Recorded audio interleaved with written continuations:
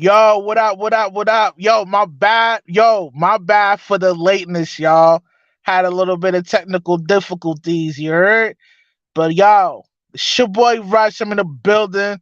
You know what I mean? And yo, let's get this started, man. Yo, we back into yo, we left the DC universe. Now we in the Marvel verse, you heard? So yo, I'm about to explain to you with these thumbnails, right? The thumbnails were both were old man Logan and Wolverine. It's a representation of um old man Logan in the future doing some illness and dealing with some like a lot of adversities and same thing with the Wolverine, like he in the present time dealing with the madness or whatever. And I'm about to get the story started, you heard? All right, yo, old man Logan, yo, he's basically the Wolverine from the future. Know what I mean?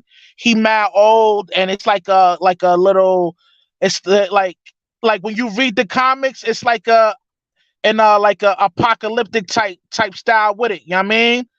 All right, yo, okay. Now in the future, yo, Logan, he located in like some type of wasteland, you know what I mean? Because you know what I mean, like in the future, you know what I mean, niggas got nuked up or whatever. So niggas is living in the wasteland or whatever. Now, in this wasteland he living at, yo, he got a house or whatever. You know what I mean? And these houses is owned by the Hulk gang. Now, in the future, there's the Hulk gang because Bruce Banner, he was a like he kind of like lost his mind. He's kind of like crazy in the future. So what he does, he takes his blood and convert niggas into becoming a downgraded version of the Hulk or whatever. Yo, fast forward, right? Yo, Wolverine owe these niggas mad bread, right? Cause he gotta pay that rent. So the so he ended up getting jumped by the Hulk gang because he ain't had that money right.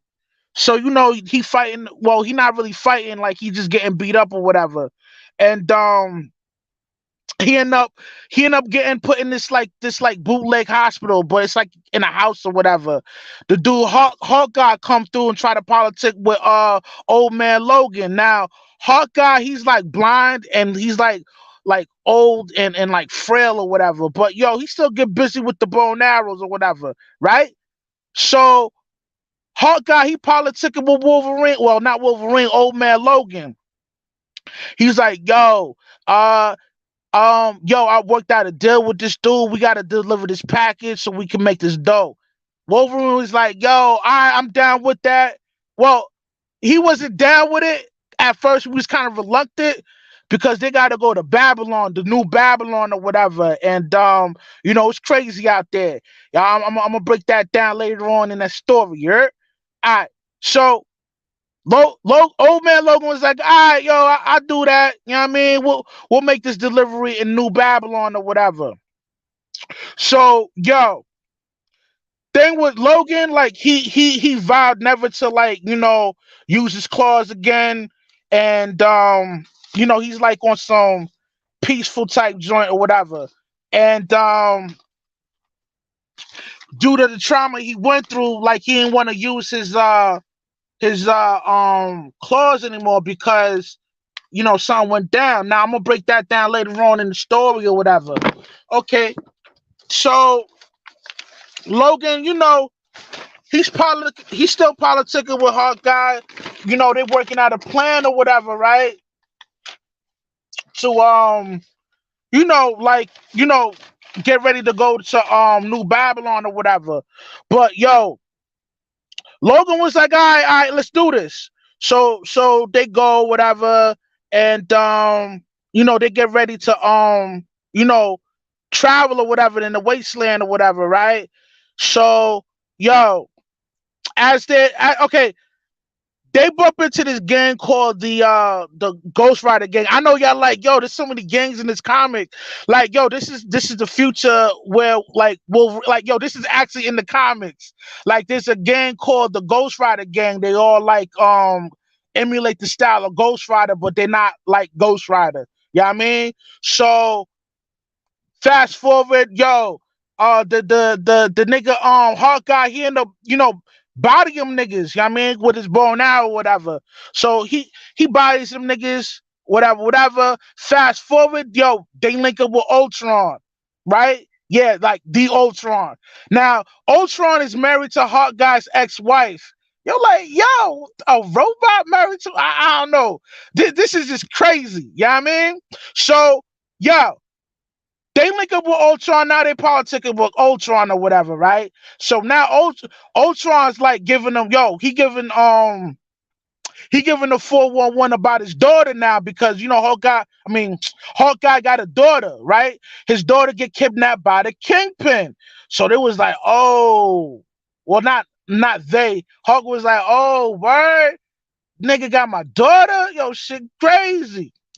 Ho, I mean, Old man Logan was like, yo, listen, man, like, yo, let's just make this delivery, whatever, whatever. And Hawkeye was like, yo, nah, it's my daughter. Logan, man, we gotta save my daughter. Logan wasn't trying to hear it. He wasn't trying to go save his daughter because he didn't want to fuck with the Kingpin or whatever. So Hawkeye offered Logan more bread. You know, obviously, yo, Logan want the bread. So he was like, all right, yo, let's go. So now they derail from going to New Babylon. Now they gotta look for Hawkeye's daughter, right? So all right, whatever. Now the Kingpin, right, in the future, he got like an urban look to him, man. Like nigga fly, saying, you know what I mean? He's like muscle bound now, whatever, bald head with some chains. Yo, nigga got a little swag in the future. Word of my mans. Nigga styling all these niggas out here, you heard? So, all right, whatever. So they break into his like his little spot. Well, it's not a little spot. It's like a fortress. His fortress got like mad like, you know what I mean? Mad like shit in there, whatever to sell. You know what I mean? And he also got a little prison in there too. So yo, Kingpin had Hawkeye's daughter in like some like prison type joint, right? In his fortress or whatever, right? So yo, Logan breaks into the prison, right? And he frees Ashley, which is Hawkeye's daughter. As he frees Ashley, yo, the Kingpin walk in. You know what I mean? He going in with Hawkeye or whatever. Hawkeye, you know, he bobbing and weaving, you know what I'm saying? Yo, as a old blonde old man, he's still able to hold his own in the future or whatever. Whatever. Yo, peep game. The daughter ended up bodying the Kingpin. The way she bodied the nigga, yo, she had a rifle in his hand, right? You would think she would just shoot the nigga, right? She decapitates the Kingpin's head. I'm like, yo, damn, why this nigga die so quick, nigga? Shit, I wanted to see him like, I mean, do a little bit more in the comics or whatever, but whatever. So as this happens, right? Logan grabs Hawkeye, was like, we gotta vacate or whatever, right? And cause I now here's the thing, right? Hawkeye daughter, yo, she ended up taking over the Kingpin Fortress. Like now mad niggas is working for her. That was her whole plan, was to body the Kingpin and take over his like layer or whatever. So now mad niggas is working for Shorty. So you know what I mean? Old man Logan had to vacate with Hawkeye because I guess Shorty tried to body them niggas too after they tried to save her or whatever. Whatever, right? Now at this moment, right? This shit crazy, right? At this moment, them niggas is like, yo, what's going on? Like, I ain't think she should get down like that. I thought she was like, cause yo, in the beginning with her, like she had like a team. Well, I guess she was fronting like she had a team, like she was doing good, but like saving people and shit. But yo, like that shit was all the front. All she wanted to do was body Kingpin and take over his lair, and she ended up doing that. So, yo, out of nowhere, right out the blue, right? Them niggas, them niggas get beamed in some different location. As now, old man Logan Whip is kind of like fucking up or whatever. Now in the future, right? Elma Frost, you know what I mean? She's married to that nigga Doctor Doom. or whatever. So she teleported them niggas in the in not in the future, but into her little spot she got. Well, it's not a little spot. It's like a secret location with her and her husband, Doctor Doom or whatever, right? So she did that to have her goons fix up old man Logan Webb, because you know what I mean? Like they kind of got like a relationship going. Now in the future, right? Uh what Elma Frost does, cause like like when they see her, like she still look mad youthful and shit. Like she looks mad young. And the reason why she's able to look young, she's like she like, I guess she put those images in niggas' mind, like, cause she's a telepath, so she could put like images in your head, you know what I mean, to make her think that she still look young and good. But you know what I mean, she done smashed into the wall. She old and frail too, just like her guy. But whatever. So she sends them back on their way, and now they're back on the mission. You know what I mean? Driving through the wasteland. You know what I mean? Trying to make this delivery into the new Babylon or whatever, right? So as they, you know what I mean? As they doing that, right? They going through their little conquest or whatever. Yo, when that shit happened, when them fighting earlier, or whatever, nigga Hawkeye was like, yo, son, what happened to you, Logan? Like, why you don't want to body niggas no more? Why you don't want to defend yourself? And old man Logan was like, yo, let's hit up this bar. Let's talk. I know this shit sound wild, but this shit is in the comics, my nigga. Old man Logan, part one. And if y'all want to hit, cause this shit, this comic is mad long, my nigga. This is why it's called the part one of Old Man Logan. If y'all like the story, just leave a note on the comments and let me know you want a part two. Cause this shit is mad long. Anyway, back to the subject at hand, right? So Logan was like, "Yo, let's go hit up this bar, let's politic, and I'm gonna break down, and I'm gonna explain to you why, I don't want to body niggas no more, right?" So they get into the bar, to start drinking or whatever. Now, old man Logan start, you know what I mean? Start explaining what happened, right? Now, peep this, right? Old man Logan, he's telling the story, right? At this moment. He like, listen, man, back then when I was Wolverine or whatever, I caught a stress call, you know what I mean? From the Avengers. Right? And he was like, when I caught that stress call or whatever, at the moment he was with Jubilee, you know what I mean? So, they holding it down for the fort at their headquarters or whatever, right? So now, when they got this stress call, right? Yo, they got the stress call based on Strife and his crew. Y'all niggas is like, who the fuck is Strife? Let me let you know, Shay. Listen. Strife is that nigga Mr. Sinister, right? Remember how I was breaking down to you when Mr. Sinister wanted to snatch up Nathan Summers, aka Cable or whatever, right? In the future, right? He's considered as Strife. Like he's super souped up.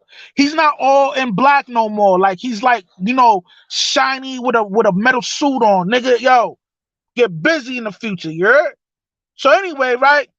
He get the stress call about Strife and them niggas, right? So now, here comes Strife and them niggas, right? They come through, busting through the headquarters. So now they getting the thumping.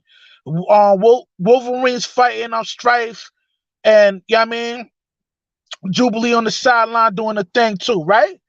So now, peep game, right?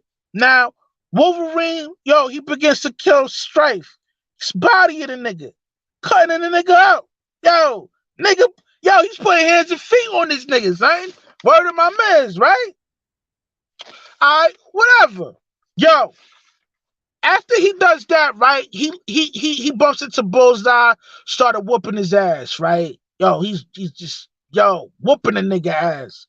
So at this last moment, right, he had his claws, right, started, you know what I mean, jigging the nigga, right? As he's jigging the nigga, blood everywhere, yo, nigga dying slowly and painfully, right? So, yo, at that very moment, he realized that he didn't kill Bullseye. The nigga actually killed Jubilee. Now, for all you comic book heads out there, man, y'all know what time it is, man. Y'all know Logan was mad cool with Jubilee. You know what I mean? So when he bodied her, it devastated him. Let me tell you why he ended up bodying Jubilee and the rest of the X-Men and his crew or whatever, right? This nigga named Mysterio. You know what I mean? Mysterio made the ill illusion to make him think that all them niggas was really Strife and his crew, but really it was Jubilee and the rest of the X-Men. So, yo, after that incident when he bodied Jubilee and the rest of the X-Men, yo, he went, yo, over 50 years straight not fighting, nigga. All using his claws. He's been, like, man, peaceful or whatever. Got wife and kids and shit. The whole 9 yards, nigga. Like, niggas mad peaceful and shit, nigga. You know what I mean? So, yo, after Logan explained that shit, yo, right? They get ready to go back, you know what I mean? Try to go back in their journey, try to deliver the package to New Babylon, right? Yo, shit is wild, son. Yo. All right. Now, they finally get to New Babylon, right? Peep game, right? Well, not peep game, yo, listen up. Now, I don't know if y'all know, if you a comic book head, nigga, the dude Red Skull, that's his city. You know what I mean? He runs the whole New Babylon, man. That's his joint right there. For those of you who don't know who Red Skull is, that is Captain America's arch nemesis, man. Like, yo, them niggas hate each other. You know what I mean? But yo, that's a different, that's a different story right there. That's the origin story of Captain America. And maybe I'll talk about that too. If y'all want me to talk about his origin story, yo, leave a comment on there and let me know what's good. Yeah? Alright, whatever. So now, yo, they arrive in New Babylon or whatever, and the reason why they know it's Red Skull City because it's like a huge like statue of the nigga. You know what I mean? I guess that's the way he stamps and let niggas know, like, yo, this is spot, you heard? But anyway, they get ready to deliver this package, right? Yo, Hawkeye was like, yo, listen, y'all like, yo, what's in the package, right? Yo, these niggas, okay, they got the super soldier serum in there, yo. Like, I think like 51 of them shits, man. So that's like 51 fucking Steve Rogers, nigga, aka fucking Captain America. Yo, my bad dropping the F-bombs, man. But yo, I get excited when I talk about this shit, you heard? But anyway, yo, crazy, right? Yo, now, the reason why Hawkeye wanted to deliver them joints is based on those serums or whatever. So he ended up, I don't know, like the dude he set up to deal with, yo, son double crossed him. Well, he didn't really double crossed him. It's really, yo, Red Skull lined the nigga out. You know what I mean? So now, as Red Skull, you know what I mean, lines the nigga up, yo, them niggas get, you know what I mean, they get to, you know what I mean, fighting or whatever. Now, before I get into this fighting scene right here, well, not fighting scene, this moment of them thumping or whatever, throwing hands and feet at each other, right? Red Skull defeats the whole entire Avengers. Because when you go in his crib, like, yo, he got like everybody's costumes and mass like ancient artifacts from now. Remember, this is like the future, like in yo, what's the word I'm looking for? Like an apocalypse type joint. You know what I mean, like, yo, like this shit is no good ending right here, B. Like, shit just got bad, nigga. Like on some, New World Order type shit. You heard? But anyway, he got all these niggas like, costumes, masks, hung up on the wall like ancient artifacts, like, you know what I mean, whatever. Now the crazy part is, right, this nigga Red Skull is rocking Captain America He's wearing Captain America's like costume or whatever. In a sick way, he's kind of like bigging up Captain America. I mean, it's just it's like really like sinister tight. You know what I mean? Like it's just crazy. Anyway, yo, now after the Red Skull take the no, it was 99 serums. My bad, not 50. It was 99 serums, super serums or whatever. Like, right. Okay, anyway, right. He takes the serum from Hawkeye because the Hawkeye's connect they was getting at it or whatever, and Hawkeye ended up bodying the connect anyway. So fast forward, right? Red Skull got the Black Knight sword, right? So as he has the sword in his hand, he's getting ready to strike Old Man Logan with that shit, yo. Old Man Logan blocks the shit with Captain America's shield. You know what I mean? When he blocks Captain America's shield, right? He knocks down the Red Skull, right?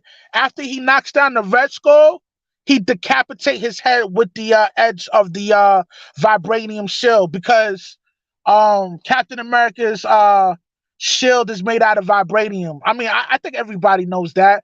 I mean, through watching the movies and shit, y'all should know that. Anyway, his head is decapitated or whatever, right? Now, all right, word. After this happens, nigga, yo, Old Man Logan over 50 years. It was a devastating moment for him because he haven't killed nobody in over 50 years. So when he bodied Red Skull, it was just like, yo, damn, like, back to his old ways again or whatever.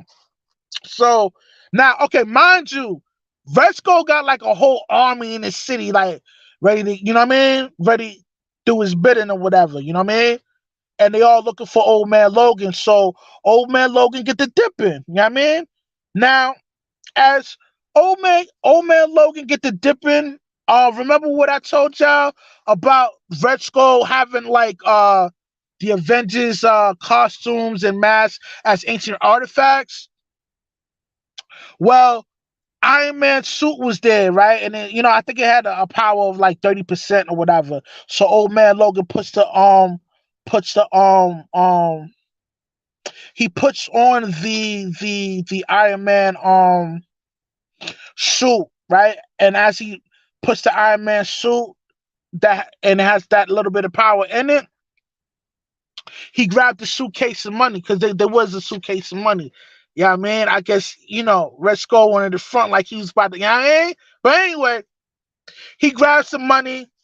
He piles up. Yo, he flies. He flies over. He flies over New Babylon, right? He gets back to California or whatever, and yo, when he gets back to a spot in Cali that looks like a wasteland, right? Yo, the whole gang got bored. So they end up they body his family, they kill his wife and kids or whatever. Yo, at that moment, nigga, like, yo, Old Man Logan died and Wolverine was born again, nigga. At that very moment, yo, his claws came out, started killing out, yo, he started bodying the whole gang, nigga, like, it's like, yo, blood everywhere, nigga, heads is getting decapitated, arms is getting cut off, limb. I mean, yo, just shit just was wild, my nigga. Like, yo, if you see the pictures in the comic, nigga, that shit look crazy graphic. Now, man, whatever. Yo, after he bodies the gang, he's like, yo, nigga, I gotta find Bruce Banner and I gotta body that nigga right now. Fuck that nigga, right? Well, I'm paraphrasing. That's not what Logan said, but yeah, you know the vibes, you heard? But anyway, yo, Logan begins to look for Bruce Banner, right? You know what I'm saying? He actually finds Bruce Banner. Now, yo, Bruce Banner looking old and frail, my nigga, but yo, that nigga pack a mean punch, my nigga. Yo, soon, like, yo, there was no words, my nigga. Like, yo, soon as Wolverine got into his lair, nigga, yo, they started thumping, nigga. You know what I mean? They fighting, nigga. So they getting it in, whatever, right? Boom, boom, boom, boom, boom, boom, boom, right? So, yo, after yo, Bruce was he was whooping Wolverine's ass. I came in front for a little bit, but yo, Wolverine pull out the claws, right? Stabbed the nigga in the stomach, nigga. Oh, he should have never did that. Yo, after he did that, yo, the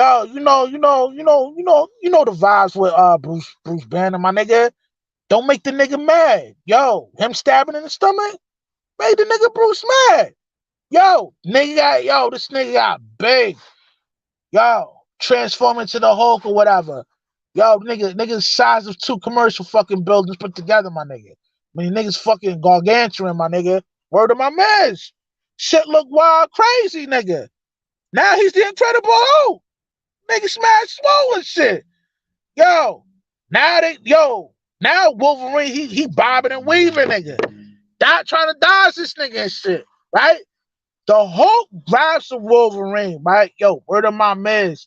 He start eating a nigga Wolverine, nigga. Just ate him up, nigga. Right? So now Wolverine's in this nigga's stomach. I know y'all niggas like, yo, this story don't even sound real. This cannot be in the comics. Word of my mans, nigga. If you read the Old Man comic, it's gonna show you everything I'm telling you. Word of my mans, my nigga. Anyway, yo, the nigga Wolverine in the nigga's stomach now, right? So fast forward, nigga, yo, Wolverine, yo, he cuts the stomach of the Hulk from the inside and comes out. Now, as he cuts from the inside, right, inside of Bruce Banner's stomach, well, not Bruce Banner, but the Incredible Hulk, he kills Bruce Banner. So now the Hulk is dead in the future, nigga. The Hulk is no more, my nigga. Word of my meds. The nigga's done up. You read the comics, nigga, the nigga dead. The Hulk is dead. I couldn't believe this shit. I'm like, yo, there's no way, nigga. This shit can't be real, but this shit is real, and the nigga's dead. Whatever, right? So now I'm gonna break down X-Men and the Wolverine. You know what I mean? Now remember how I told you last time how Professor X got hit with the explosion with the Phoenix and out of nowhere the nigga in the future? Well, this is it, y'all. I'm about to give you the breakdown of that too. Now, we're not with Old Man Logan right now, man. We're with the Wolverine in the present time. Now, as how I'm about to break this down, I'm gonna try to break it down so y'all niggas know what's going on. You heard? Alright? So now we in the present time with Wolverine. You know what I mean? Niggas got missions. They try to figure out how to stop the end of the world and all this shit. And it gets real ugly, Now, let me explain to you about Professor X. Now, after the explosion, right, his body didn't disappear. His body was still in the present time. What happened was that his consciousness ended up going up to the future, but obviously in the future he ended up getting a body that resembles him, and like he's doing missions with Old Man Logan within the future or whatever. But in a like his consciousness go back and forth from the future and to the past. Every time he comes to the past, he gives Wolverine information on what to do to change what's going on in the past so they can fix the future. Because in the future, Magneto, he destroys everything because he caught beef with the president. But I'm gonna break that down later on in the story. The story right here, you heard? But all right, yo. We established that Professor X's consciousness is in the future, going back and forth from future to past to let Wolverine know what was going on. Now, as the whole time this is happening, he's like his physical body is in like a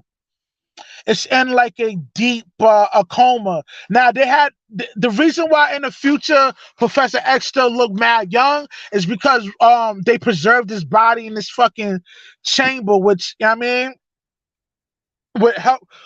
which helped him not like age and grow old and brittle and shit. So All right, now I broke that down. I'm a get into a Magneto situation, right? Now, in the current time that Wolverine and the X-Men is in, yo, Magneto creates a city for all mutants, my nigga. Know what I mean? It's a city for just him and his kind or whatever. Now, obviously the president, not the actual real president, but in the comic book, the president, yo, he does not how can I say this? He does not feel Magneto's like vision on creating a city for mutants. Actually, that transpired for him to create sentinels. He grabbed all the illest engineers and scientists, and they conjure up the sentinels. Now, yo, for those of you who don't know, cause y'all young heads don't know nothing about the X-Men. So I'm gonna give you a breakdown, a little quick synopsis about the Sentinels. The Sentinels is like, yo, it's like robots that's designed to catch mutants and bring them to the government's lair or whatever. These robots is just, they're like giant robots, like 20 feet tall and shit, nigga. You know what I mean? And they're designed specifically to chase and hunt down like mutants or whatever. Now, whew, I get excited talking about this shit, you heard? But anyway, yo, Magneto, he's enraged. He found out the president's trying to line him up with all these Sentinel type robots or whatever. So he get he's vexated. He's mad. Whatever, right? But yo, now Wolverine's purpose is to lead the X-Men, right? You know what I mean? And his mission is to diffuse the beef between the president and Magneto, because now basically, you know what I mean? Like, yo, they're at war with each other, right? Nobody wins this war because like everybody get bodied. You know what I mean? Because the president, he ended up nuking like he's the president wanted to just nuke Magneto City, but he ended up just nuking everything. You know what I mean? That's why in the future, old man, you know what I mean? Y'all know the vibes, man. Anyway, yo, the Sentinels end up being defective. Now, not only that they start hunting down mutants and killing mutants and shit, they started doing that shit to humans too. And that's why in the future, right? It's a wasteland and there's not a lot of people around because the Sentinels done, you know what I mean? They done bodied everything, nigga. You know what I mean? But anyway, yo, the humans, right? Yo, they decided, you know what I mean, to nuke, you know what I mean, Magneto City and all that. And which caused, the future become the wasteland and all that. And the purpose of Professor X in the future is to politic with Logan and try to alter the futures. They want to stop the world. They want to stop the future from getting nuked. You know what I mean? Now, all right, in the future, shit is like on some doomsday Terminator slap. Yeah, I mean, it's just shit is just crazy, right? So, in the future, old man Logan, he puts in that work, man. Shit is dope. Now, I gotta break down the Professor X and not just Professor X, but Magneto real quick. Y'all know, like, okay, like them niggas in the Marvel universe, right? They linked up. You know what I mean? Like they was good friends before, Professor X and Magneto was pretty cool with each other. You know what I mean? They was close friends, and like they end up like, okay, Professor X ended up going to like Egypt or whatever, and he was like helping out the people with like, cause in Egypt there was like mad people like Alzheimer's and shit, and he will help out like Jewish kids. Yeah, I mean, and all that. But yo, before I get into that, I'm gonna give you a quick breakdown on Magneto or whatever, right? Now, Magneto name is like Max Eisenhart, You know what I mean? He's he was a Jewish kid that grew up in like in a middle class in Germany, right? As a young kid or whatever. He attended high school and all that. He was into sports, and his main thing was throwing javelins and all that. You know what I mean? Like that was a sport in his high school or whatever. He was pretty good at it. Now, as he's doing this, like his magnetic abilities start to manifest, like his mutant abilities. Everybody know Magneto. Yo, um he has the ability to like manipulate all forms of magnetism. Uh, and he's able to conjure up like force fields around his body and deflect anything that's coming towards his way. He's able to shoot electromagnetic pulses, which is able to disable all types of electrical or electronic devices. You know what I mean? Devices. Now in the comics, you know what I mean, Hitler, he's powerful in Germany, and before the whole, Holocaust situation popped off, Magneto was able to dip. I mean, this is like the comic version of this of Magneto's like storyline, his origin story, whatever. I want to give you a quick breakdown on his story, his origin story, because I want you guys to understand on why he created the city that he created. I mean, for mutants or whatever. But anyway, right? So yo, they vacate, right? When I mean Hitler took over and his power grew, or whatever. Magneto and Magneto and his family, they dipped and they end up arriving into Poland, right? Hey yo, salute to you, Ivan. Salute to you. But yeah. So as Hitler power grew, they all went to Poland or whatever. But as they arrived to Poland, his family get executed, right?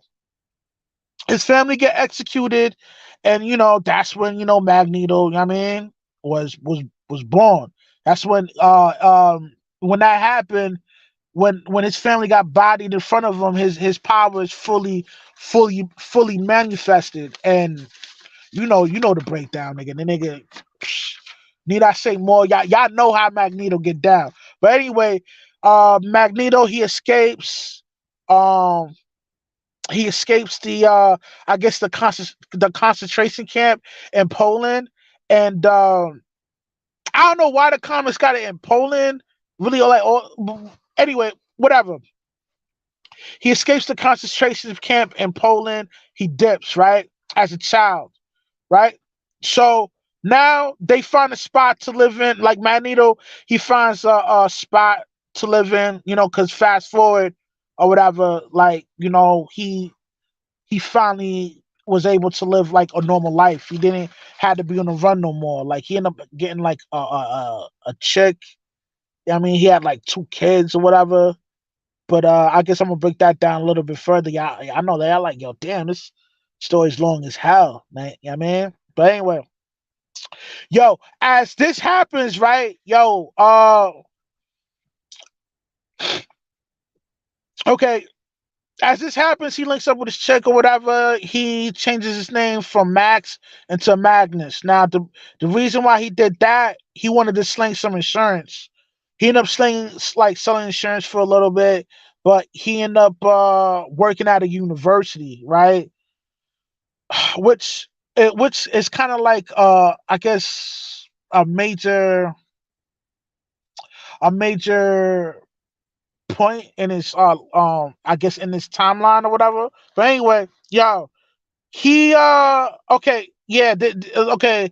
The reason why this is kind of major is this is when he completely goes like becomes I don't look at Magneto as a villain, man. Like I look at him as he's I don't want to say necessary evil, but yo, Niggas like Magneto, they bring balance into this world, man.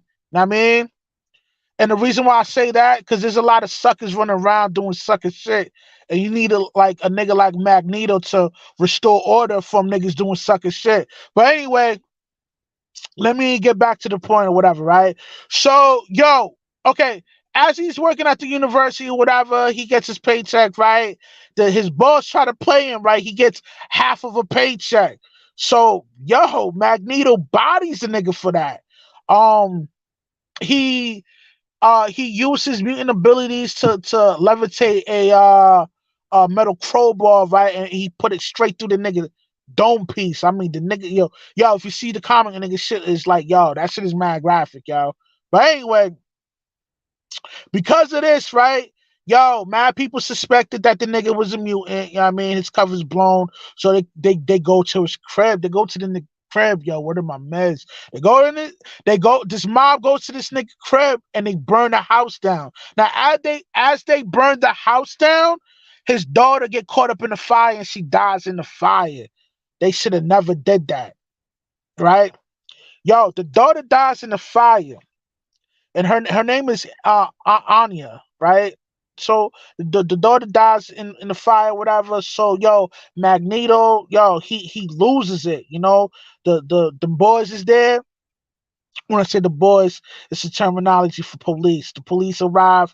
He start killing the police, the mobsters. Well, it's not like a mobsters, but it's like a gang of people burning down his crib because like on some witch hunt type shit, but really they hunt like they looking for a mutant. I don't know why this nigga a powerful mutant, but anyway, he bodies everybody, and I mean that causes him to go on a run or whatever. Now because he bodies everybody, kills the police, he kills his boss. He just this nigga is like he's on some Wes Craven type shit, right? His wife looks at him crazy, like, yo, you crazy, you're a fucking monster. She's in tears, she runs away, right?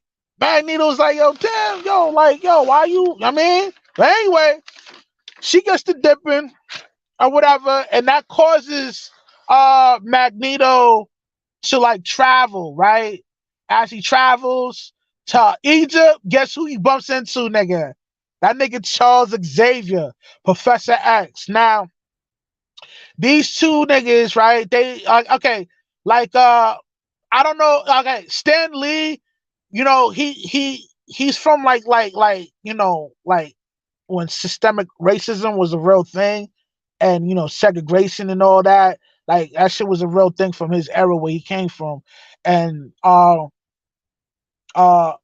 through due to the treatment of the melanated people, he was inspired to create these two characters. Magneto is a representation of Malcolm X, and Charles Xavier is a representation of Martin Luther King. Know what I mean, and it's like a metaphor type joint. Use Yeah, it's like metaphorically that's what those characters represent, and the mutants represent like black people, because at the time they melanated people was treated like outcasts. Same thing with the mutants. As you read the comics and watch TV shows or whatever, like you can see where that story stems from. You know what I mean? How that story was inspired to be written um uh by Stan Lee or whatever, right? But anyway, yo, he links up with Professor X, and at the time, Professor X, he was doing like a genetic research on the for the X gene or whatever. Now, Xavier is also helping the people um that's that survived the concentration camp. Cause I guess they, in the comics, I guess they all end up going to Egypt or whatever. I don't know, shit, wow. But anyway, he also helped people with like psychological problems too. But anyway, yo, as Magneto is politicking with Xavier, Xavier, and now this is before Xavier knew Magneto was a mutant nigga. So you know how Professor X do, it's a nosy ass nigga, y'all. Like he's gonna read your mind just to get some information. So he started reading nigga mind and he realized the nigga was a mutant. Now, this is why Magneto rocks the metal helmet. It deflects uh um Professor X brainwaves from getting into his head. Because Professor X is a telepath, so he's able to read niggas' thoughts through brainwaves and shit like that. That's why the nigga rocked the fucking helmet, nigga, so that the nigga can't read his mind, so you don't know what's his next move. Anyway, now Magneto becomes Magneto after this, whatever. Fast forward, they all. Oh, hold on. Okay, yeah. Fast forward, like yo, Professor X got his own team. Yo, Magneto got his own team or whatever. And this is why the Great War popped off between the president and Magneto, because like as I broke down why Magneto did what he did, like yo, he wanted a place of refuge for his own people or whatever. Anyway, yo, so I mean, like that's pretty much it. Now, if you want to cam up, we could politic about this. The second title is like, yo, can women handle the pressure? Like, can they really handle pressure? And if you think they do, cam up and let me know why. And if you think they don't, cam up and let me know why. You heard? Right. But anyway, yo, what's good? What's good, Labudo? I want to first say, guys, please subscribe and hit the like button. And I want to say that Rush is a great, great damn content creator. I want to broach the second topic because, to be completely honest with you, I am not a Marvel head. However, I now X-Men is considered Marvel. I know Fox bought it, but it's X because you were talking about X-Men, correct? Right. So is X-Men considered Marvel now, or how does it work now? No, no, Still it's Marvel? still Marvel. Okay, because I know that Um, Fox bought it, so I know that. Fox only okay. Yeah. Fox owns a few characters Okay. Yeah. of Marvel. They don't own Marvel. The company that actually owns Marvel is Okay. Disney. They own a percentage Okay. So because yeah. yeah, go ahead. Well, no, I'm saying so it could be implied that in the next Marvel movie we're going to see X-Men characters, correct? Yeah, but I think yeah, because okay, the whole purpose of the Eternals, Yep. with the Terrigen mission and all that, like the Celestials use human beings as a project of like Yes. some type of evolution type joint where they're able to develop the X gene and become, you know what I mean, mutants. But the whole purpose of that was to create a meta human type soldiers to fight the people from fight the Skrull, the race Skrull. You know what I mean? But Okay. you know what I mean, that's Yeah. that. You know what I mean? Yeah. Now here But goes. yo, Yeah. yeah. Yeah. So yeah, I'm not a but yeah, I told you guys before I've always been a Star Trek and Star Wars fan, but Marvel has absolutely dominated the science fiction. I mean, it's a superhero genre, of course, but there's all types of sci-fi, so it's still considered a sci-fi, I guess. And it has totally smashed Star Wars and Star Trek in terms of story, in terms of just theater, theatrics for the last 10 to 15 years. And I got into the first movie I watched was Doctor Strange, and I thought that's when I fell in love with Marvel. And Right. there was always broad stroke caricatures of Thanos in the movies until we get to the what was it again? His first major introduction at full scale was um what's the one? Not Endgame. What was one before Endgame? Well,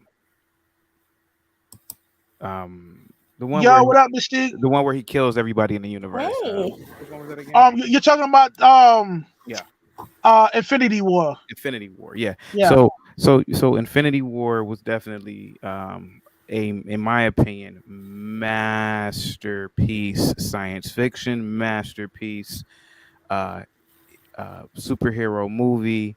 And to be completely honest with you, I didn't understand how they were gonna do in game. But nevertheless, though, I think that Marvel is on top of the food chain in terms of science fiction and superhero genre.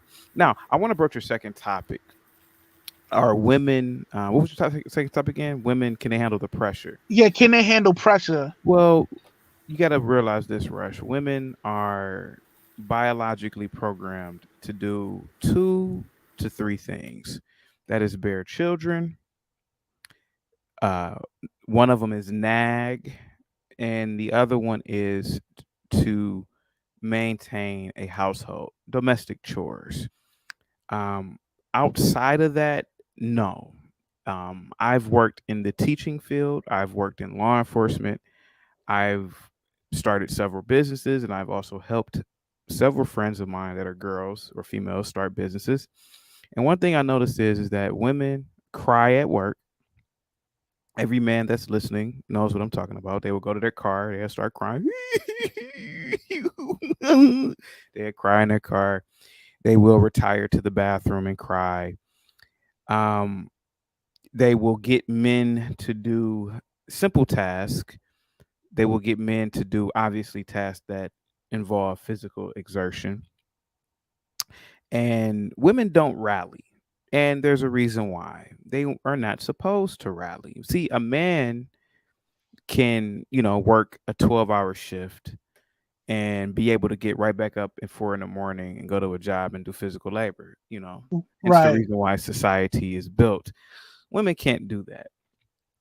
And they're not supposed to. Their bodies aren't physically designed to do that. A man's body is like a Jeep, whereas, excuse me, a woman's body is like a Prius. So the thing is that from my observation and from Hmm. my 37 years on the planet, I have to say that women cannot handle the pressure. Um, and people always say, "Well, my mama raised me, and she was a good mama." Well, that's what she's supposed to do. Again, that's one of two things that women can do. But nevertheless, let's be honest, fathers make the better parent. Let's be completely honest. Now, mothers, I will admit, mothers are more, you need I mean, I'm not gonna lie to you. You need both your parents growing up. But after about 5, 6, all that coddling and mommy and all that goes out the door. Boys don't need that eventually. And your mom can't teach you how to lay concrete. Your mom can't teach you how to cut stone. Your mom can't teach you how to build a deck, build something for the house. She can't teach you how to, generally Right. can't teach you how to do certain trades. Now, don't get me Hmm. wrong. I've seen some bad women who are master craftsmen. Don't get me wrong. I've seen it before. Hmm. But those are outliers. Typically, women are concerned about just putting on makeup, um, gossiping, being chatty patties, staying in some sort of drama, and that's pretty much it. Anything outside of that, it turns into chaos. And the thing is that we all both know that when things hit the fan, women will blame shift, or they will put the blame or the responsibility or the burden on someone else. That's just what women do. Now, I'm not being disrespectful, but this is just what it is. I guess Shauna, well, Mystique has some pushback. I want to get your perspective. Talk to me. Before you give pushback, Shauna, I have one question for you, and keep it Yes. real. Keep it Uh-huh. real. Keep it real. Yes. Have you ever cried at work anywhere in history? Go ahead. Whether when you were in high school, when you worked at a little high school job, or you were an attorney, did you ever cry in your law firm? Keep it real. Keep it Nobody real. has ever seen me cry. But okay, nobody's ever seen you cry. But have you ever cried? But Keep they it they didn't see me, so if you didn't see okay. it, it doesn't count. Okay, let's not do this. If a tree falls in the jungle, did anybody hear it babble? Have you ever cried at work? Keep it real. Yes, I mean I Of think it course. occurs, but Yeah, the thing of course. about it, I'm Rush, sorry, have you ever cried at work? Rush is gone. See, Okay. Rush I'm Okay. has still here. I'm still here. No, no, I'm still here. Yeah. Have you ever? Yo, Have you ever? she's Have mad you ever? slick, yo. Have you ever cried at work? Rush, I mean, Rush. Have you ever cried at work? Keep it real. Nah, hell no, Yeah. man. I've never met any man that has ever cried at work. okay, so do you cry at all, Rush? Nah, I'm made out of steel. You're See, that's the Yeah. thing. If you guys aren't used to expressing your emotions that way, then of course you're not crying. So I think Yeah. men and women express their emotions differently. But I would agree with you. Well, okay, put it this way. I don't think it's that all women can't handle stress. I know some women that can. Myself, I will admit I'm not able to handle stress well, right? But Well, some yeah. women do. Some women do handle stress pretty well, and they remain level headed. So I won't say that all women can't do that because a lot of women are different from myself.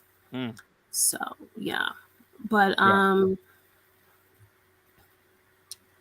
yeah, well, yeah, urban therapist, like I never cried at work, like just start bawling at my desk. And this is when I was really young, right? I was just like right out of college, and it was like my first job out of school, and so I was working at like this big firm, and and one of the partners, like, I don't know, I just felt some kind of way about how he was speaking. And so I went into the bathroom, whatever, and I was crying in the bathroom. That's what happened. I was actually crying in the bathroom. And then one of the other partners, who was a woman, she walked in and she saw me and she was like, "What's going on?" And I told her, I said, the other partner, I didn't like the way that he was speaking. And so I guess she went and spoke to him, because then after that he came and to me, he was like, "Oh, I didn't realize, I spoke to you some type of way. I apologize." And after that everything was fine, but I think it's because I was so young. I wasn't used to the way that it came across. But I think that, sometimes you just can't handle that pressure, and you think that they're like speaking to you a certain way, when it's just, it's an intense job, and everybody is under pressure at certain times to meet certain deadlines. And so you just have to learn you can't take things Yeah. personally. And that's Yeah. what happened to me at the job. Yeah. Yeah. Yeah. Yeah. yeah, I'm It's typical. Typical. yeah, What do you being in mean? a Wow. I mean, being you were, oh, well, you still are an attorney, right? Yeah. Yeah, like those jobs require to be very steadfast. Like you gotta hold a steadfast spirit in order to get through the day, dealing with the amount of work you have to do and the amount of pressure you have to deal with. And Right. it's not an easy job. As a female, they will probably have to adopt an masculine trait in order to get through dealing with a job like that. Well, the tragedy of it all is, and I'm going to be blatantly honest with you, Rush, is that women shouldn't have those types of jobs. Um, you know, Working outside the home is a very new concept. And what I mean is, as a new concept, meaning, you know, women for eons were domestic, or they were some sort of they worked in agriculture, they were farmers. Right, right. Corporations and war and all that were really for men. And that's how it should have, and that's how, to be honest with you, that's how it should be now. But women wanted to enter the Well, let me workforce. ask you this: like, how are women are able to accomplish these kind of goals and become doctors, Well, and lawyers? Because the yeah. schooling for becoming an attorney is not Yeah. easy. Well, women are. Especially when you got to Listen, listen. when you accomplish getting the degree and then taking a bar exam. That's not an easy task to accomplish. Well, look. You know? Look. Women are at a handicap, you know, and anybody What do you can mean learn. by that? At a Well, I hand? mean, let's be completely honest with you. I mean, like, it's just like wheelchair basketball, right? Women are, a person that I'm not good at wheelchair basketball because I don't play wheelchair basketball, and I'm not in a wheelchair. So it's just like, okay, well, women can master the art of, obtaining a medical degree or law degree, but that's just about it. They're not going to be able to, fix a toilet. They're not going to be able to fix a tire. They don't have the strength for it. They don't have the tenacity for it. I'm not trying to be chauvinistic, Shauna, but I think like when it comes, you ain't fixing no roof. You ain't about to get up on no 20-foot ladder and get on the roof. You're not about to do those things.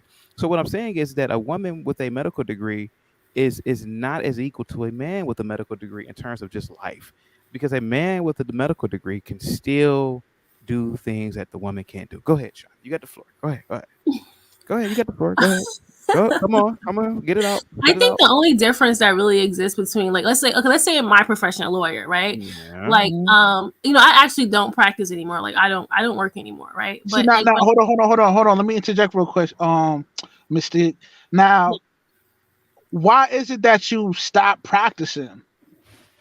Yeah, because I told you, for myself, like, I don't want to speak for all women. For myself, it just wasn't for me. Like, I didn't really enjoy being a lawyer. I didn't enjoy the long hours. Like, I was working at a really large firm, so I would go to work at like 7:00 in the morning. I wouldn't leave until like 9:00 at night, and it was just too much for me. I just couldn't do it anymore, and so I just got out of the legal profession altogether.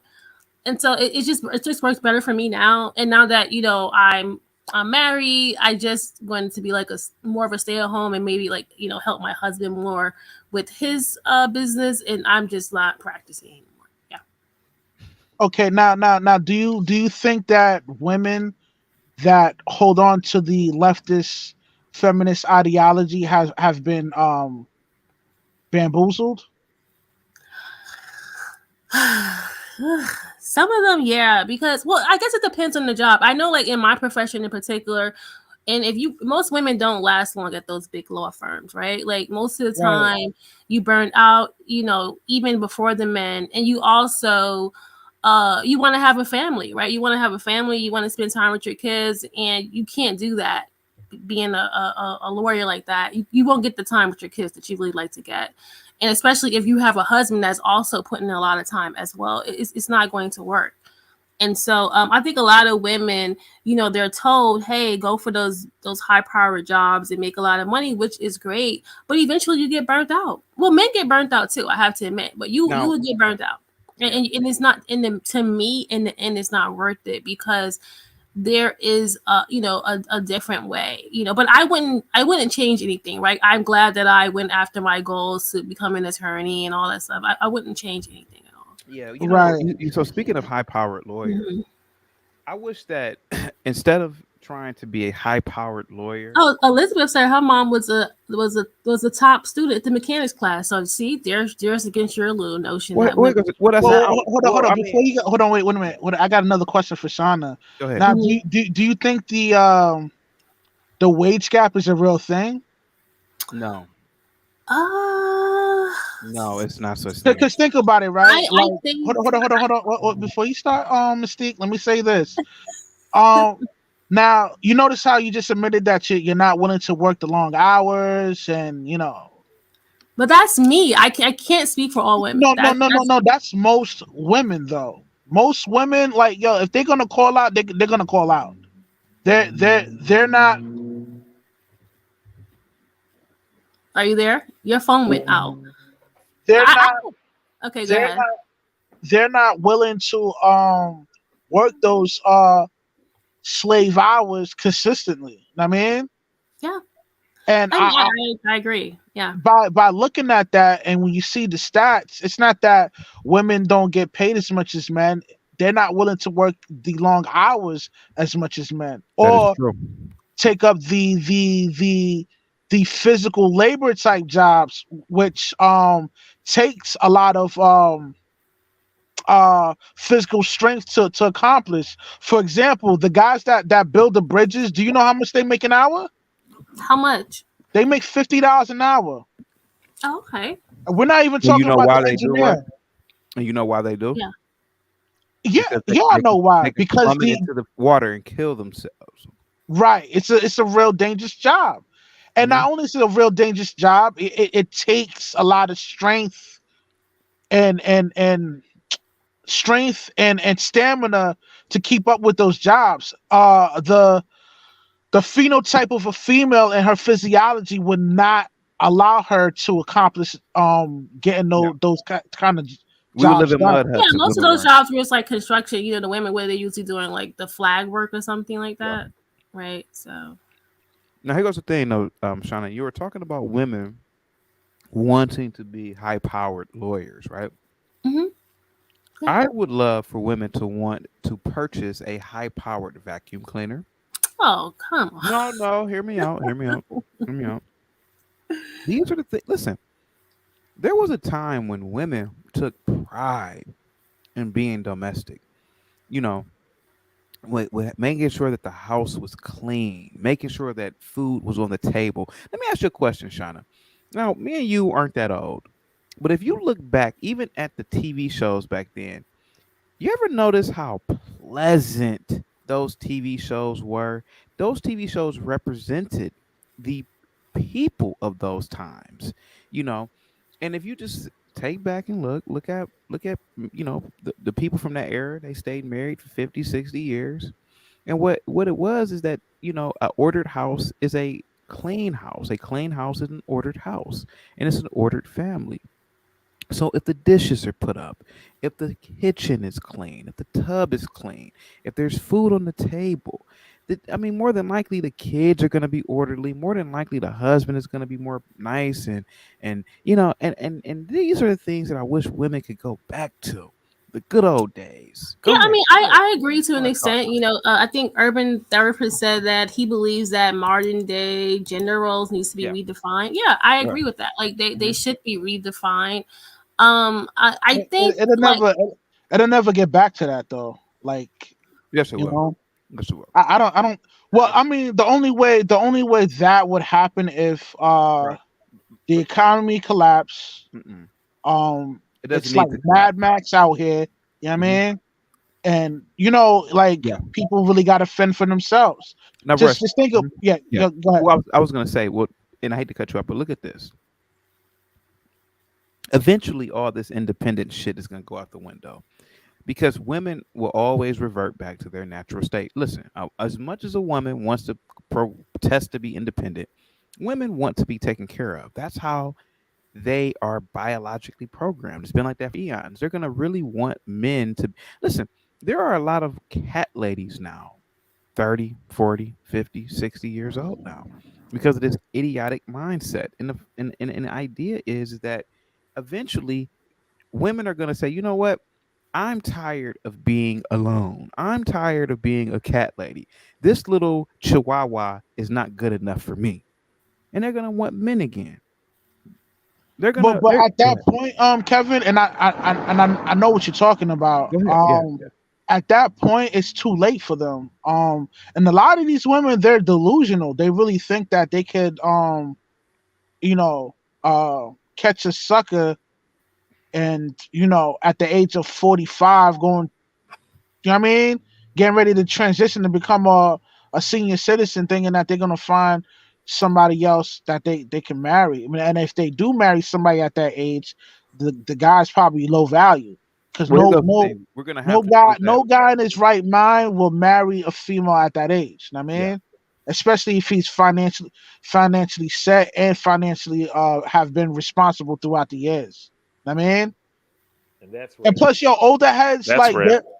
they're a lot smarter. And let me say this real quick. They're a lot smarter because they know if they were to marry a chick, right? Well, the chick tried to convince him to marry her, right? And she's in debt with crazy student loans or whatever. If he marries that chick, he ends up inheriting that debt along with her. So now his credit's fucked up. So these older heads, they're not gonna make a move like that, especially if a chick haven't been financially responsible and taking care of her debt by herself. You know what I mean? Someone's low. Is that Ivan? Hello? Ivan, your mic is a little bit low, sir. Is it really low? It's We good can hear now. you Yeah, now. we can hear you now. Yeah. Ivan, I have a question for you, sir. Yeah. Have you ever cried at work? Nope. Okay. Oh my gosh. Why would I cry at work? But Because do you cry? The question is, do you because cry at all? because Do you women cry cry at like? work. Do you cry when things occur in your life? Do you cry? Besides, like someone passing away, do you cry for other things? That's the only time I've shed a tear is when I've lost a family member or something like that. But other than that, there's nothing out here to be crying about. It's really not. This is life. Everything you do, whether you Yeah. win or lose, Yeah. it's a life event that you learn from and you keep it moving. Yeah. The reason we're in here talking about women the way we're talking about women now is because of the failure of men. Absolutely. Yeah, I Uh, totally agree. I totally agree with you. Like, and and, the and and this is solely in Western societies, solely here in America, in the U.S., solely here because we've put so much pressure on women to where, and it's kind of their fault too, and it's so many parameters here, but it's ultimately the failure of men. And see, here's the thing: a woman that's had to work and raise kids by herself for the entirety of her life into her old age, a lot of them go crazy. They go insane. They Mm. really do. They really do. They're yeah, not, because they're not designed to handle that yeah, kind of pressure. and they're not supposed to. But the reason they have to is because number one, the bad choices in men that they made. So now they end up being stacked with kids, and there's no, and then they're going back and forth, especially if they have multiple baby fathers. They're going back and forth with these baby fathers. The baby fathers are threatening them. They're not spending time with the kids. That wears on a woman's psyche over the years. So by the time she's in her 50s or 60s, maybe 60s, somewhere in there, she's pretty much crazy. And that's why you see all these older women doing this and having all this regressive behavior. Like, wait till all the kids graduate from school, and the next thing you know, you see her up in the club with some of the shortest stuff you've ever seen with the 20-year-olds. She's Yeah. wearing the booty shorts and the cleavage tops more Yeah. than 20-year-olds. She's twerking next to the 20-year-olds, and she's 40 and 50 years old. She's just rediscovering herself because she didn't get to find out who she was in her 20s because she was raising 2 and 3 kids. Yeah. Yeah. And, and Do that's a you guys see the stem. comment that Urban Therapist made? I wish he would like join the panel. I think that's a Yeah. great comment he made there. Yeah. Yo, Urban man, yo, come up, man. The state gang, man. Come Well, up, man. I like what he said about it's unhealthy for mentally for men to cry, but No, he said if, not to cry. exactly, not to cry. But if you don't feel it, you don't feel it. Like, let me see. No, no, I'm gonna cry. One time I cried. One time I cried, and it's because it was my freshman year. It was No. my freshman year in college, and I had such a good time in college. We had our first year of sports and all that. We won a championship in the division we was in, and the school year was coming to an end. And I made such good friends, had such a good time. I was on my own, and I was like, man, I wasn't ready to go home. But when it was time to go home, I remember sitting in my room crying because I had to go home. I didn't want to go home, so I cried about that. But that's because I wanted to continue what I had started for myself with my own life. Well, here's Mm. the thing, right? What I've learned in a psychology class is that people live a lot longer if they have a nice social circle, if they're Yeah. able to converse with people and have a steady positive energy surrounded with those people that they choose to be the immediate family, whether if it's a good friend or your actual blood relative. Yeah, yeah. But yeah, And another thing I know that most females they find happiness through having kids and socializing. Well, what are your thoughts on that, guys? Yeah. Yeah, women are definitely a lot more social than men. I think that's Yeah. probably why, men, statistically, men die earlier, right? Because but men oftentimes. Is it really a bad thing to die early, Shauna? I mean, what? Okay, let me ask you something. I John didn't F. say Kennedy. whether it was did I guys did No, I I say know. whether it was I good didn't or say. bad? No, I just stated see, the facts. this is why you should be in the kitchen because you're not Oh, here listening. we You're trying to go. talk over me, and I didn't get a point to finish. I Wow. want to point. You see how he's being Ivan like you said. I want to point this out. John F. Kennedy. John F. Kennedy was 43. Unfortunately, when he was assassinated, the man lived a life. He lived an incredible life, and he still was young. And I feel like this whole thing about age is like like I said, like Tupac, for example, lived a hell of a life. That's all I want to say. But hey, guys, hold on for 1 second. I want to say something real quick. And going back to this whole crying thing, I believe that there are a few times when men should cry on the job. For example, any professional sports team that wins a championship, that's one. Yo, That's he's one. Let's be honest. Let's be honest. I'm I not gonna. totally Yeah, agree. I totally be honest. agree. And the Yeah. number two is if you are victorious in war. Think about all those Oh, boys that the saw tears their of joy. yeah. Oh yeah, Think about all yeah. those boys that saw their friends getting killed in World War II, and they survived, and then they were told that the Allies won. Yeah, I would cry too. But other than that, no man should ever cry at work. No man should be a medical doctor crying. Go ahead, guys. You got the floor. Right. Go ahead. Yeah, I mean, I totally agree with you on that, Labuto. I think men need to remain stoic and don't share their feelings. Well, hello? Can y'all hear me? Yeah, Now, he used a doctor. Now, I could see a doctor crying if he loses a patient he's that not he supposed to do that. that he possibly became a little personally attached to. You're not You supposed to know, be emotionally attached to your patients. well, not That's emotionally attached, but I'm like, just the thought that you put your work into this and this person passed away. You can't be stoic about that. It's hard. I'm sure some doctors have went in their offices and cried about that. There are scenarios, and I'm not saying men shouldn't cry, but when it comes to me, I just hadn't had those scenarios other than losing family members to where, especially like losing a girlfriend and things like that. You know, um, I hadn't had a reason. I just hadn't had a reason to cry. If I won, I expected to win, and if I lose, I learn from it, and I expect disappointment too. There's ups and downs.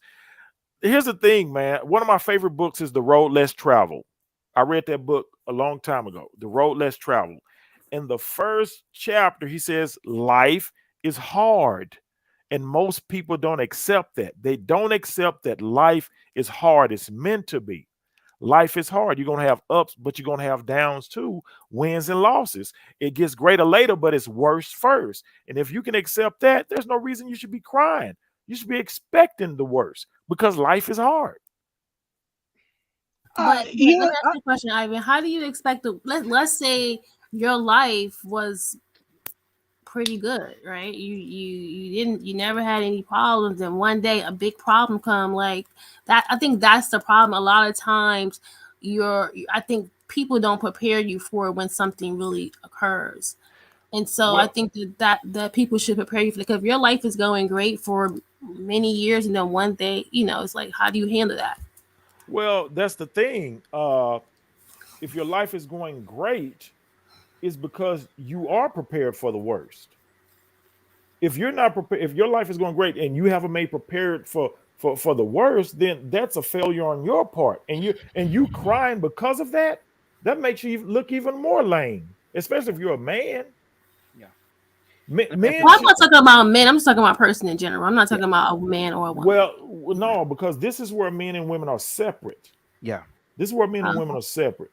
See, men are supposed to expect loss and taking it's a risk in business, in war, whatever. In the game of men, there are risks, high risk. So you should expect that now with women, because women, and like I'm saying, I love women for this. I love women for their ways, their emotional ways, their tendency to gossip and bicker and all of that other stuff. The woman you choose is the woman you choose to test you. That's the woman you choose. The one that tests you. That's the woman you choose. If you choose a woman that makes and here's the thing on women's thing. There's always this saying: if you let your man leave the house hungry and horny, you failed. Yeah. If you let him leave the house hungry or horny, you failed. You got it. Yeah. All you have to do is feed him, F him, and be fair. Ivan, that's what I was trying to say on the Lapeef network. I was basically trying to say that men are just simple creatures, man. And the women on the panel, a lot of them are knuckleheads and they didn't want to listen. I said, you guys are making something that's not supposed to be complicated. All you got to do is bring your man a sandwich. Yeah, I remember you said that. Feed him, fuck him, and be fair. Here's the thing, guys. That's that. He won't cheat on you. Let me say this real quick. My thoughts, like with women, I think they have a distorted perception on what men like. I mean, go ahead. They think we like the same things as they do. Dudes, they accomplish a lot of things just to accommodate the female. For example, buying a house, getting a minivan, etc. Yeah. They do all these things for a female. In reality, a guy is content with a normal house, small 1-floor house, Rush. but with three. No way. I would live in a back alley if it were not for women. Oh my God! Literally, you guys are proving my point. You guys are proving my point. Like, a guy is pretty much one bedroom house. Yeah, but it's easy. Yo, a guy is easily content with the things he accomplished. Just as long his bread is. Because I'd rather have the money. You know what I mean? Like, But why? I'd rather have the money, and I'll be content living in a normal crib. Why? I don't think my dad is that way. I don't think he would be happy living in the back. Y'all got. I don't know where y'all get these mixed messages from. I don't know where y'all. I don't know where y'all get these mixed messages from. But I don't know. You younger cats, I don't know where you get these mixed messages from. The man's main motivation to get money, to earn riches, to get these material items, or to have success is to impress women. It's a form of hunting women. That's what he said. That's what I said. No, he said men will be content on their own. What man? Let me revise my statement. Go ahead, if a guy was not obligated financially to take care of a woman and he was just off doing his own thing, he would be content with the normal things that he has at that moment. Guys go hard to accommodate the female, to take care of the female and his family, which is a good thing. You know what I mean? Okay. In reality, females think that guys are happy of having all these material things. Yeah. And it's not. No, we don't operate like that. Whereas, can I say something? Before I got married to Mystique, this was years ago. Oh boy! A old high school fling of mine had came back to Ohio, and she came over to my house. Hear me out. Hear me out. And I this is when I got rid of my TV, and she came over and said, "Where's your TV at?" I said, "Well, I don't really watch TV. There's no point in having one." For like 35, 45 minutes, she was tripping about not having a TV in the house. Like that was just something like her brain couldn't comprehend. And I said, I don't need a TV. I don't need, because in her mind, a TV is a creature comfort. Just like any other thing a woman has. A lot of women are creature comfort people. They love having things around them. They love right. They need that comfortability. That's why they need the house and the minivan and all these things. Shit around them. They need like knickknacks. And you ever went? I don't know, kind of. They need. Let me ask you a question, Ivan. You're a little bit older than us, and I think Urban Therapist. I don't know. Have you ever met a female who's a minimalist? Keep it real. Just keep it real. You ever met a female who's a minimalist, especially a black chick? The only female I met were minimalists, were those conscious community type chicks. Those are the ones you gotta run away from, man, because they're like retired thoughts. Well, now let me ask you, Labudo, because sure. What a girl you were seeing came over your place and complained for 30 minutes. 30 fucking minutes. Yeah, go ahead. Well, see, like I said earlier, the reason why these females are acting the way they are is because of the failures of men. She shouldn't have even asked for television if you were providing her with that entertainment, exactly. emotional entertainment that she needed. So evidently you were failing at that moment to where she wanted to watch TV. Yeah. So that's a reflection upon you as a man, Labudo. I disagree. Labudo, I want to ask you a question. Another question. Go ahead, sir. You should disagree. I want to ask you another question. You're married. You and Mystique or Shauna, you're married, right? Yes. Now, Shauna, you're African American, right? Yes. Now you're a Yoruba man. You're descended from Yoruba heritage. Yes. Did y'all go through the Yoruba ritual of choosing a wife or getting married? No. So this means this marriage is not approved by your parents or by your Yoruba parents. No, my parents. It was approved by my dad. Yeah. My parents. But Shauna, your dad is not a Yoruba man from Nigeria. There's my parents are progressives. They're not like a lot of Africans. A lot of Africans are very, very conservative in terms of culture. My parents are an outlier. They are progressives. So does that mean they were kicked out of Nigeria? No, they left when they were real young for college. Yeah, my parents.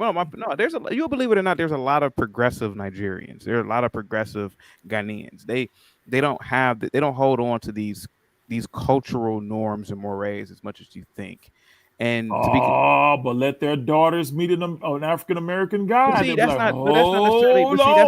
not necessarily true either. I mean, there's a lot of African women who marry African American men. I mean, remember, you're talking about a lot of Nigerians. Remember, Africans are very capitalistic. I mean, as long as that African American man has money, that pretty much trumps, most Nigerian men. So the family won't care. Yeah, absolutely. No, you'll be surprised, man.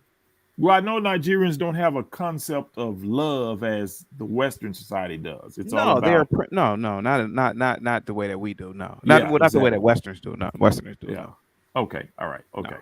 So I was just asking because I know you're of Yoruba heritage, and I thought there was a customary tradition there. Well, of course. I mean, there's a sense of wanting to maintain a certain cultural element. May I interject? Like, I find it funny when people ask about his Yoruba heritage. Yeah, like just because he doesn't act anything, he's just American. I just don't. Let me say this. No, when you go to Nigeria, hold on. You're in Nigeria, you're not that. You're something. You got to be. Yeah. I know. I'm saying like here, he doesn't even know the language. Like it's like wow, oh, that's horrible. You don't even know the language. That's horrible. I know a little bit. He can understand. Like he can Why understand. Why do people do that? Like just because your parents is descended from a different country and they come to the United States, and just because your bloodline is descended from a different country does not mean you are not an American that picks up the American culture. I am a staunch American. But here's the problem there. See, that's the problem. Yeah. That's the problem.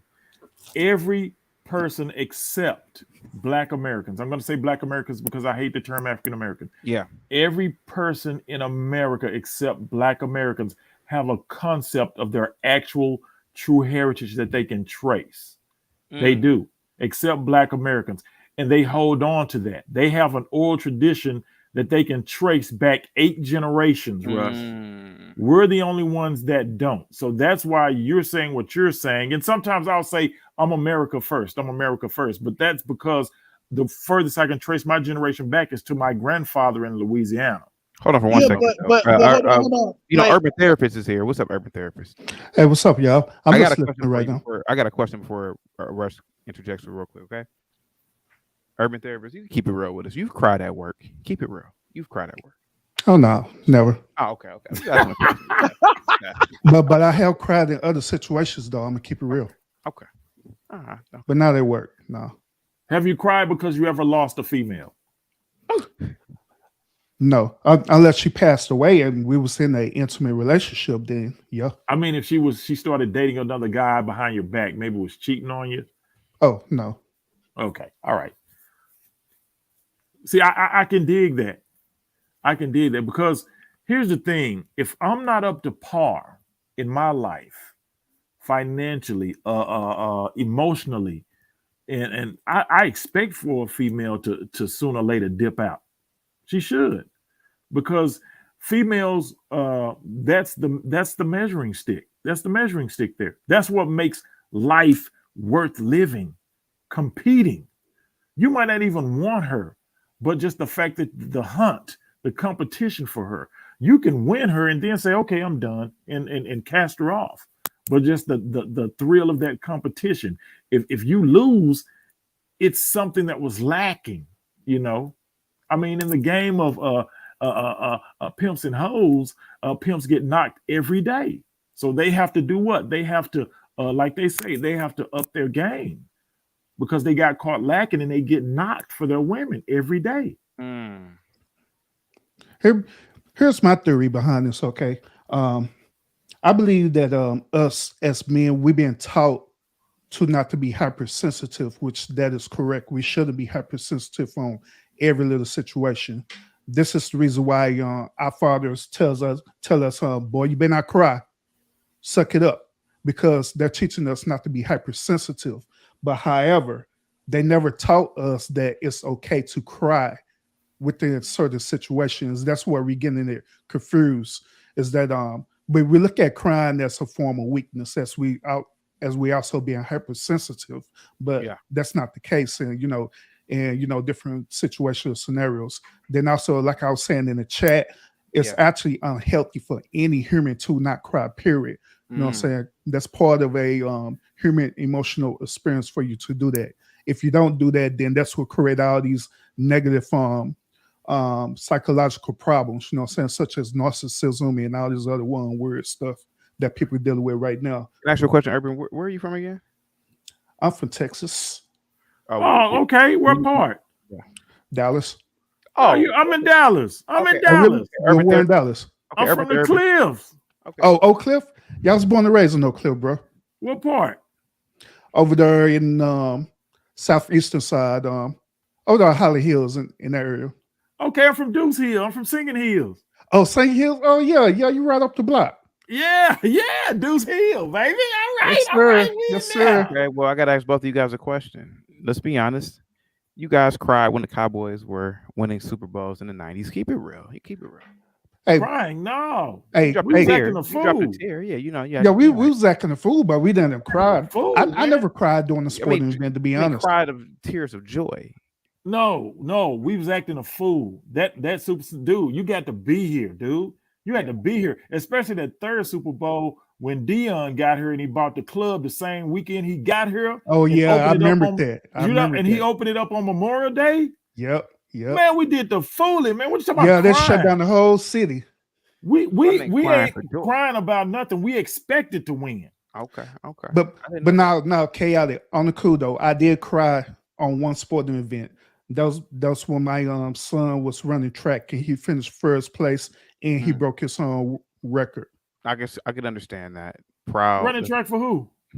He was running track for Mr. team called Mercury. Mercury. Okay, I thought you were talking about high school. I said where he go to. Oh no, not high school. He ain't even high school yet. Oh, okay. All right.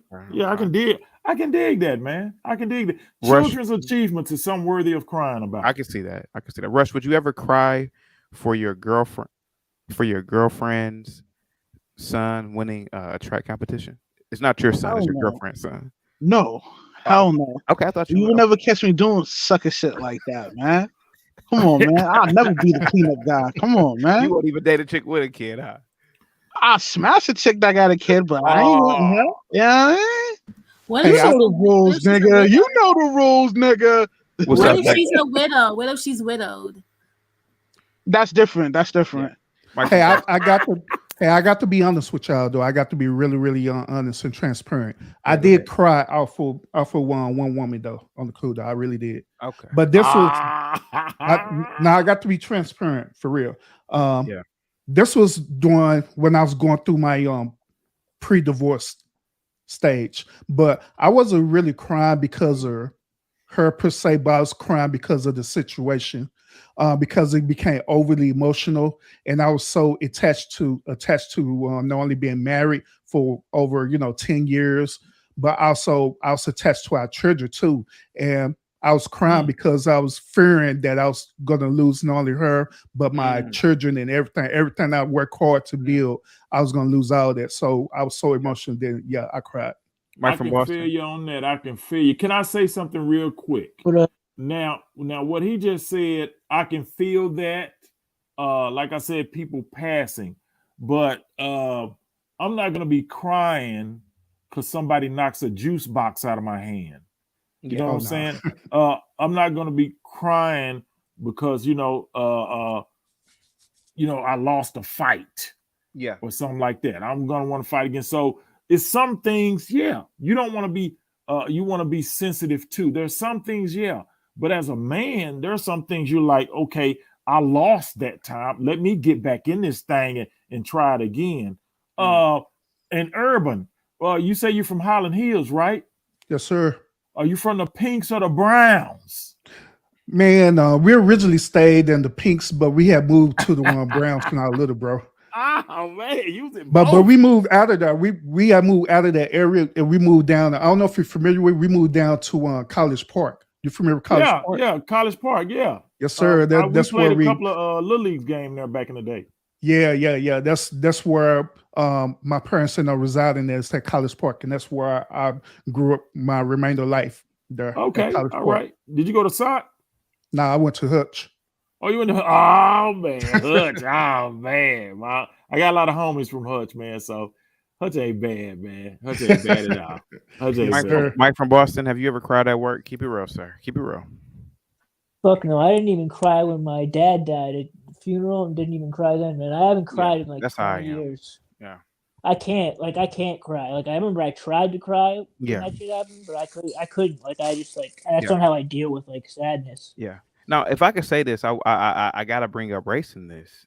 I'm 37 years old. I have really never really seen whites emotional, like crying. Yo, yeah, white people are emotional like that. Really, like, I've never seen like a white guy cry. Like I've seen them lose. I have, bro. Yeah, it's weird. I've seen white guys cry too. I don't know what you guys. No, I know. No, what I mean is compared to blacks. I've never really seen whites. I know what Mike from Boston is talking about because I've seen it where whites don't cry at their parents' funerals. Sometimes they just I don't know. I've seen white guys and black guys cry. Mike from Boston, go ahead, sir. You're the white guy on the panel. Please. I was gonna say I've seen a lot of white females cry, like not a lot of white guys, a lot of white females. Yeah, I don't see white males cry. They're not emotional like that. Yeah. Hey, Mike, were you taught when you was little to not cry? Was I what? Were you taught when you was little to not cry? No. I just for some reason when I get sad or something, I don't get that reaction, like the tears and the crying. Like that's just not how I process shit. Like I can be really sad about something, but tears won't come out of my eyes. It's just a physical reaction, I think. You know which race cries a lot as a race in terms of men? East Indian men. I've seen a lot of them cry. Yeah, that's true. That's true. Okay, go ahead. That's racist. You're being racist. That's kind of racist. True. My guy, that's kind of racist. So there's a lot of reports. There's a lot of reports saying that Negro that shot up all those people at the subway in New York, he went into a pizzeria after, and he was just crying. They said the Negro was crying for 30 minutes. I guess it's guilt, man. Hear about that, Mike from Boston? Sound like you want to say something? No, I was going to say he didn't seem like the type of individual that have any guilt or remorse. He seemed like a complete piece of shit, to be honest with you. Yeah, well, he said he probably cried because he was going to jail for the rest of his life. You're right. Yeah. He probably cried because of his own. A lot of like sociopaths will cry when they're in trouble, when they get caught about something and they have to go to jail, but they're not crying because they feel any guilt about like anyone else. It's about themselves. Now, speaking of crying, let's be honest, everybody on the panel, we all wanted to drop at least one tear during 9/11 when it first happened. Even I thought about dropping a tear because it was just a really. Oh, stop, sir! You're no. I just wanted to see. See, I was 14 when it happened, so it was a little different for me. Yeah, I was grown. I was at work. Yeah, I was in high school too. Yeah, I was downtown. I was in college when it happened. Oh, okay. Yeah, me too. I was in college. I was downtown working. Yeah, you didn't cry at all, huh, Ivan? I didn't cry. We was like, "What's going on?" I was working downtown, like a few walks up from the Federal Building downtown. Yeah, and they closed off everything. Yeah. And Shauna, we're did you- like, Bro, we're I was like, in, what's going on? Yeah, bro, I remember that. I was in They- downtown. Oh, no, go I ahead, was in Michael. My downtown bad. Washington. I was in Washington D.C. about 6 blocks from the White House when that shit happened. Like I saw the Pentagon on fire from the top of my building. Oh wow. Wow. Yeah, That but shit I was didn't crazy. cry. Like, I didn't cry either. Like no, people were just like, we didn't know what the hell was going on. But Shauna, yeah, you no, were I in didn't DC. get the urge. Shauna, you were in DC at the time. Were you crying? Keep it real. I was not in DC. I was very young at the time, and I was actually in New York. I didn't cry actually. I was very young, so I knew what happened, but I didn't cry. You know, I don't know. I think because at that time, you know, I hadn't experienced death from anyone close to me, so I couldn't relate for some reason. I just couldn't. It was sad watching people like watching the news, seeing that they were waiting for their loved ones to come home, but I didn't cry at that time. I Yeah, didn't. I can't recall crying as a man. I you know, now that I think about it, maybe I can't recall crying as a man. I was amazed at the spectacle of it. That's why I couldn't cry. I was Yeah. amazed at the spectacle of it all. Yeah, But I want to steer this conversation because it's about the pressure of women. I want to steer. Yeah, well, this that's what we were talking about, crying. But go ahead. Yeah, I was going to. I was going to bring this up in some content I was going to put up, but I want to do it here just to get it out. Go ahead. There was an issue with Cam Newton, what he said earlier in the week. Oh man, Yeah, we all been talking about this. Yeah, and it was in pertaining to women. He can't find a traditional woman. Yeah. He was saying something about boss chick, bad B, or whatever. So here's the thing I want to ask y'all. Yes, sir. Cam Newton can't find a traditional woman, but Nature Boy has 6 or 7 at his disposal. Yeah. How does that work? Sir, go ahead. Well, you got to look at the quality of women he has, though. No, he has some nice ones, sir. Yeah, these are nice He has women. some nice women, Rush. Mm-hmm. Yeah, He has nice, tall, thin, dark ones that look like models. They all go natural. They all go natural at his behest. Yeah. They don't want makeup. But Nature Boy is your typical cult leader, and they all have they're very charismatic, and they can attract people very easily to follow them. Not so they usually have charismatic a lot about of a women. multi-millionaire NFL quarterback. Doesn't matter. It doesn't matter. Dresses like an Avenger or a Marvel superhero. Ivan, you got I don't think those girls. I don't think he's interested in those type of girls because those girls are probably too earthy for him. Yeah, You know, he's looking for those what they call them Instagram model type. That's the problem. Maybe I don't know. What do you guys? think? I would like to hear from Mike from Boston because he's actually qualified to talk about this because he's a psychologist. Mike from Boston, go ahead. For example, a guy like this is crazy. I have a degree in psychology, but a guy like, for example, there was a guy Charles Manson. I'm sure you guys have heard of him. He was a short white serial guy. killer. Exactly. He was about 5'1", weird looking guy, but he had some really beautiful upscale women who were willing to kill. They did actually murder people for him. I think women naturally gravitate towards the men that are that have an edge to him, you know, like Nature Boy. Like he has an edge to him where he is able to manipulate women with his words and his you know. Oh my goodness. Yo, what did yo, that totally threw me off. But like women are naturally attracted to wicked men that do wicked things. It's not just it's not just that they're wicked, but they have people like that. They have a sociopathic charm to them. It's very glib and superficial, but it's very powerful. So they can look have at the seesaw here. Join them. Well, look at the seesaw. Look at the seesaw here. We got Cam Newton, a multimillionaire quarterback, and he's only appealing or in the vicinity of these manipulative IG models or gold diggers. But then at the same time, we got Nature Boy, who's pretty much a part-time broke cult leader. But at the same time, he can manipulate these traditional. These would be good women for men. These women here, he got 6 of them at his disposal.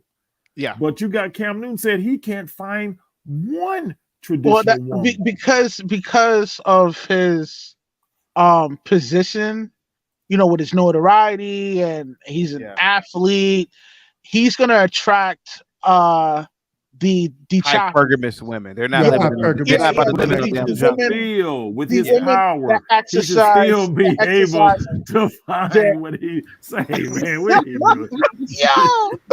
yeah, man. Like, these women Yeah, are like they- hypergamy yeah, on yeah. steroids, man. They not living in no damn jungles. These Right, women, right. Yeah. Like those women, obviously, yeah. he's gonna be surrounded by women that have a motive. Come on. Now those women that I saw, because Shauna told me about Nature Boy, I saw it today. Those women, these women weren't bathing. They breath stinking. These. But Instagram, that's because of him. Not, but they were doing all that before they met him. He changed them. They was bathing and they was in clubs. Some of these women he was meeting out because Nature Boy was going to clubs in Atlanta. I heard one woman talking to Sonetta about Nature Boy, and I'm like, why does she know so much about him? And She wants the nigga. Exactly. Listen, man, and like, this was a nice looking female. It's like, was it Clyde Diva? I think they said that she No. auditioned. Oh no, not that trash. She No, let auditioned me to not be do one of his women or something. I heard. Yeah. She didn't qualify. She wouldn't even qualify. Yeah, he Man. didn't pick her or something. I don't know. That's what they said. Yeah, you don't want no old bat hanging around.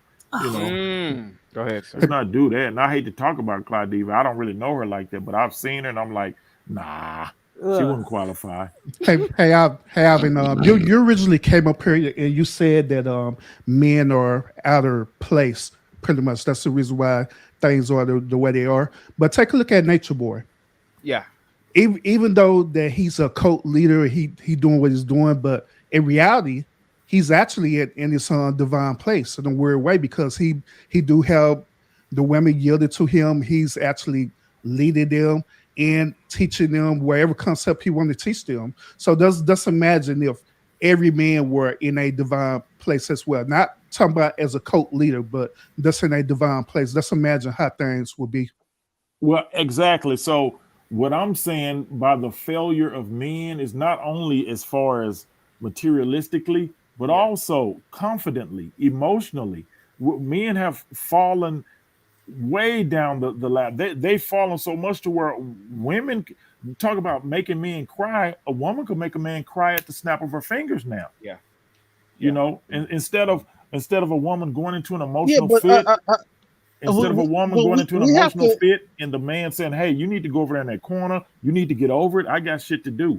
Now he starts crying when she goes on. What you want me to do? But we have to factor in that there is an agenda that attacks the masculine trait. Like, this is not acceptable to be masculine in society today. We've accepted that, but we've accepted that. You shouldn't have accepted that. I don't accept it. I don't accept it either, but the majority of men do accept that. You know what I mean? You know, I bring and that's the social failure media right there. You guys have to think about social media has a lot of impact on this because think about it. People are on social media so much, and one thing social media will do is if you have any insecurity about yourself, go on social media and they will confirm that about you. If you're worried about, you think you have a big head, you go on social media and show yourself. There'll be someone on there that will tell you have a big head, and it just it promotes. It promotes that's true, actually. You're right. It's actually true, though. But it's not just social media; it's the media period, and it's also depends on your influence as well. You know what I'm saying? As a one human. Here's the thing, man. The stage, the line was drawn in the sand for men a long time ago. We allowed that line to be blurred. So that's why I say we, I include myself in the company of men. But we have allowed those lines to be blurred, you know, and they keep getting blurred. That's why, I don't want to talk about that because I don't want to cause any disruption in the algorithm here. But, no, you're fine. You're fine. No, hold on. Well, let me just say this, right? Two things, right? One, okay, you guys heard about the Decepticon impregnating 2 women in prison? Yeah. Yeah. Like I- that right there is an issue because like Ivan was saying, it's like today's society, they're trying to blur the line between the male and female, and when you do that, yo, you shout out. What you doing? Just sitting there Yo. creating memes, dude? You sitting there creating memes? Yo, yeah, man. When you do that, you have those crazy things where you allow a Decepticon to be imprisoned in a facility filled with women. You don't think this is gonna happen? Like, you know what I mean? I'm quite sure the guy was probably making a lot of money selling his know what I mean? Because he's the only one there in there. You know what I mean? That Yeah. got that. and You know? he was a trans. He What was a state was trans, that right? in? I'm not sure. I would have to. Because that wouldn't happen in Texas. Why That would would not happen in Texas. So wouldn't. Nah, that wouldn't happen. So that had to be somewhere like California or somewhere like that. Some real left-wing state.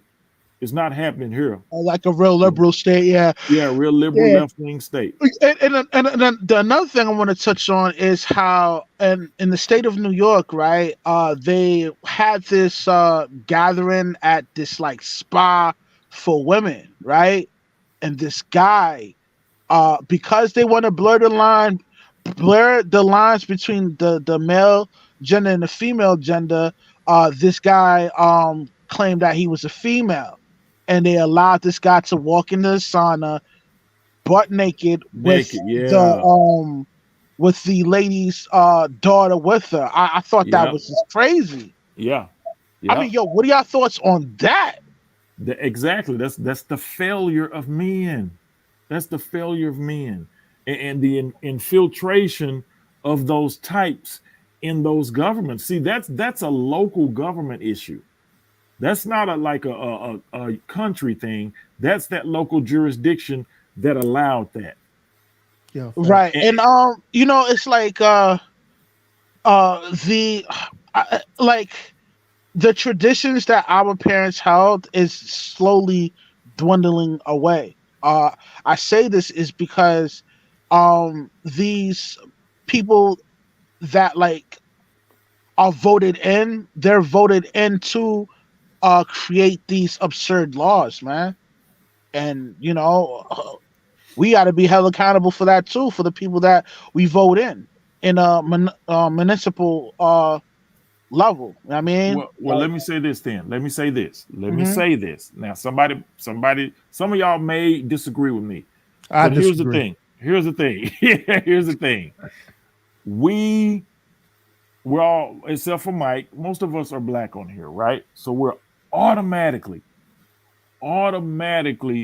flow to the side of the leftist democratic way of thinking, even though that way of thinking for a large percent is destructive to us as men.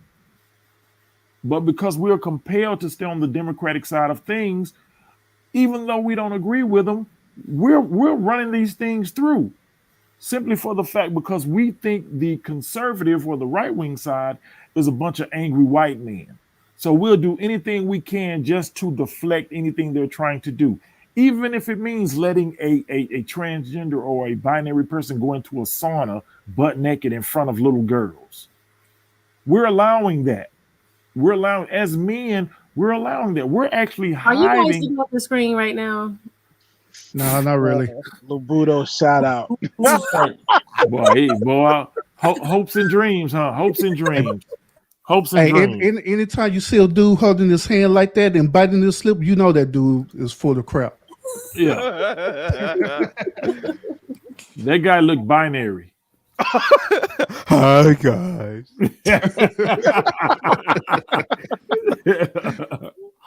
That's a beta male simp. Yeah. So it's if we're gonna keep getting behind these left-wing agendas as black Democrats, then you're gonna see more of this. Sooner or later, black American men gonna say, "Hey, we're not going for this." You say it. I saw a pastor talk out against it, and he had all kinds of trouble from Yo, from but his the own the congregation. generation that's under me, like well, not just me, but the younger generation under me, that's under the younger generation, they're a totally different breed, man. Like they beliefs is different. You know what I mean? They hold different ideology from us. Like their way of life is totally different from us. Like they're more they're more likely to accept these new laws that they're creating, because it's been the the sugar things have been the sugar things of dudes has been implemented into their culture, so this shit is cool for them. I mean, Well, I know what you're saying, but there's there's parts of that community that don't even accept these these, I'll just say it, transgender, what the transgenders are forcing. just And it, say Decepticons. Decepticons, they're not accept, even the LGBT community doesn't accept what Decepticons are doing.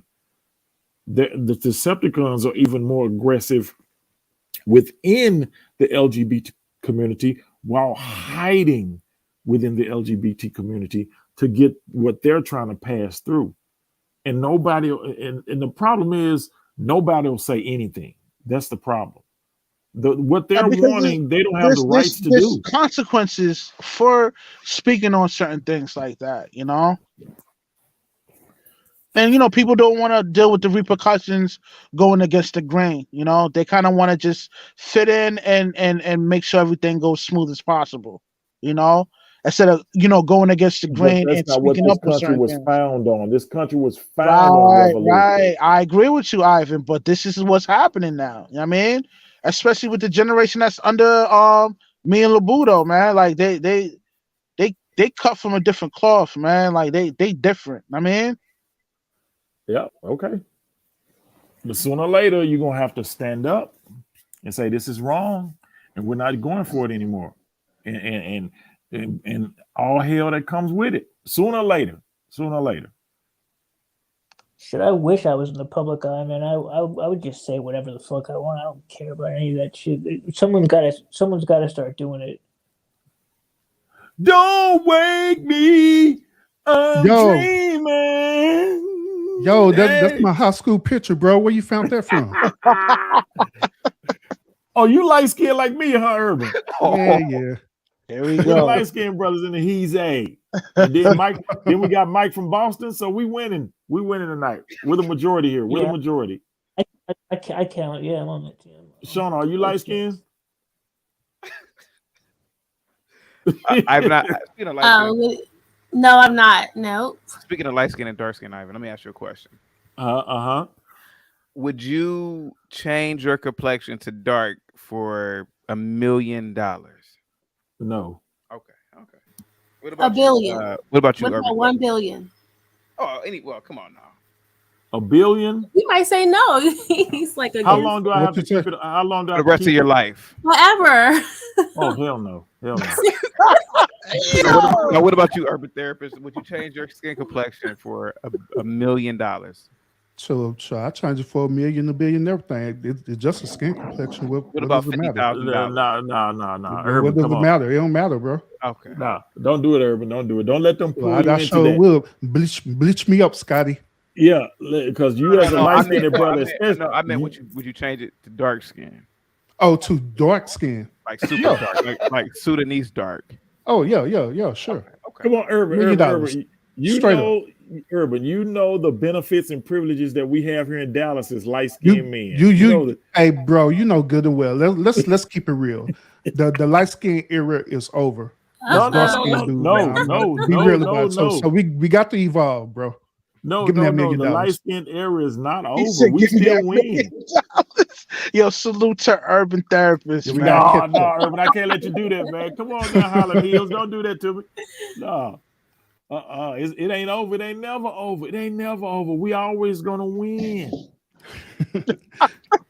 Now you got to sometimes you got to let go with old is that traditions anyway? and just evolve, man. You were just singing his lyrics, man. That's Christopher. His name Williams. Christopher. Oh, that's something. Christopher Williams too. Yeah. After you get done smoking a crack pipe. He still got his hairline though. Yeah, don't hate, man. Don't hate. Hey, Well, yeah, what are your thoughts on the story I gave out? Do you guys want me to come out with the part 2 or What part 2? About the Marvel story? about the Old Man Logan? I was missed asking that you shit. earlier, what Earth story is that? The Old Man, it's a comic. You can Google it. No, I know Pull it's a up all- comic, but it takes place on Earth. See, Oh there's yeah, Earth. it's in. Okay, what happened? Like they get nuked, and it becomes a wasteland, and like this is like the future of Wolverine. Well, really, Old Man Logan. So and it's an Earth story. It's one of those Earth, like this at Earth number, It's a- Earth it's a- 52 or Earth 609. No, or no, no, Earth- no, no, nah, these- nah. This is no. This is not from the multiverse. This is the actual future of the X-Men Yeah, and the yeah, Avengers. They yeah, all get DC bodied. the DC the one who actually held the different Earths like Earth 1, Earth 2, and stuff. To Well, talk about the multiverse. Marvel Marvel has does it it too. It's just not as they don't focus on it like that. Like they don't like not to the extent like DC does. DC, okay. like you got Earth 52 where the Black Superman. Earth 23, the Black Superman is in Earth 23.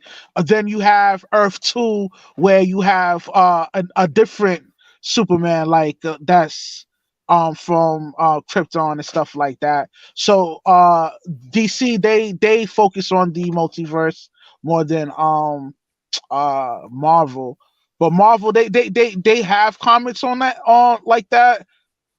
They're a lot older. Oh, but beautiful, gorgeous, it's gorgeous. just Look at she that, aged terribly. man. Are you crazy? That one, she looked royal there. Now, I will admit, maybe the reason why she looks so old is because she was a heavy. I don't know, Ivan. Did you know she was a heavy smoker on the set of Different World? I didn't. She No, looks I didn't like- know Yeah, that. yeah, I knew that. Jasmine Guy was a heavy smoker, and I think that's Yeah, probably smoking like Yeah. that makes you age, man. it dried her. It dried her out. I think that's what it was. She was a heavy smoker. Yeah, you well, can tell when I someone- could see that. Let me ask you this, Russ, since you were talking about Marvel. So you said that was actual Earth. It was just in the future. So Yeah, was just the it future. so Yeah. was it one of those cable time jumps? Nah. You gotta understand. Okay, with Cable, it's the same. It's the same. Earth, no multiverse. It's just the future. You know what I'm saying? You know what I'm saying? Yeah. With Cable, it's Because I same. remember in an X-Men story, I think it's called X-Men's Tales of Future Past, Days of Future Past, where they did their time jump. Right. And Right. I think that was, I don't know if that was Yeah, Cable, that's- but I know it was somebody with a time jump. Everything I'm talking about on there is based on that. It's based on that. Can I actually Okay, ask a all right. question real quick? Huh? So, Ivan, you follow Marvel too, right? Yeah, not as much as I used to, but I'm still familiar. Can I ask you a question? Okay. Mhm. So we all know what happened in Infinity War, and we Mhm. all know why it happened. Was Thanos, was he justified in committing genocide? It could be argued. So, I mean, what do you Yeah, it think? could be argued. It could be argued. I could see his point. Yeah. It was I for can the see his greater point. good.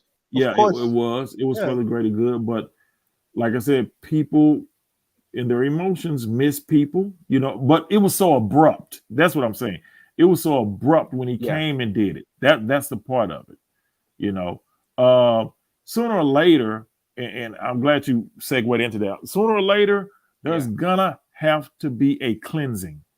So, and I'm glad you said it because I wanted you to apply Thanos to the real world. Yep. Go ahead, though. What do you mean by this cleansing? Go ahead. There's going to have to be a cleansing. Too many of us are impeding on the freedoms of those of us who actually are able to work within this system, able to work and build. If you have a business idea and you want to implement it, go for it. There's too much entitlement and what's the other word? Too much entitlement, but I know it has to do with entitlement. It's too much of that going around to where, and it's across the board, rich or poor, rich or poor. The poor people feeling they're entitled to what the rich has. So because they don't have it, they're out here wild and doing stuff. Entitlement, and I forget the other word, but that's what's going on. So, well, I mean, at some point things will get chaotic, and chaos is the natural order of things. Well, but here's the thing. How far? Okay, how far are we going to go? I mean, people are really being affected by the current chaos, because what's going on now is current chaos. Like Urban, you're aware of what happened in Deep Ellum this past weekend, right? No, what happened? Yeah, Friday night, I think it was Friday or Saturday night. They were kicking it. They was at this little spot down there in Deep Ellum. Guy comes out, he shoots 2 people in the back, 2 females, I think. And why did No he do apparent that? reason? No apparent reason. Either maybe they just told him, no, I don't want to talk to you. I don't want to give you my number. I got a man. You know how it goes. So now these guys are acting out, and 2 females got shot in the back, and they got the video. When that guy started shooting, everybody started running, and you can see the video of 2 other guys just running down the street, just shooting their pistols in the air. Mm. And this happened last week. It's in the news. This happened this past weekend? This past weekend down there. Oh in Deep man, Ellum. yeah, I'm covering that. And I go to Deep Ellum like either I go Friday, Saturday, because I go to Hattie Beach. You know, Hattie B's is down there. Yeah, So exactly. I go down there to Hattie Beach. The rise of mental illness is on the uproar, man. Like, I gotta give you some pushback after that, Rush. Give me a second. Go ahead, sir.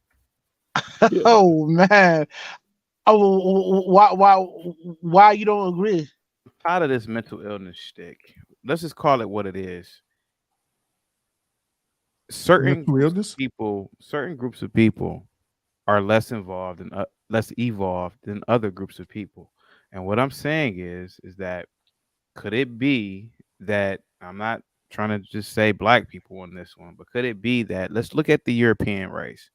Could it be that Germans are more evolved than other Europeans? Could it be that Japanese are just more evolved in the sense of they've eliminated a violent aspect of their culture? So, for example, people always bring up the Japanese were really violent back in the day. Well, they're not violent now, and look at their society. It's one of the most evolved, advanced societies on the planet. Same thing goes with the Germans. So could it be that the people who are doing all this hooliganism, they have an aspect of like it's almost like a genetic flaw, or they have a gene of. So you're saying because we haven't went through the bubonic what's the plague? I don't even want to say the bubonic plague. I just want to say that maybe one of the reasons why I'm trying to be as very careful as possible because this is your show, but could it be that maybe the reason why the situation that happened in K Slade died? My bad, Kev. Who? DJ K Slade, man. Yeah. Oh man. Come up real quick. Let me see. DJ. Oh, Urban. It was 2 guys, not 2 women. I'm sorry, 2 guys that got shot. That had nothing to do with what was going on. Yeah. So what I was saying is that maybe they're just not. Maybe those people just were violent just by nature. And I think we failed to listen. They're not gunning each other down in astronomical numbers in Japan, and you have to ask yourself, why aren't they? Why aren't they stabbing each other in astronomical numbers in Japan versus the UK? Maybe the Japanese are evolved. Maybe they've bred for certain qualities, and maybe those primitive qualities have been bred out, and maybe blacks typically don't breed for those qualities. I mean, I don't know. I mean, it's just food for thought. Well, I have a question on that. What does it mean to evolve? So, for example, if you really look at it like this, right? And I'm not saying that I'm right, but it's just an idea. If you look at dogs, so Urban Therapists, where dogs come from, right? Mm-hmm. So all dogs came from wolves, and human beings have pretty much created different breeds. Like a pit bull was created, I think, what 200 or 300 years ago from mixing. I think I can't remember the dog breeds, but when they mixed these dog breeds, it was for a specific purpose. They know that these dogs have certain levels of aggression, and they're not that intelligent, but they are very aggressive dogs. So Yeah, like pit bulls. yeah, I mean, could it be that human beings are the same way? Could it be that some human beings just have certain levels of certain estrogen levels, or I mean, other like even like IQ might be hereditary, and so could it be that maybe certain groups of people breed for, you know, IQ rather than height or something like that? Because you have women who literally will tell you, I don't talk to short dudes. You have women who will tell you, I don't talk to this. I mean, they're practicing a Right, level of and sexual that's selection. that's another form of hypergamy Well, that's a because form they of want eugenics too, to though. mate with the That's strongest. vanity. Yeah. intel- Yeah, Inte- but yeah. So the thing That's is, that, vanity. yeah. So could it be like I said, the violence that we see? I disagree. I don't think it's uh vanity. I think it's because No, it's pure vanity. Let me tell you nah, something. nah, Let me let me tell finish. you why. Let me tell you Let why I me said that. And I'm all gonna right. let you say what you say. It's pure vanity because this doesn't have nothing to do with breeding. This has everything to do with how they look with the man they're with when they go out around their homegirls and their peers. They don't want to be seen with a short guy because because they know their peers are going to look at them like, why is she with that short guy? They want them to see them with somebody that's, as they say, tall, dark, and handsome. But the first word is tall. It has nothing to do with them breeding and wanting tall kids. Some of those women don't even want tall kids. They just want to be seen with a tall guy who has a lot of money, possibly, and he looks good in every Here's the thing. aspect of their qualifications. Majority of the It's time, vanity. females will mate with a tall male because they have a distorted perception on if a guy's tall, he's able to protect her. You know, Yeah, I was that's about to the make reason that why point they do too. that. Then why there are so many women that was crazy about Tupac? I mean, that was the '90s though. That those women, Now we're talking about time periods. not because okay, Well, they probably we're thought he had in a an lot of money. era. No. We're in an era where, you know, women are seeking the best of the best when it comes to financially wise and physically wise. You know, a female is going to mate with somebody that's able to not only give provision but able to protect her. You know, most women that date tall guys, they feel like they can be protected from that tall guy. For example, most CEOs are over 6 foot tall because from a psychological standpoint, when somebody have to look up to somebody in order to speak to that individual, they subconsciously are going to Respect them immediately more. give them respect because they have to look up to the individual. You know. So would you say that's why a lot of people want Donald Trump back as president because he was 6'4"? I mean, how many short presidents do you know? People want Several. Donald Trump. There were a lot of short presidents back. The in last presidents I know that were over 6 feet was Donald Trump and Barack Obama. Those were the tallest presidents. And modern And Abraham Lincoln. in this time, you know. Yeah, For some people reason, want in this Trump current he's a time, good president. in this current time, yo, it's what people gravitate towards. So it's tall people. I mean, it is what it is. But you know, I respectfully disagree. That it's just pure vanity. You know. Yeah, it's pure, but just the fact that the person is tall is a vanity point.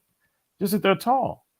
Like I said, there's too many scenarios there. I mean, look at Kanye West. I mean, look at like I said, Tupac. Tupac was 5'6", and I know there's plenty of stories Tupac of him was not 5'6". Tupac was 5'6". Tupac was not tall, if that. He was like 5'6", 5'7". I think he was taking like 5'11". That nigga. No. I would have to look that up. I don't think Tupac is You a can short look at guy. Tupac. Short, man. Yeah, you can look at Look at him Tupac. next to Jada Pinkett Smith. That's all you got to do. Yeah, he was like 5'6", 5'7", and Probably why he you was loved him. But he- yo, Jada's like what 4'11" or some shit like that. Yeah. and he was Anybody saw taking it on her. basketball players' girls. Basketball players' girls was fainting over Tupac. Top-notch athletes was losing their girls to Tupac. You know, so it has nothing to do with that. It has but everything to do with their also, vanity. well, listen. He also proclaimed in an interview that he went into a club. He was conversing with this female. She shot him down. Fast forward, that same chick he bumped into that same club was like all over him. He was like, and it dawned on him, was like, yo, they was only fucking with me because I had fame and money. You know what I mean? So But he hadn't too grown an inch. recognized that. But he Huh? hadn't grown an inch. Yeah, I mean, sometimes your money could supersede that. I mean, Well, hey, but I'm just saying, like I said, but even if it's money or the height, it all comes down to their vanity. That's what it comes down to. I mean, I don't. So if she'll forsake a tall guy because the short guy has money, what is that showing a tribute to? Her vanity. It's about how it's gonna make her look. Yeah, I mean, So the rich guy will make her look better than the tall guy, right? yeah, but we have to It comes factor down to in vanity. hypergamy, though. Hypergamy is a behavior that has been around since day one. The chick is always going to holler at the nigga that got it popping. You know, whether if he's a general for an army or the king of Zimbabwe. You know what I mean? Like, yo, But why? Because it makes her look good. self-preservation. Her Because it DNA. makes her look good. Nah, her DNA, her source code possesses a code that No, we ain't doing all. No. We're not doing all that. You ain't finna go. You're not finna go all in there. You ain't finna go into all these scientifics and all this stuff. Listen, It's man, it's natural. the It's right there in female your face. is the You can ultimate see it. survivor, y'all. She's gonna, if it don't work with this one nigga, she gonna move on to something that's better. Know what I But mean? you know who else is the ultimate survivor? The cockroach. Yeah. So let me. So what you're talking about, Labudo, as far as cleansing and evolving, right? Evolving. Now you're pure Yoruba. You're descended from pure Yoruba blood, right? Yes, I did. Okay. So in Nigeria, and I watch a lot of Niger movies, so I've learned a lot about Nigeria. You know, in Nigeria, you have Hausa people, you have Igbo, you have Yoruba, and there's some other offshoots from those groups of peoples. Correct or right? Correct or Right. wrong? Okay. Yeah, now, no, you're correct. so you have pure people. They know who they are. There's Yeah. no mixing. I remember sitting in my barber's from Liberia, right? So a lot of continental Africans come get their hair cut over there too. And sometimes we sit around and talk. Yeah. And because I can talk to them and ask them questions, they'll talk to me. They'll say, man, this guy here, he knows a lot. So they respect me as opposed to just talking trash. So I asked them one day, I asked one guy, I said, okay, because this guy I think he was Igbo, and then Igbo, another guy, I don't know if he was from Liberia or South Africa, but he was actually Mandingo. So I asked the Igbo guy, I said, hey man, if you marry a Yoruba woman, what will happen? He said, man, it will be so much trouble.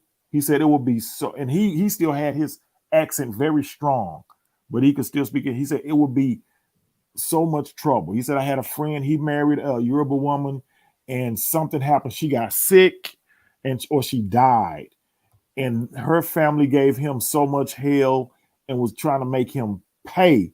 I mean, like pay money to them for her death. He didn't do anything. I think she got sick and died, but they're like, you didn't take care of her properly, so you owe us. It was just so much trouble just for the fact that it was Yoruba and Igbo. Now, the point I'm trying to make here is once the Africans, the first group of Africans got here, whether they were from different parts of Nigeria, whether they were from Ghana, Benin, Senegal, what happened is they all got mixed breed together. That's true. They all got mixed breed together. And what happens is when you mix breed, even black people, all black people are not the same. They're all not the same. So all this talk about unity and all this other stuff is crazy talk. See, the Nigerians have it right. They split each other amongst the groups. They know who they are. They know that all black people are not the same, but we don't have that sense because we're all mutts over here. We're all mutts. And in that mixing, we've caused problems amongst ourselves, whether it was the slave owners breeding us or whether it was us mixed breeding amongst ourselves because of the conditions we were in. But we were mixing bloodlines that shouldn't have been mixed. So what you got going down these lines of genetics is genetic retardations.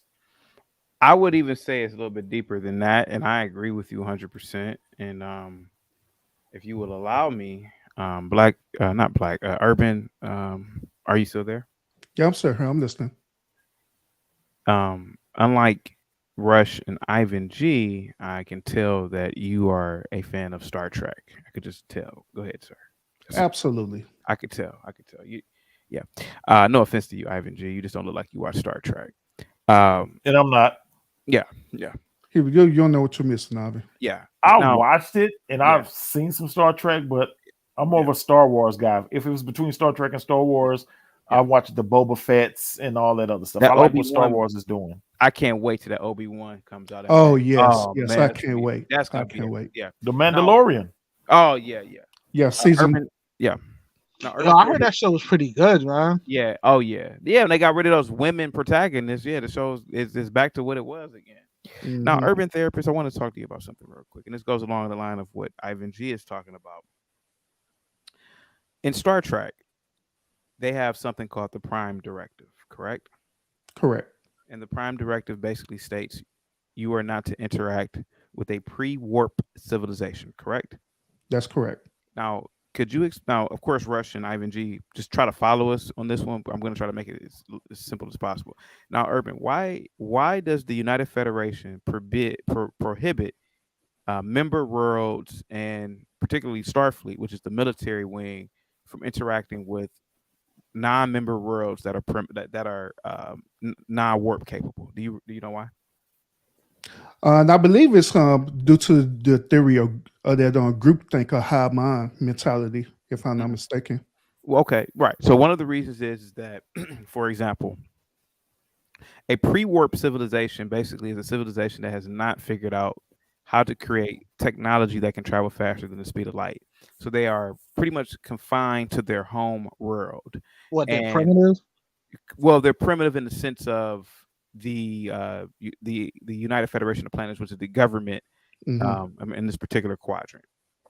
So the reasoning is that a pre-warp civilization has not advanced enough to the point where science is the overarching cultural norm, meaning that if you can travel faster than the speed of light, the idea is that you can interact with other cultures.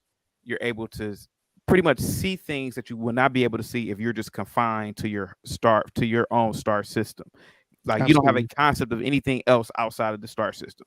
So basically, a lot of these cultures are pretty much in the Stone Age, the agricultural age. Some of them are even in our age right now. So there was a scene in the J.J. Abrams Star Trek. Urban, you saw the J.J. Abrams in 2009, correct? Yes, correct. Okay. The shit show that he did, right? Now, remember, no, I'm sorry. This was in Star Trek Into Darkness. Remember when they went to that planet and Spock tried to ignite that cold fusion device to stop that volcano from destroying the entire planet? The people were absolutely living in the Stone Age, remember? Mm-hmm. What happened when they saw the Enterprise? So that was like the Enterprise was coming to invade a planet, right? No, the Enterprise was in the ocean, and when Spock ignited the cold fusion device, they transported Kirk and Scotty away from the village people. They were trying to get the people away from the volcano. Now, these people were living in the Stone Age. When they saw the Enterprise shoot up from their ocean, they dropped all of their religious stuff that they had, and they started to worship what they saw. Yeah, So, got you. because they didn't have a concept of what a ship was. So they thought it was like some deity that was flying, right? Mm-hmm. So imagine the holy wars, all of the things that would happen because of this primitive world that would never be encountered with any other advanced race. Imagine what would happen after they saw that. So anyway, of course, Kirk's his admiral pretty much decommissioned him from being captain, yada, yada, yada. Now, the reason why I say this, it goes to what Ivan is saying, what he said about the retardation. Could it be that African people were generally in the Stone Age or the agricultural age, while most of the Europeans were in the industrial age, and maybe introducing African people into a age that is 2 or 3 ages advanced? You introduce them too fast into this civilization, and they still have primitive ways of the past. Like for example, the African never created the gun, but obviously he was always at war with each other because that's what they said. They went into Africa, they were all split up. It was infighting, and they even had their own slaves, right? So that's what they said. So could it be that one of the reasons is that there's high rates of black on black crimes with guns is because maybe we never eliminated that culture that we had in Africa.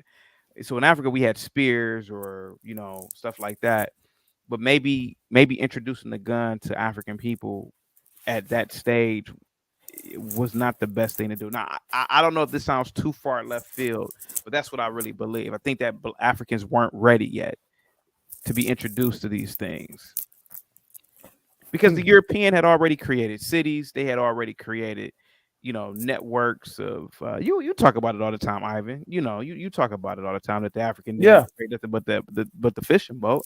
So the European had already went through infighting, and he had already like domestic infighting. So their mindset was more global.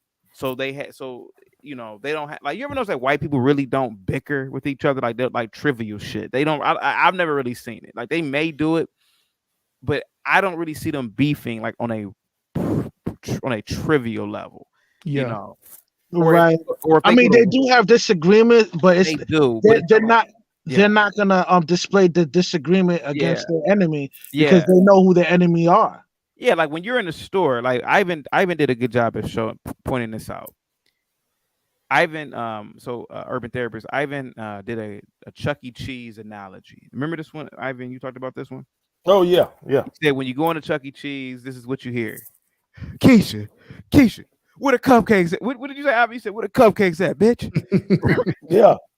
You're from here. You know them chicks be fighting up in Chuck E. Cheese. Dude, that show do. Yeah, they fight over Chuck E. Cheese. So, but yeah. So the thing is that maybe black people, I hate to say this, for African people, are really just stuck in like the agricultural age, and we just don't.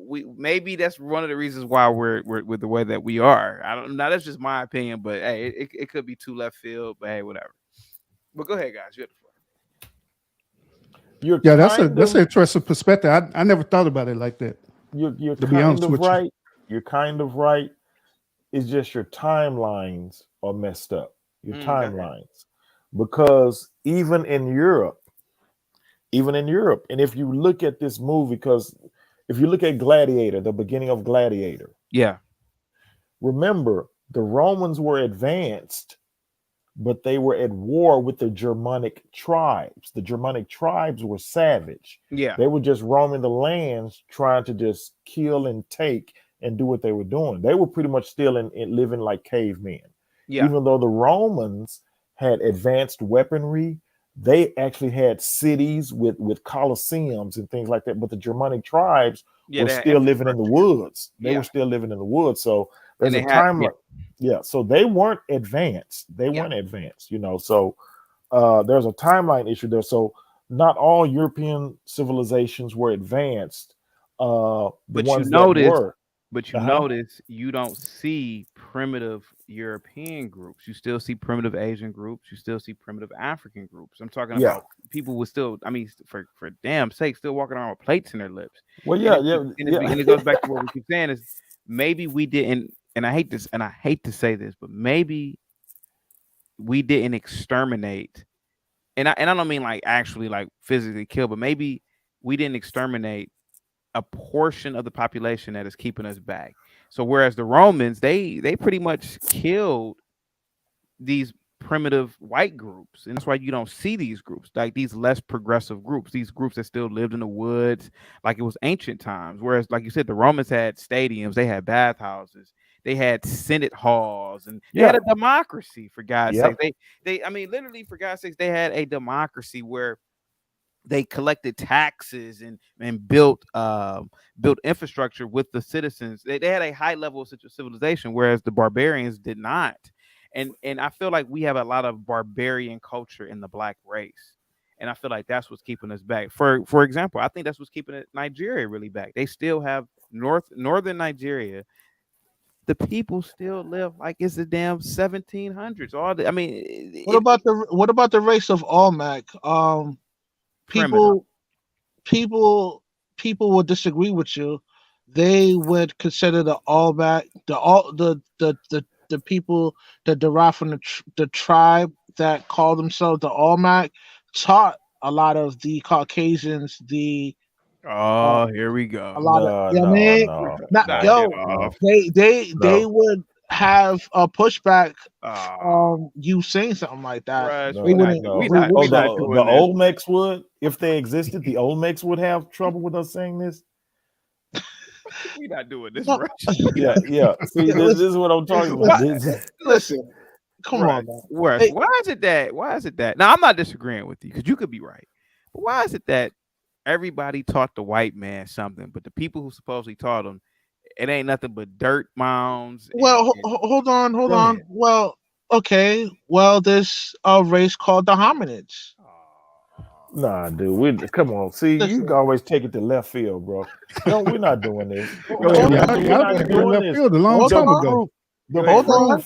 Go ahead. The hominids. Hold on. The hominids, they function off the cerebellum, which is the smaller brain from the actual cerebral. No. See, no, you're not doing this, Russ. You're not doing this. No, see, we're not doing this. We're not finna get into this. These are the things that the people from the conscious community will tell you. And that's why they will disagree with what you guys are saying, man. They can disagree, but they actually don't have the science to back it up. All they probably have is stone etching. That's not true. They don't have it. That's not true. Look at this, Rush. Look at it. Just look at it from a geography standpoint. Everything north of the Sahara Desert was far advanced than everything sub-Saharan Africa. Everything. Why is that? Everything starting with Egypt, or we'll say Kemet, just for your conscious community thing here. We'll say Kemet, but Egypt, everything north of the Sahara was advanced. So how do you explain everything north of the Sahara advanced to where? And here's the thing that gets this. This is the truth. How did the Arabs know where to find the slaves in sub-Saharan Africa? You know why? I'll tell you. You know why? Because they were once there, but they kept moving onward and evolving. No, so they were conquered by the French. No. This was before that. You see, your timeline's off. We're talking about primitive Arab. Arab slave trade was way before the transatlantic slave trade. This is okay. We're talking going way back. So those Egyptians, you want to call them, those were actually sub-Saharan African nomads that were there with those sub-Saharan African people, but they decided, hey, let's keep moving on. Let's go. There's other stuff out here. And what did they do? They went across the Sahara Desert, and for some reason, they became a more evolved people. They came across the Nile River. They started building around that. So now you get pyramids. You get the first government houses. you actually Yeah, get. but these are all melanated people you're talking about, though. I Yeah, know but- that's but- what I'm but- saying, yeah, but we're and- talking about evolving. So And I what just want to say happened something is, real quick, and I want you to finish, Ivan. I just want to say Yeah. this, and I said this in another panel. The pyramids wasn't nothing impressive. It was just a whole bunch of stones piled on top of each other. Okay, guys, go ahead. that's true. That's true. That is true. But just the fact that at that time period, it was something. We're talking about now. You in 2022 can say that, but back then, and whatever time BC, 800 BC or whatever, that was impressive. You couldn't go to sub-Saharan Africa and see no pyramids. Hell, you'll be lucky to find a dirt hut. And know? it's the truth. It's the truth. So if you keep going north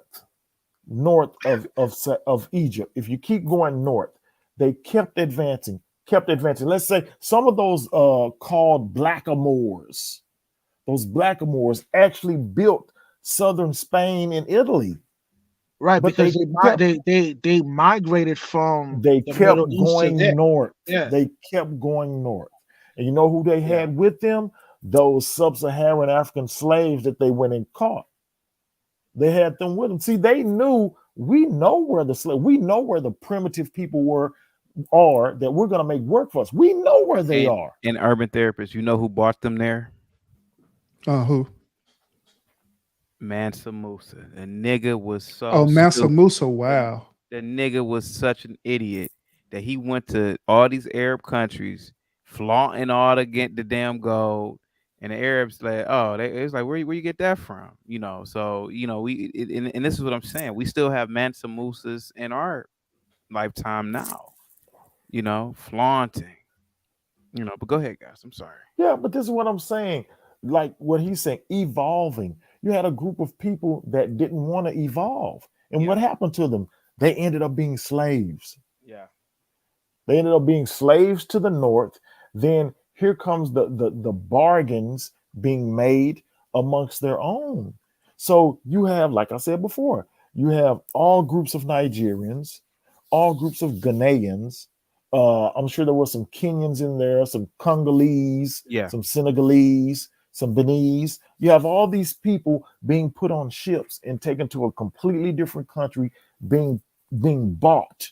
Yeah. You know, those slave traders didn't care if this person was a Hausa or this woman was from Ghana. They didn't care.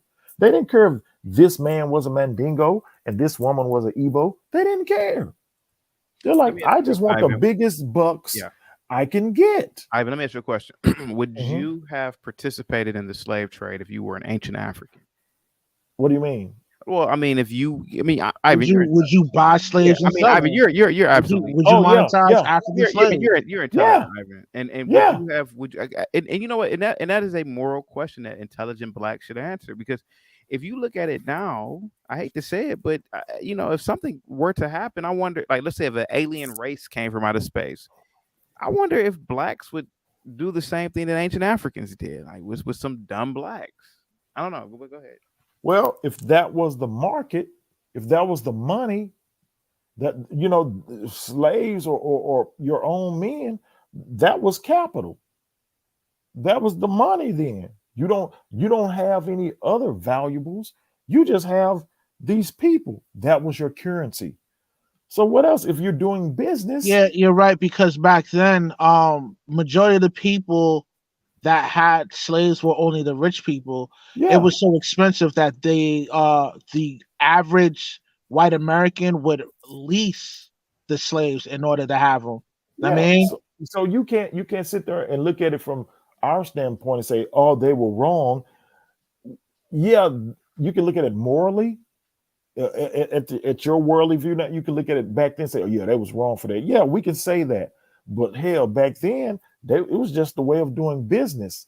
Now, proof of that is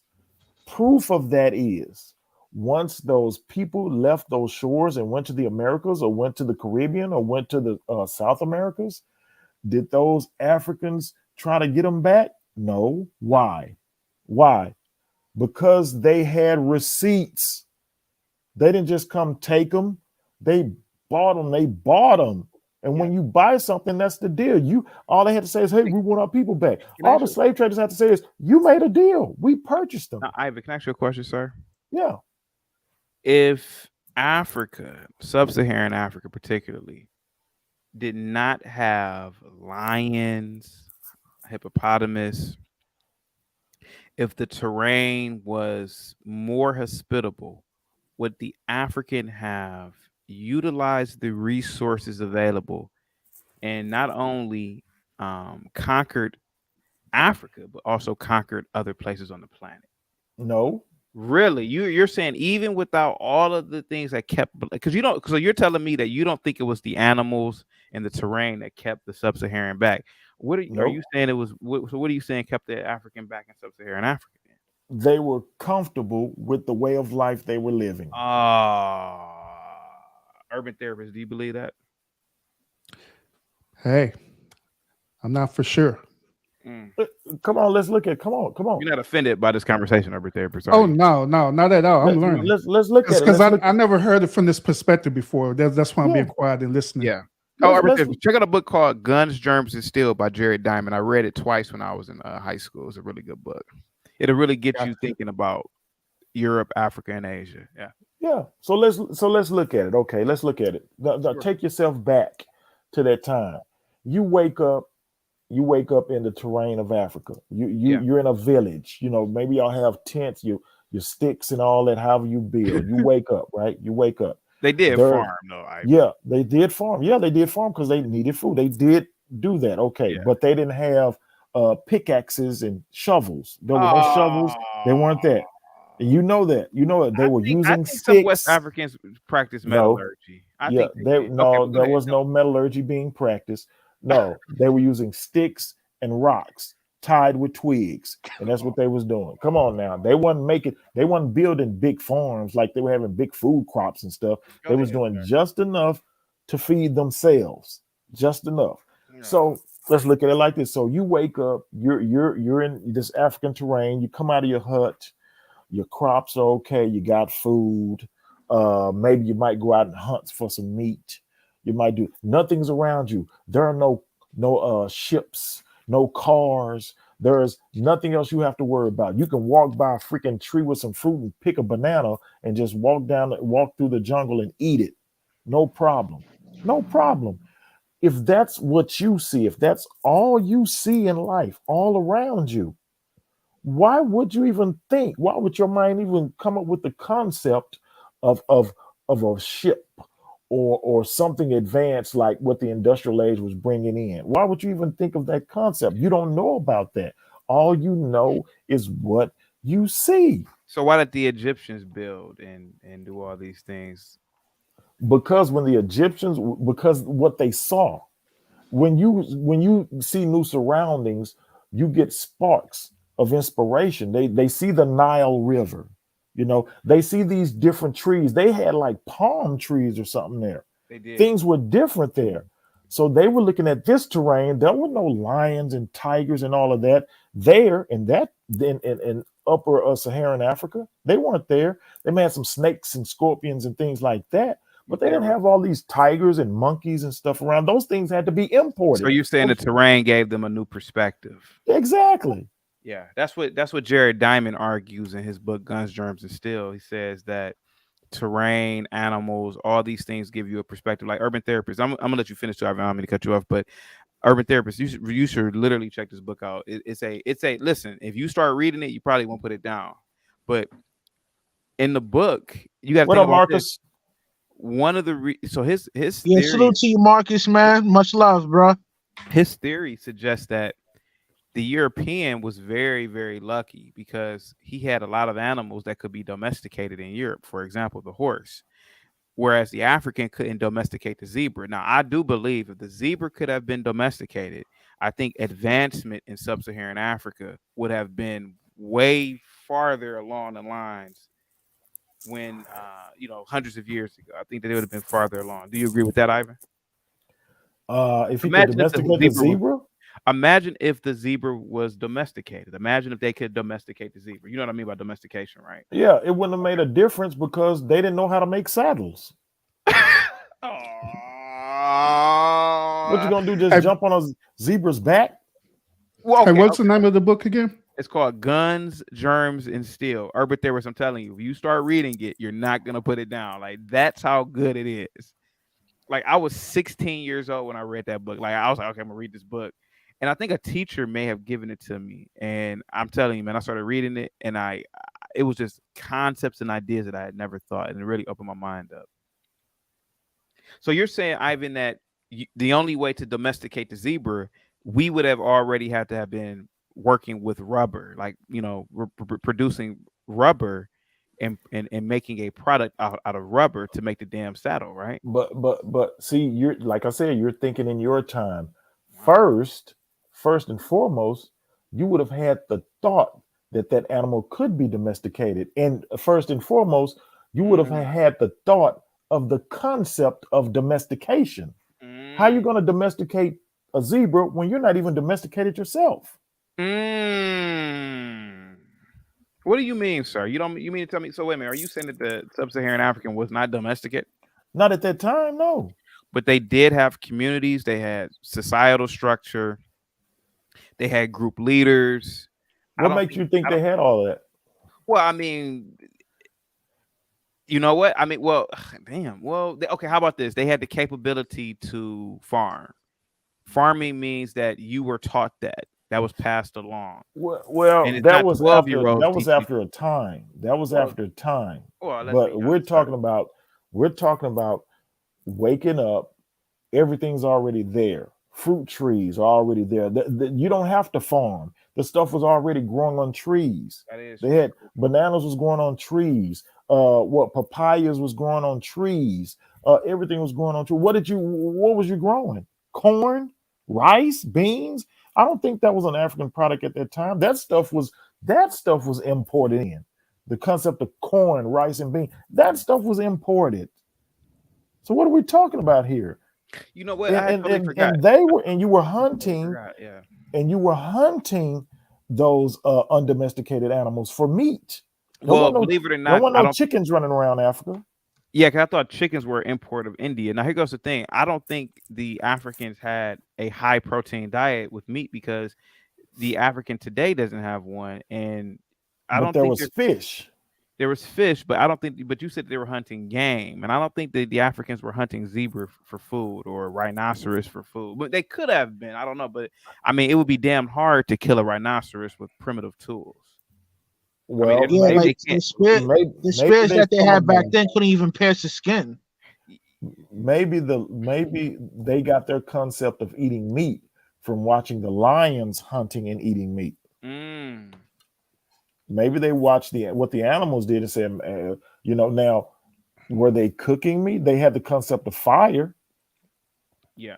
They had the concept of fire. So I'm saying they had the basics, but what you're talking about, like you're saying, domesticate a zebra. They didn't have the concept of domesticating anything. If there were animals walking around their villages or wherever they were, there were just animals. Some of those animals were harmless and some of them were not. Like we know that there is proof that some of those Africans were being eaten by those predators, by lions, by tigers. Well, believe it or not, the number one predator that kills human beings in Africa is not the lion. It's the hyena. No, it's not the hyena. It's the hippopotamus. You should look it up. It's really interesting. Hippos are very territorial. They will actually, it's wild how territorial hippopotamus are. And the funny thing about a lion is, unless a lion is really old or they have like some sort of tooth decay, they're not gonna kill a human being just because to do it. That's another thing about, if you really study African animals, hyenas. I don't know about hyenas. I'm not familiar with them. I don't even know what they are. They're kind of derivative of the dog, but let me here. Let's go back to domestication. Let's go back to domestication. Go ahead. Let's come up to these times, right? By the way, I want to correct you on something. There was never any tigers in Africa. You said tigers. Oh, they're Indian. Yeah, Indian. Okay. Yeah. Now, let's go back. Let's go back to domestication. Yeah. Okay. So you're talking about having the thought of domesticating the zebra. Okay. Let's bring it to current times. Sure.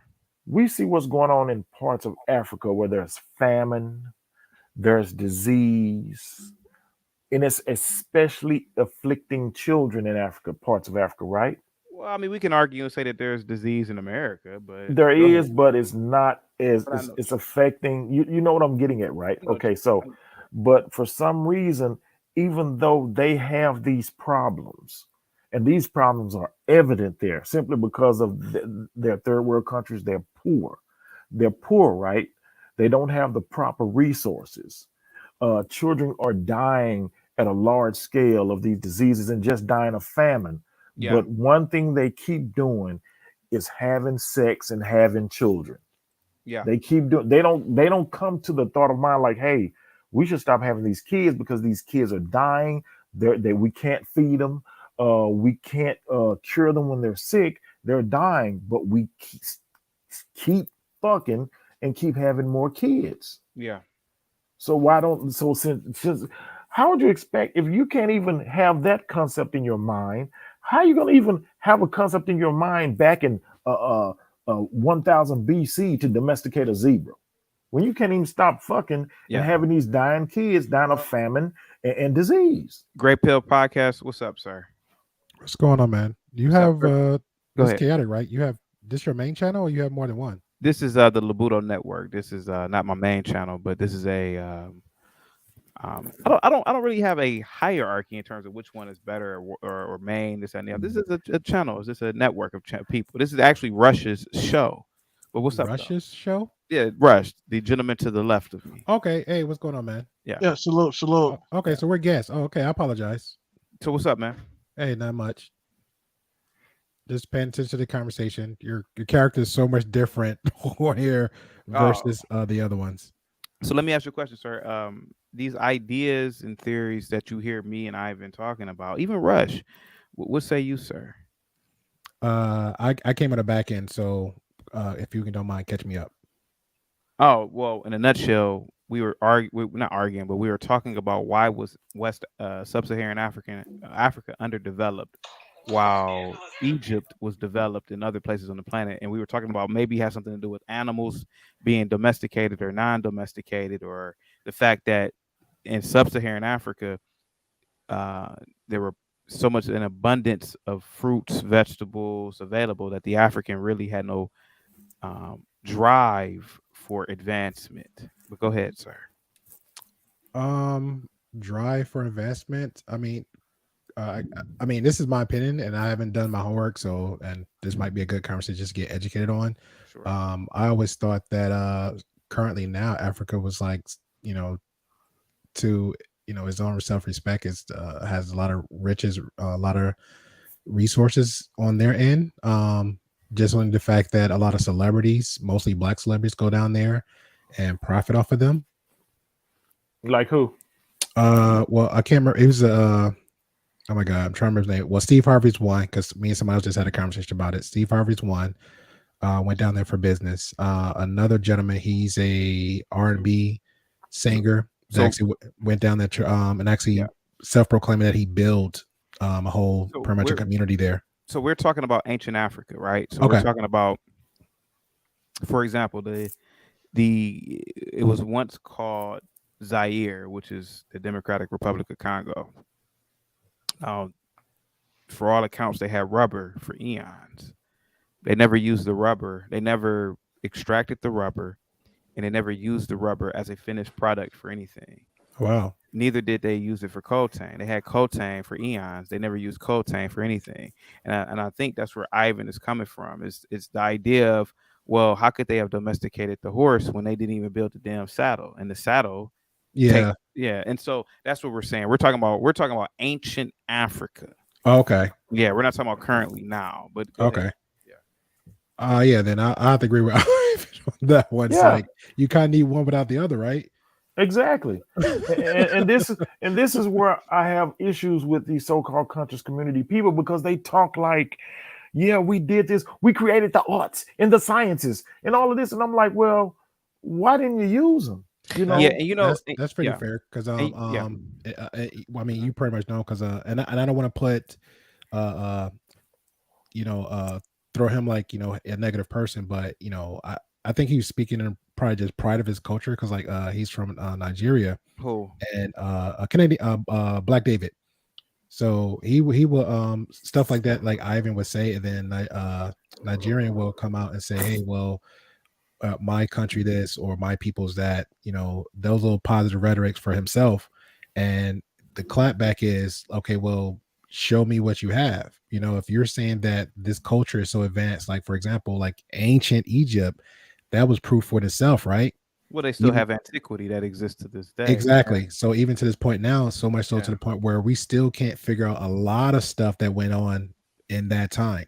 Well, no, because nothing did, and I hate to say it, but I think there's beauty in saying it because instead of always looking towards the past, that in my opinion never existed, we need to be looking towards the future. And the thing of the matter is that Well, I mean, the reason why there's no let me paper guess first, trail the white is man because when they would get conquered, the dominant race would get rid of their whole entire culture. No. For example, let me finish. Let rest. Come on, Russ. Let me finish, man. Yo, when for example, right? When the Assyrians conquered King Solomon's kingdom, right? And the indigenous people, they vacated the area. They went to different parts of the world. Some went to Greece, some went to East Africa, some went to West Africa. And when they go to these different locations, they can't hold on to their culture. They will have to conform their style of life into theirs. So they will have to speak whatever language, whatever land they're at, and they will have to worship whatever deity that they worship when a group of people get conquered like that. And that's just how it goes down. Hey, Rush, from back then. Yeah. Check this out. I'm from a tree of African studies, right? So you know who Molefi Asante is? No. He is the preeminent African scholar in the country.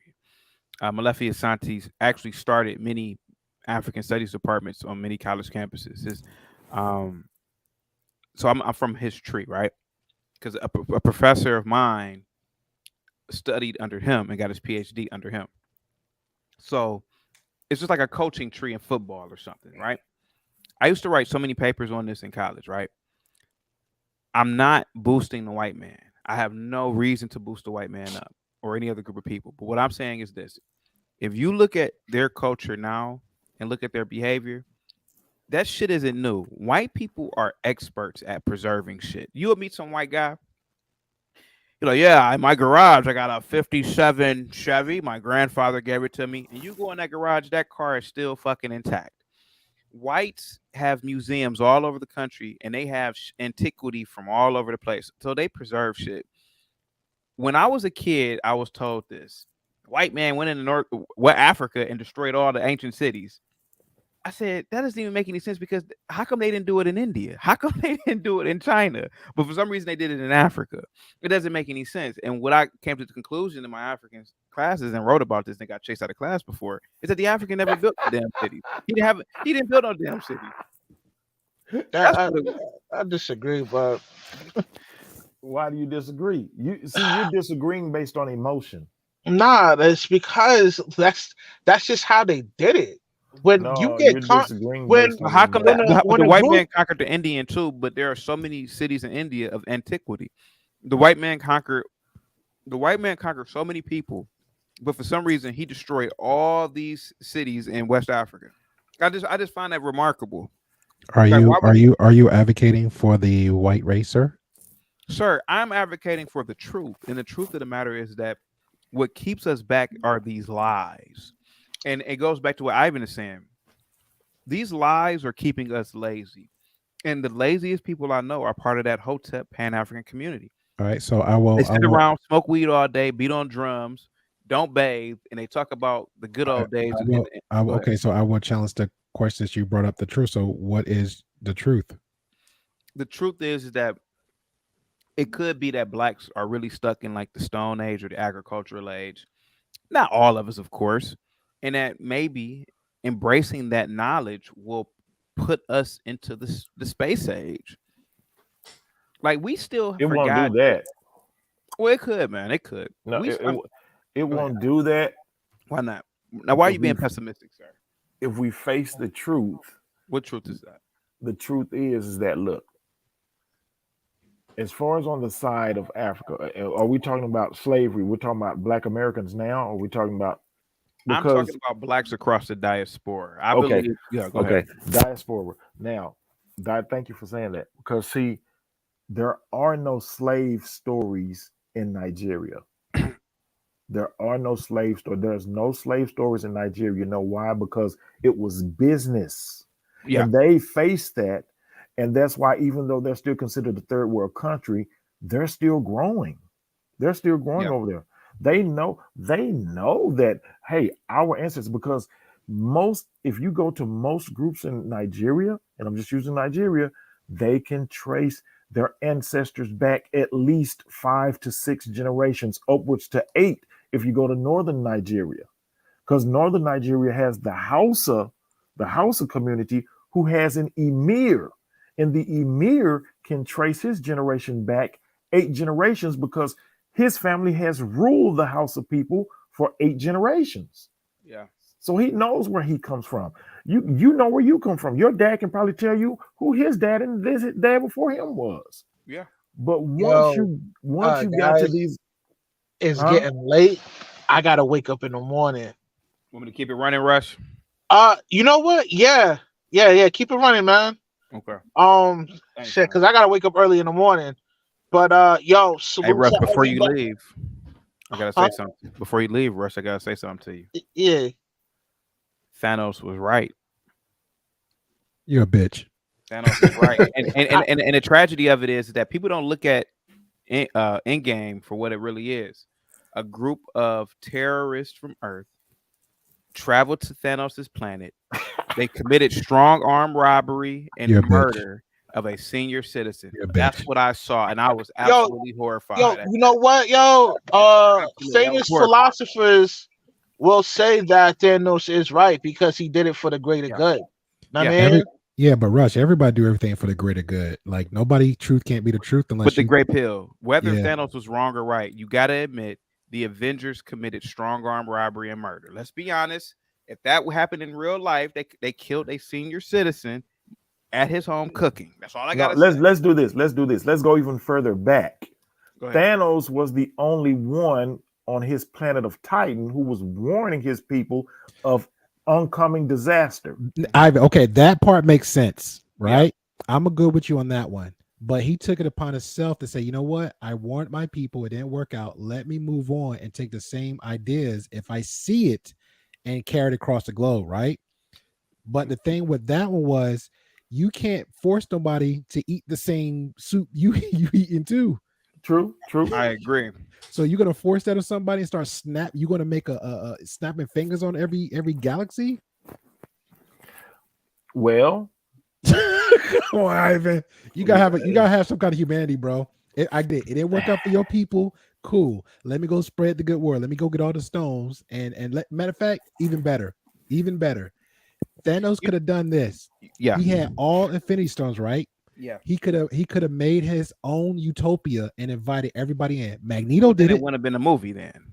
Now check this out. Great. Hold on. Yeah. Magneto did do it because he had his own city of mutants. Yep. I was talking about that earlier in the show, man. Yeah. Everything was based on old man Logan. Now check this out, Great Pill.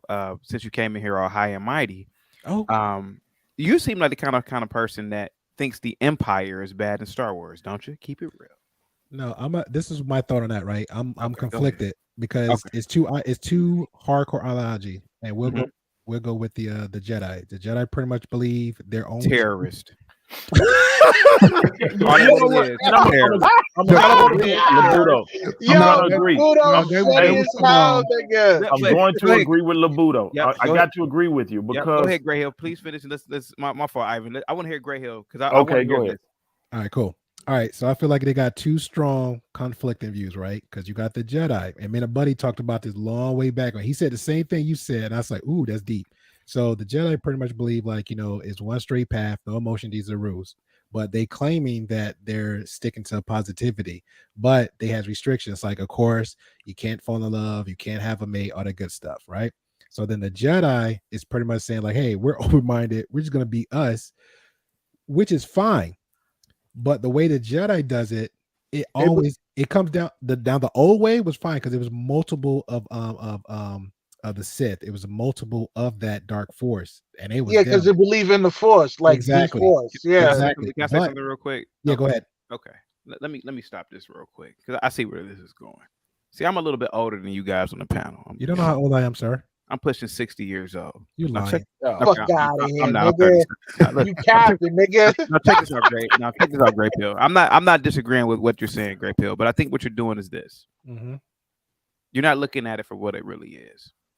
What is the it? Jedi, Mhm. not only are they terrorists, but they presided over a government that allowed slavery and that allowed outer rim worlds to live in utter poverty. Are we forgetting that? Are we forgetting that during the reign of the Republic, there were all these shithole planets that people said, You know why that came to be, though? You know why they came to be? The Republic had been in power for thousands of years. Okay, that's not there. Again, it comes back to the same thing I just said to Ivan with the whole Thanos and Magneto situation. It's not their place. All they're there is for balance, sir. That's the Empire, sir. When the Empire now came you're into talking power, about you talk about ruling, dominating, right? When So the Sith and their Sir. rule, they pretty much killed, murdered, Sir. and slaughtered to Sir, get sir, what they sir, wanted. Sir. Palpatine hired billions and billions and billions of He people. was sir. a pimp and prostituting everybody low key. There we go. Sir, the average, sorry, now you and I both know 99.999999999% of the people in that galaxy had never even seen the Empire. I mean, seen the Emperor. And he was a pedo because he sit there lured, he preyed on Anakin and manipulated that young man to slaughter young children and betray his own best friend that took him out the streets and raised him up to be a Jedi master.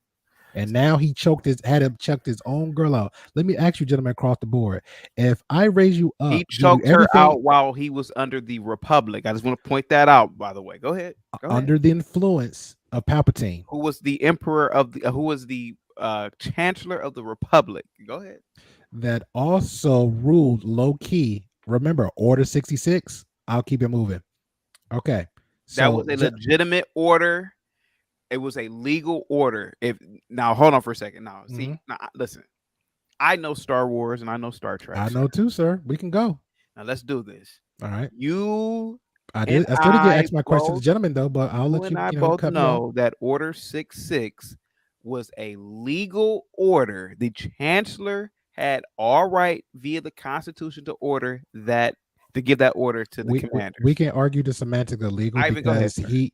Okay, let me go ahead. Let me get go it. Ahead, Evan. Go ahead. I'm gonna go with the Sith. Oh Lord. The Sith kept things streamlined and peaceful. Exactly. The Republic had too much going on. I mean, I don't want to be walking down the street and get run over by a Jar Jar Binks. Jar Jar Binks is the equivalent of these wild Decepticons going around today talking about call me ma'am, when clearly you're not a ma'am, you're a sir. That would be the equivalent of a Jar Jar Binks in that society. The Sith would not have allowed a character like Jar Jar Binks to be running around acting goofy. That mindset.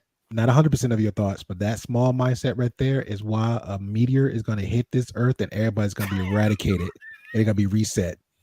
Sir, the Empire hired baby Jesus is going to be like, you know what? I'm done. If they want to keep destroying themselves and keep pushing them narratives over narratives, I'm done with y'all. The Great Pill Podcast. Check this out. Now, when I was a kid, when I watched Star Wars, and this is the beauty of a child's mind. Mm-hmm. the child is so influenced by the theatrics of the movie. You're not able to critically think because you're 6, 7 years old. You're like, oh wow, Luke Skywalker's the good guy. But when you get older, you say, whoa, this 17-year-old child soldier destroyed an entire piece of asset of the Empire that had civilians on there working. Hundreds of thousands, if not a million civilian personnel were killed by this child soldier. Let's call it like it is, sir.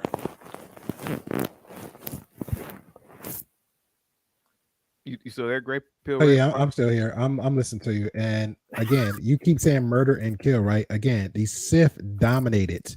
The Sith manipulated. The They Sith created jobs. They created industry. They created order. You know what? That sounds like our government today. They do this, but guess what? Our government's the best government on this planet, sir. Bro, all they did is create a huge cog of a system that you can't break. So let me ask you a question. You live in America, don't you? Yes, I do. What I have to do with Star Wars? No, hold on for a second. Now, you sound like one of these unpatriotic people. Now, you have benefited off this system, sir. You seem intelligent. Of course, I ain't gonna deny that. Yep, you're intelligent. You get mine just like they're gonna get theirs. Okay, hold on for a second, sir. Now you probably live in a 5-bedroom home. You probably drive a Mercedes. You probably have a great job. You wouldn't have all these opportunities if you lived in Liberia. Let's be honest. Keep it real. Keep it real. I'm gonna keep it real. It depends on what you call home, sir. Sir, you have a Mercedes. Keep it real. Yes or no? No, I do not. Okay, you're lying. You got a BMW. I don't. Volkswagen 2017, ladies and gentlemen. So you wouldn't have that if you lived in Papua New Guinea. Why would I want to live in Papua New Guinea? I don't even know what the hell Papua New Guinea is. It's a shithole. And what I'm saying is that America has given you the opportunity to drive around in a foreign car, live on a cul-de-sac, and enjoy all the fruits of this beautiful country. And our military protects you every night. Great Pill Rip Podcast. The Sith and their union did not protect Jack because, and I'm giving an example since we're talking about current events with the Jedi, right? We go all from the old to the new. Even right now, their main focus is to chase down Obi-Wan over one man's agenda, right?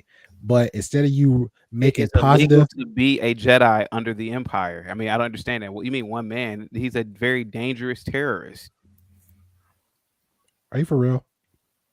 Sir, let me look, sir. You and I both know that the Jedi are terrorists. They're not. Oh, okay. Go ahead. Get it. All right, but they are socialist. I'll be fair with that. Hey, peace, urban therapist. But they don't go out their way killing and murdering people just to make a point. Who did the Empire murder? Oh, everybody. Who's everybody? Because the Empire was under Palpatine's rule. Let's start with that. We're not gonna go back to the Old Republic. Let's go back to that. Well, technically, that is the Old Republic. Great Pill Rapid Podcast. Okay, hold on. Yeah. I'm enjoying this conversation because I enjoy talking to fellow Black people who watch Star Wars. I find it very unique. But hear me out. Mm-hmm. Who did Palpatine kill? Because last time I checked, it was Tarkin who gave an order to use the Death Star on a dissident planet. Okay, you said the Death Star? The Death Star destroyed Alderaan. Okay, now let me retort that. Who, of course, with a question, who was in charge of the Death Star? Governor Tarkin. Who was in charge of Tarkin? Okay. I mean, Palpatine. No. I just want to hear the name. Name. Okay. Go ahead. You get the floor. The name was Palpatine. Yeah. Darth Sidious. Then the chain of command was who? Then down that chain. So the hierarchy was Palpatine. Even in episode 1, 2, and 3, when the grandson came about, Palpatine was still so slick with that huge cog and kept spoken of before, making his rule to dominate. If y'all think that's a good society to live in, I don't know what to tell you. So if I disagree with the Sith, it's a lightsaber. And just to add this little caveat here, since and I'm just gonna poke the bear with Mr. Ivan just a little bit. If you become a Sith, You don't get raised up like a Jedi, young boy mastering your strength and that. It's like you're a grown man, then you have that burst of potential, right? But then the only way you can become an actual Sith, you got to go out, kill a Jedi, and then it's a process, blood ritual to get the red stone. Can I If ask you you a don't, question, sir? yes, Can I ask you a question? yes. Okay. Yeah, that don't scream Are terrorist. you okay? Let me ask you a question. Are you That's aware? terrorist. Are you aware that there's a federal minimum wage? Yes. Okay. Could you imagine if America was just independent states, right? But like, let's say, for example, Amazon and all these major companies were still here. Could you imagine if you were in, I don't know, let's say you were in Oregon, and Oregon's minimum wage was $1, and let's say you were in Florida and their minimum wage was $15. The beauty of a federalized government, it basically says we listen. No, wait a minute. There's no federal minimum. Yeah, I'm sorry, there is a federal minimum wage. I'm sorry. It's was it like $7.50 or something like that, right? Hold on, let me look it up real quick. All right, while you doing that, I'll hope go ahead and not. give you. While you doing Hold that, on, sir, let me look it up. while you doing some research, I'll give you some facts real quick.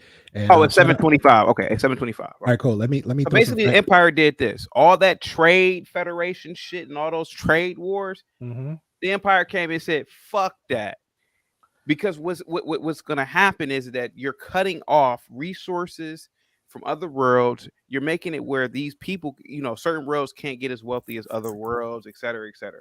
The beauty of go ahead.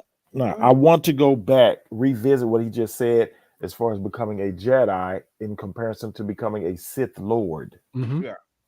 Okay, so you said a Jedi, he just comes into his powers, right? He grows into a man and comes into his powers. Yeah, because technically it's out there, so technically they both have it. But okay, yeah. But Sith Lord has to go through a ritual, right? Yes. So in other words, a Jedi is just given to him. He didn't have to work for it. But a Sith Lord, Sith Lord has to actually go through a ritual. There's risk and reward. It's not which is capitalism. You take the risk, you get the reward. That's the very essence of capitalism, as to where in socialism, it's just given to you, right? Yes.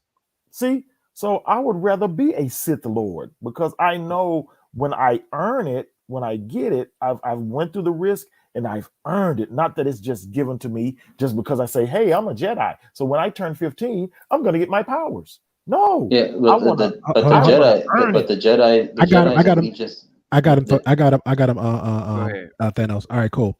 Now you saying they didn't earn anything, right? Have you ever seen Jedi training? Have you ever seen the Jedi test? They just don't become a Jedi. They don't just. Well, it's just like going to school, just like going to class. No, sir. Class, no, sir. Earn their it's steps and processes what they have versus what the Sith have, right? And I'm explaining to you. You're right. They have schools at the younglings because they'll sense out the potential. They'll bring them over so they can use their ability properly. Not unlike the Sith, it's like, hey, murder, death, kill. All right, cool.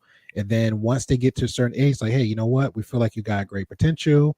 Hey, Mr. Ivan, I want to be like you, Master Ivan. I want to get my lightsaber. Okay, you know what? It's another test for that. All right, you got your hold on. All right, you got to get your stone. Again, that's in the lore. That's in the end. That's out there for proof of reference that goes to those tests, even to get the gem, even to use a lightsaber, and to even be called a master. You just don't walk up with a sling and a lightsaber and think you just a Jedi point blank. Period. You have to. There's trials and steps, and you have a quote unquote like the driver's license. I'm the driver. You got the permit. You're with me the whole time until you get styled up. So there is the rewards of becoming those and the steps to that. But go ahead. No, I'm sorry, not who, but what were the Jedi's not greatest, but what were their bottom line asset? To be honest, what was their bottom line asset? They could not. What was their bottom line asset? And you know what's so crazy? New Hope does a good job at saying it, and people overlook this. No, is it New Hope? I don't think it's New Hope, but anyway, Is it The Force Awakens? no, I think it's Return of the Jedi No, let that man defend his claim. No, I think it's Return of the Jedi when Yoda was speaking to the Force ghost of Obi-Wan and said this, and I'll never forget it. He's too old. He's talking about a 17 or 18-year-old kid. Now think about this. The Jedi. Who said that? He's too old. Yoda said that to Obi-Wan's Force ghost when Obi-Wan was trying to convince him to train Luke Skywalker. Mm-hmm. Now Luke was like 17 or 18 at the time, so he may have been a little bit older in those. Yeah, but remember, only reason he did that is because Qui-Gon Jinn asked him before he passed away, like, "Hey, if I go, you take over for me." The Jedi utilize child soldiers, sir. That's their. Are you serious?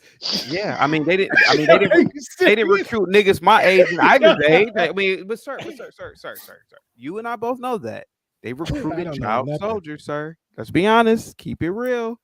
That was their bottom line. Bro, let's be honest. You mean to tell me this is like Halo? They did the same thing in Halo. You never seen young Jedi younglings only attacked when they was defending themselves. They never put them out on the field. They don't have to because they don't have to. But you just said they was doing the opposite of what I'm saying. Sir. The Jedi would not operate if they could not recruit children. They recruit children and train them into adulthood. They go through different phases. You mean like indoctrination? Let me ask you a question. Wasn't Anakin fighting at 14, 15 years old? Let's be honest. Keep it real. He chose to because he was a cocky kid. He made that choice, right or wrong. He did not make that personal choice. Would they constrict 14-year-olds right now to fight? No, because even what's the other one that was Anakin's underling, the other chick, she wasn't like 15, 16. Oh, you want them colored makeup and stuff? Yeah. But let me add this because you keep, y'all two clearly on the Sith side, but I will argue this, right? And I'm gonna get a list. Shout out to you, Elizabeth David. I'm on the Empire side. See, you keep saying this. And I love this conversation, by the way, guys. And it's a perfect example. This is a perfect example. I like this. This is a perfect example because you're portraying as Palpatine and Ivan is playing as the Sith Lord. Wait a minute. Hold on a second. Wait. You keep saying the Sith. Chat, can y'all see this right now? This is literally Palpatine on the top left, and this is a Jedi master, a Sith Lord on the top right. Great Pill Podcast. You say you watch Star Wars, but I don't really think you do. You know, during the Empire, the Senate still existed. So Palpatine didn't have as much power as you think he did. Think? Sir, the Senate still existed. That means that member worlds still had to vote. And I'm pretty sure he would not have been going around destroying all these planets. Chaotic. Go ahead, get the floor. All right, cool.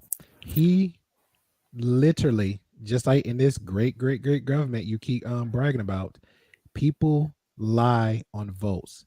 People pull whatever media they want resource. That's all he did. He manipulated the whole system.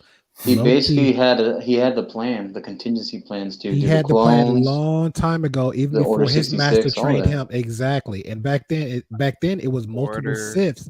But let me read this real quick because I want to get some facts out here. Order. This is exactly what this is. Don't look it up. It's canon. It was a legal order. This is exactly what Palpatine and that mindset and a Jedi on the top right. These are what they do, people. And I'm gonna read some stuff right here real quick. Shout out to Elizabeth David. And I'm not gonna this is what the Jedi do, right? We're not gonna let your voice not be unheard, right? So shout out to Elizabeth David. Elizabeth David brings out some facts. Said, hey, the Jedi and Sith were bad. Great podcast, however, are more so good, guys. Yes. The Empire also did mass deletion as well. Explain that. Sir. I haven't even added my point. Go ahead. What's your point? Well, it's also about morality, right? Integrity, like the way who you are as a person, it becomes who you are. So like the Sith, right? Their powers change. So you get like the Force choke, you get electricity. As opposed to the Jedi way, right, which is the light. They more focused on like healing. Can I? Okay. Okay. No offense. And Ivan, you still there? Yeah. Okay. Hold on. Just like a Sith Lord. Let me kill this conversation. Sith Lord. Let me kill this conversation. Let me kill this conversation real quick. If anybody knows Star Wars, Order 66 was a legal order. The Jedi literally attempted a coup d'etat. Could you imagine? let's say, for example, you find out that Joe Biden is really the devil, right? You cannot usurp him and overthrow him. There still has to be something, a legal procedures to remove him from office, regardless if he's Shout out to Biden. He needs a crack pipe. Regardless if he's possessed by the devil. Listen, Samuel L. Jackson's character, what was his name again in the movie? Mace Windu. Mm-hmm. Him and 2 other Jedi, literally without any legal right, went into the Chancellor's mansion or penthouse to assassinate him. I don't understand why is this so hard to fathom. Why? Because he had committed inner treason though within the government. Sounds like Black Lives Matter. Yes. Inner treason. Okay, let me ask the question. How did he commit inner treason? Go ahead. Because when they found out that he was, moving the puzzle pieces or like the chess pieces, the pawns, to make sure he would get into influence, infiltrate, find out what they're planning. The clones. Remember, he had the clones under his pocket the whole time to fix his agenda and then turn on the Jedi. The Jedi were like the people that got them there. And then he comes in and executes Order 66 and eliminates everybody that helped him get them there. Any of this stuff makes sense what Marcus said? Because I don't understand what he's talking about. You know what I mean? Especially when he got up there on the podium, when everybody was listening to him, like it was like the correspondent speech or something, or the C-SPAN channel. When he got on that stadium and he started, even what's her face? Padme said, "This is how democracy. This is how liberty dies and freedom," with this round of applause.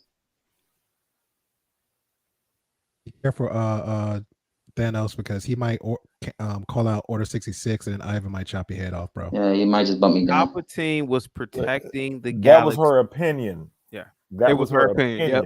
Yeah. Palpatine was protecting Marcus, the galaxy. Come over to the dark side. Palpatine was protecting the galaxy from an alien race called the Yuuzhan Vong. Are you guys familiar with that? He looked at this disordered galaxy with all these fools that were leading their own individual governments, and the Republic was failing, and many star systems wanted to be independent. He said these aliens are going to come and conquer all of us. So what I need to do is mobilize a galaxy-wide military government to stop them. Guys, look this up. This isn't Labuto talking. All right. Also look up again. Go ahead. Society that we deem is not fit for us, and we want to conquer, enslave, destroy, use their resources for our own gain. They sound a lot like the Decepticons, remember? Yeah, these guys are exactly. It was tyranny. It was tyranny. Exactly. I have to say this, sir. Now, Great Pill Podcast, I rock with you, man. You are. Listen, man. Appreciate you. But right now, you sound like a hypocrite, sir. I am. Now you over here saying, well, conquering people, yada yada yada. Well, sir, I don't see you leaving the United States because man 300 years ago conquered the Native Americans. Sir, people did leave. If it was unruly and unjust, people that have I have the capability to go either way. But again, let me retort that. So go ahead. Again, if people have the means to relocate, they can. But when again, back to that cog I kept mentioning, you keep trying to deflect it. All right, I'm Neo right now. I'm Gagacha. So I am the one. You live in a 7-bedroom house over an old reservation, sir. You're over here talking. Got the BS. Great Pill, the dark side is coursing through your veins. Let's be honest. I live in a 2-bedroom apartment. Oh, please. A Volkswagen. Okay. Great gas mileage. I know how to use my resources at my advantage, like the Jedi. Unlike the Sith and the corrupted Republic, they like to take over and misuse and abuse the little people and claim, hey, I'm doing good for society. No, sir. You're doing it for you. Under the Republic, I gotta agree with Ivan. The Republic allowed buffoonery. They allowed gangsters to control different planets. They allow all these trade wars to happen. There was a lot of inflation under the Republic. There was a lot of, like, if you weren't on the core world, you were pretty much living in utter poverty, sir. Okay, if that's so much true, why they go to a planet, right, to self-corrupt and brainwash clones for their own advantage. Again, back to Order 66. The Jedi Think on that. literally attempted to overthrow a legally elected chancellor Because he broke the rules and they was wary of him. And Sir. again, if we're trying to quote something, quote it right. Remember, they Sir. had a meeting and was watching very carefully because they said it themselves. They said, hey, we cannot just go in willy-nilly without proof. So they were going by the laws, the rules and regulations of the law. Mace Windu to do what he did. The law. He was going everything by the rules of the law. So they brought proof. You said they brought proof. Yeah, right? they had evidence because it came to be, and he But stepped even though in. they brought evidence, what was the judgment? Death. What you think? Oh, so you're telling me that the Jedi are now judge, jury, and executioner? No, he came in and talked to him, and guess what happened? It went to a straight altercation. And when it went before the council, to make the decision, what happened? They didn't even get that far yet. Okay, so because Chancellor Palpatine made the move, he made the move, and then when stuff got hairy and his face started looked like the California raisins, he said, "You know what? Bump it. Yoda's off somewhere. Order 66. Let's go." You know what I saw that night? I'm sorry. You know what I saw? Yes. What you say? I saw 3 degenerate terrorists assassinated. Yeah, you got to be kidding me. and by him ordering 66. And here comes the Sith Lord right here kicking it. And by him ordering 66, I saw democracy completely at play. I saw democracy there. Why was he not supposed to do that? Yeah, this was democracy at play. Eliminating people, Ivan. Just look at the trailer. Political game. Look at the trailer of Obi-Wan Kenobi. I want everybody to point this out. Look at the trailer. All I hear from this Jedi talk and all this is a bunch of left-wing liberalism. That's what I hear.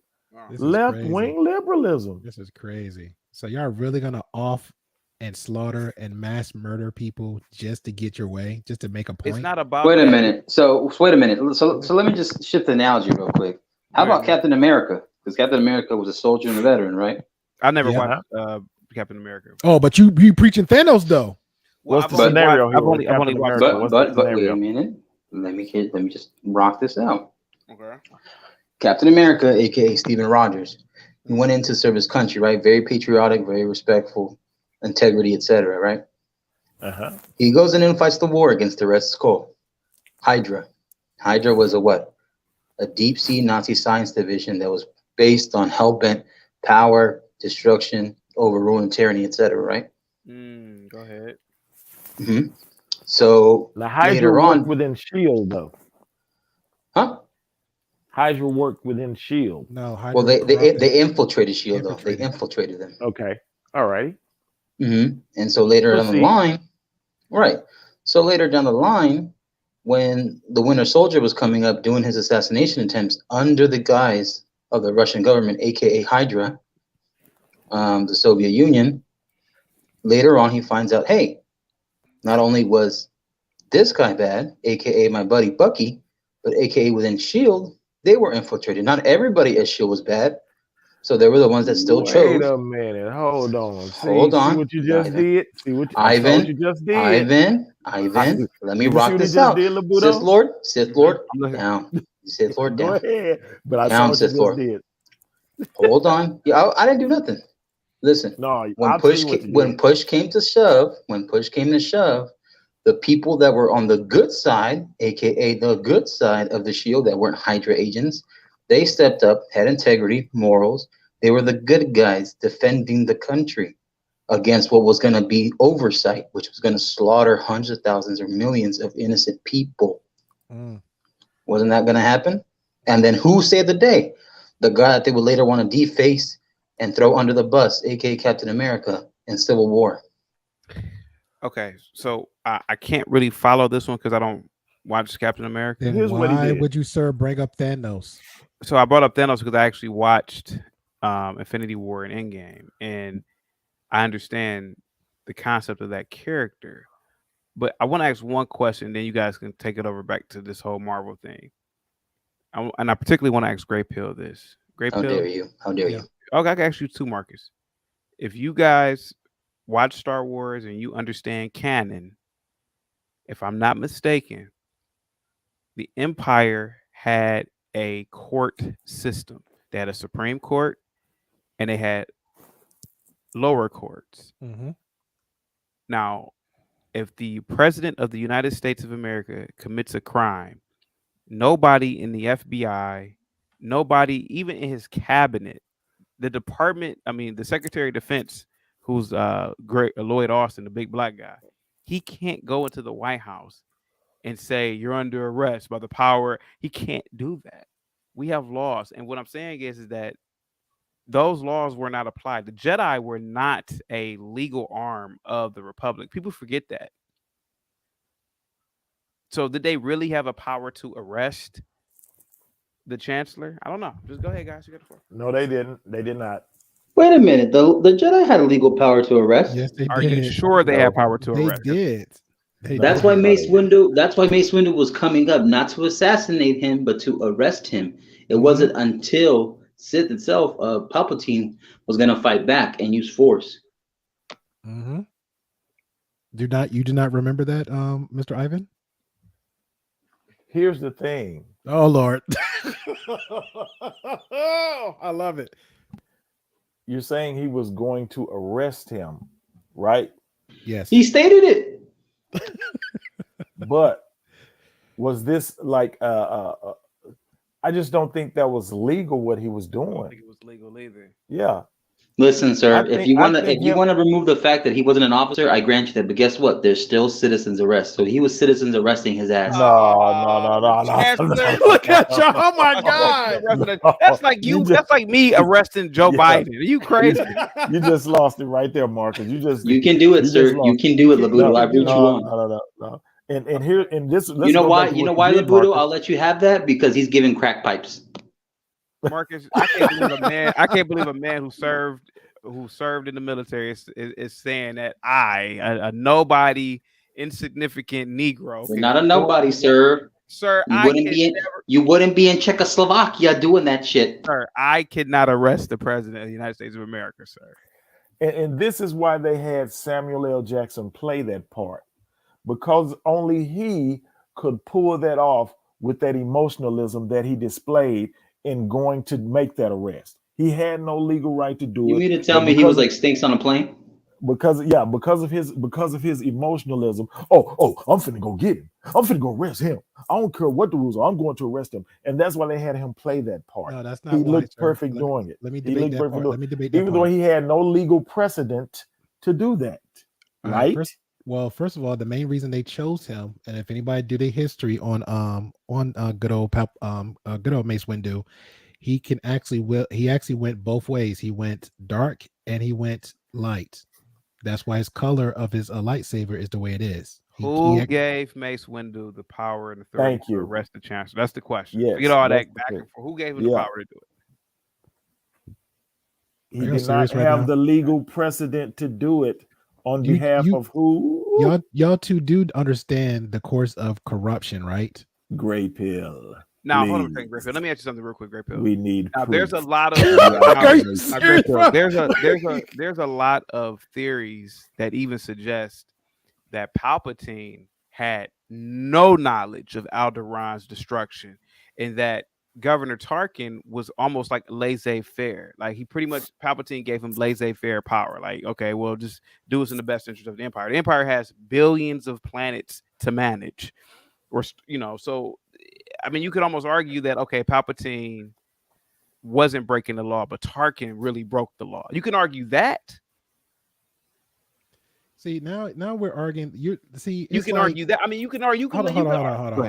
It's like that Palpatine knew that shit happened.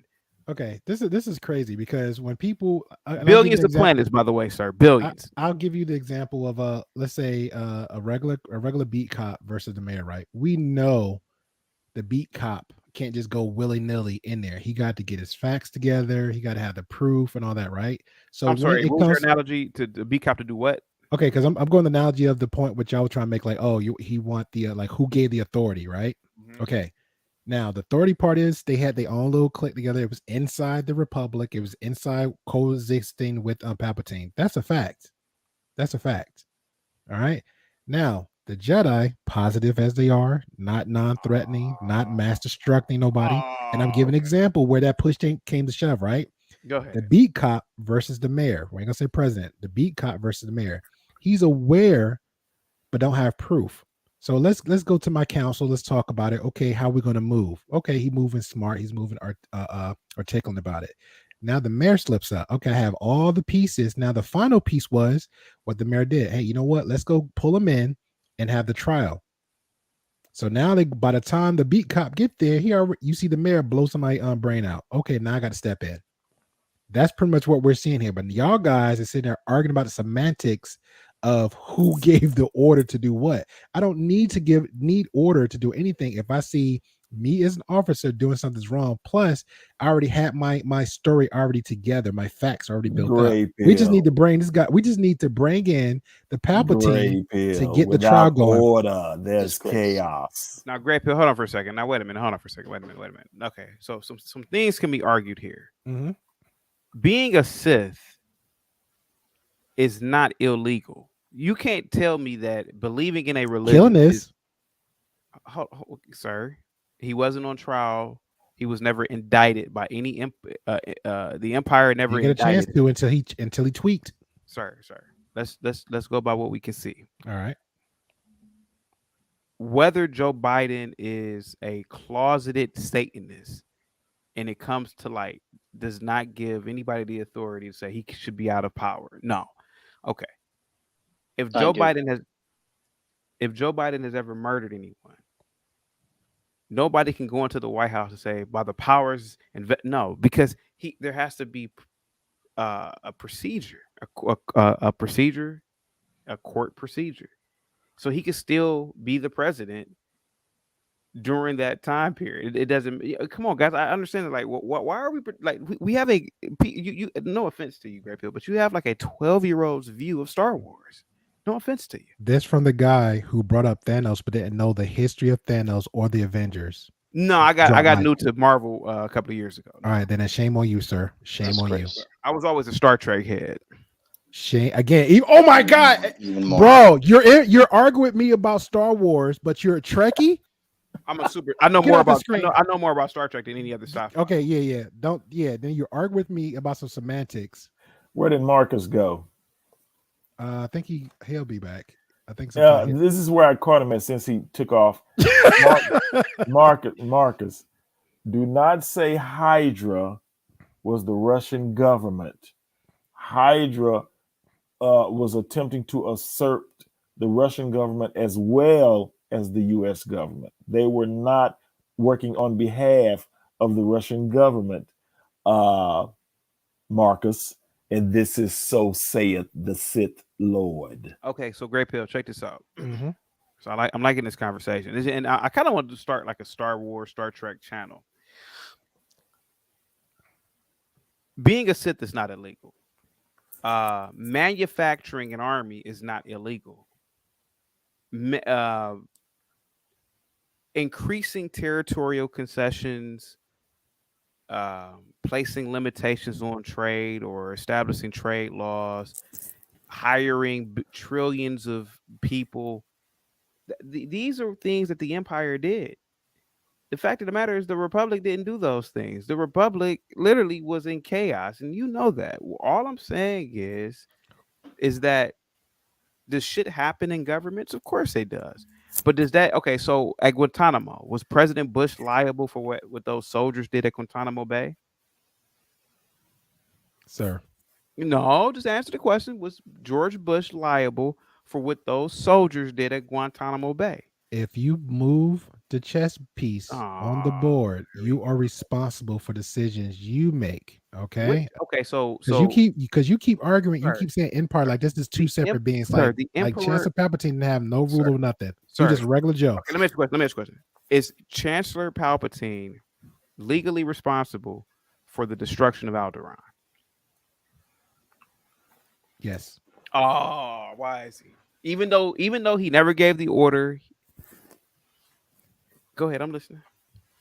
Okay, if you and Ivan can sit here and be like, hey, and I just met you, Ivan, and shame on you, sir. So you will not get no Easter candy from me in the basket. Okay, shame on you.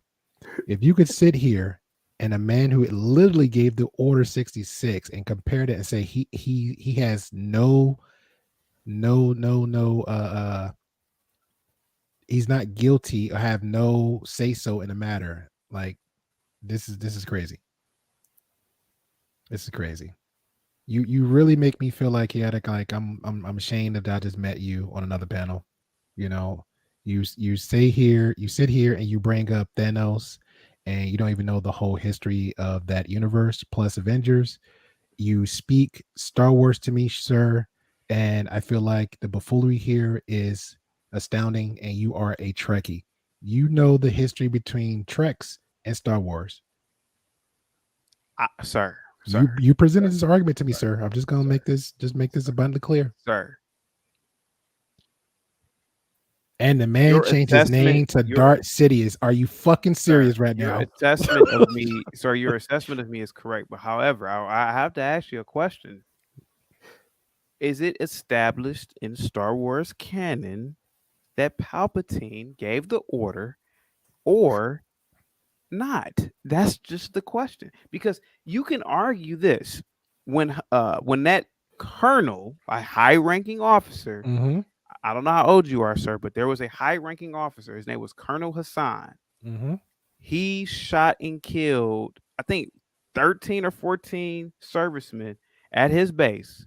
He was a colonel in the military. Do you remember this story? Yes. Okay. Was the president at the time, I think it was Obama, was he liable for what that man did?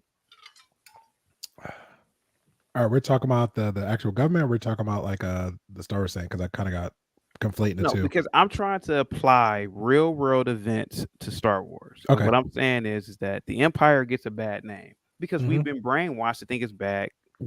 I got clarity on that. Sir, the Empire is corrupted.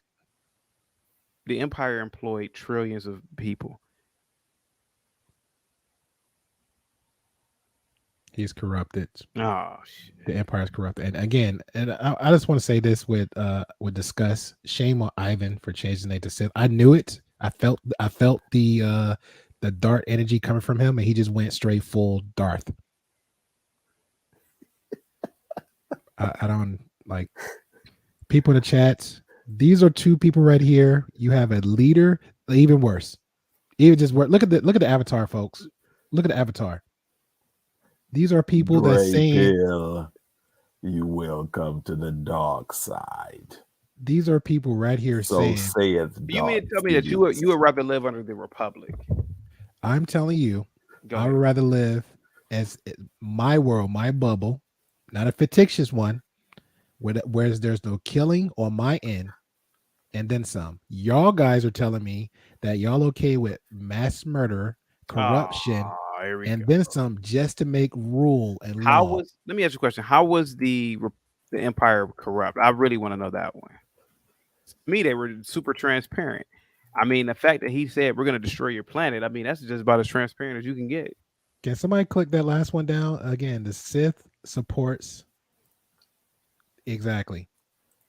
If it brings order to the universe. I cannot make this up, ladies and gentlemen in the chat. I cannot make this up. So you watch Star Trek too? I'll dabble a little bit. Okay. What's your favorite Star Trek? Jesus. I don't remember. I just know like the highlights from growing up from the old stuff, and maybe a little bit of the young Captain Kirk. Did you ever watch DS9? I don't think so. DS9 is the best Star Trek iteration. You should really check it out. Hold on, who is this? Mandalorian. What's up, man? Oh, that's Marcus. What's up? Hey, Marcus, let me ask you, did you ever watch Star Trek growing up? Give him a second. Yeah, hear me? Yeah, we hear you now. Yeah, did you ever watch Star Trek growing up?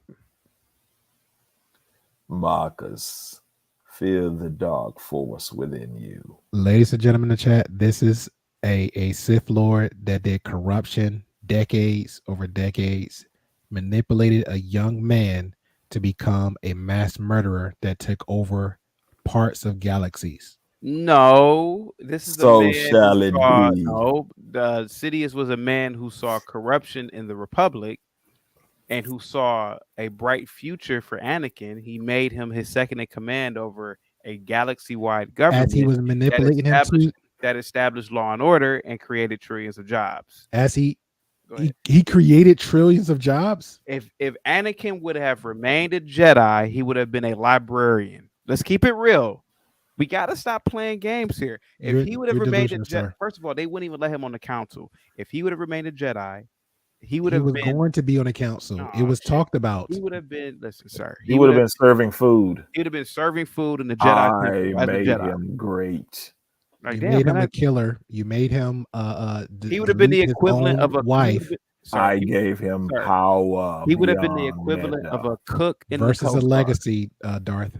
He would have been the equivalent of a cook in the Coast Guard. No, his woman was running things. There was no way. I thought she wasn't. Yeah. Marcus, what say you, sir?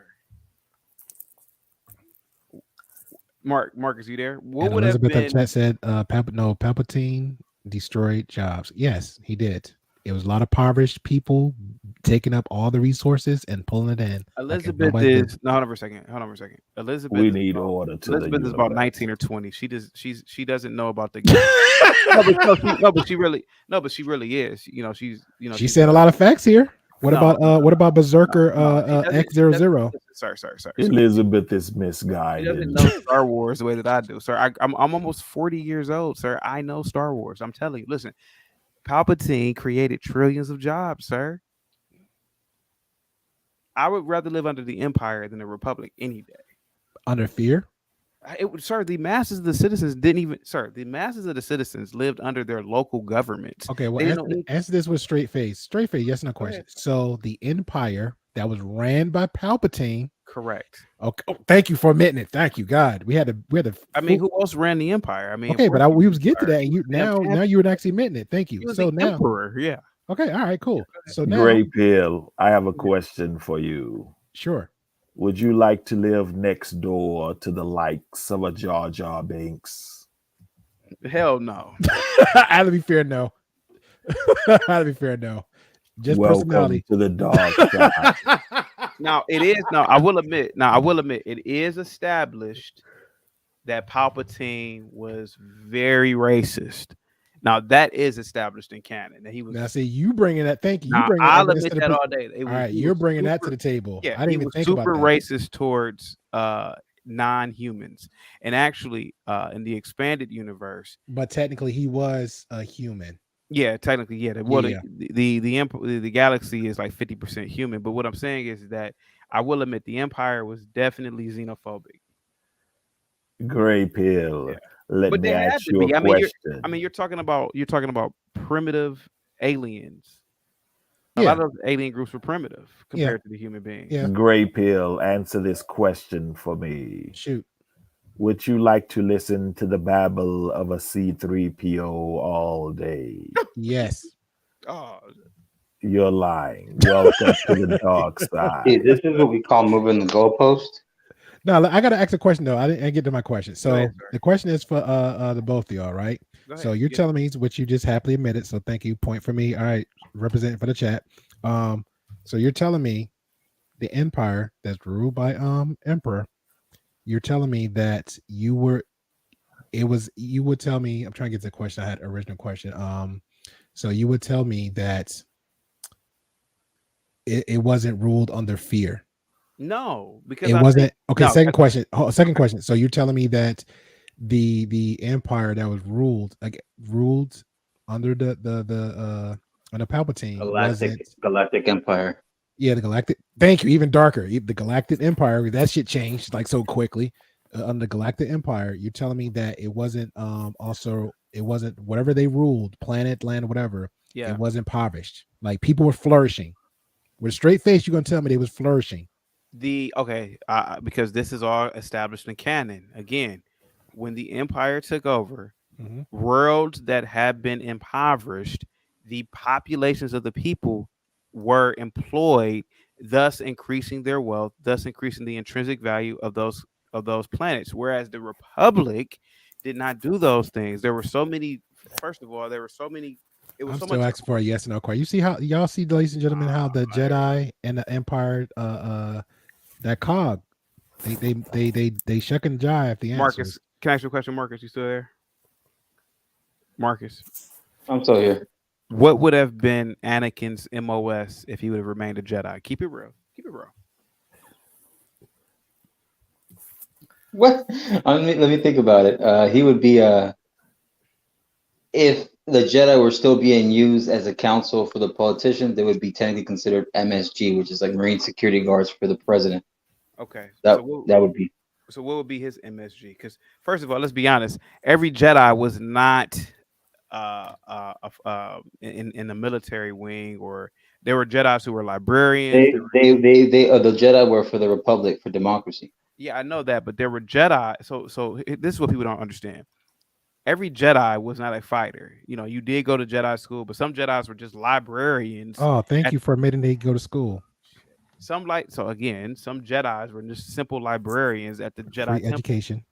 Okay, some Jedis were parking attendants. So we it's just like in the military, aren't there? Show me where these valets were at, because I want to know. It's expanded universe. All you gotta do is look it up. You mean to tell me that a 1%er of Jedi were considered parking valet members at a casino in the Vegas Strip? Yes, some Jedi were not. Ladies and gentlemen, you can look this just took a turn. Literally. Execute Order 66. Exactly. Please. What is going on? Exactly. Look, Mr. Chaotic, you know, I like you and I respect you. You should look it up, Marcus. Look it up. Listen, I'm gonna make another analogy. Halo, Master Chief. I never watched or seen Halo. I'm gonna educate this real quick. A crash course 101 in Master Chief. All right, the Spartans, which were these advanced elite super soldiers that were taken as children, but then they were taught how to be the most elite, but to defend and protect Earth, right? And all other intergalactic and more extraterrestrial threats to the solar system as well, because it's in the future. It's like year 2300 or whatever. The Covenant were coming. They were the ones invading.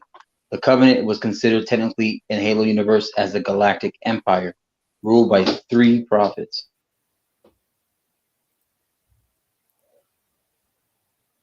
Ruled by 3 prophets. All right.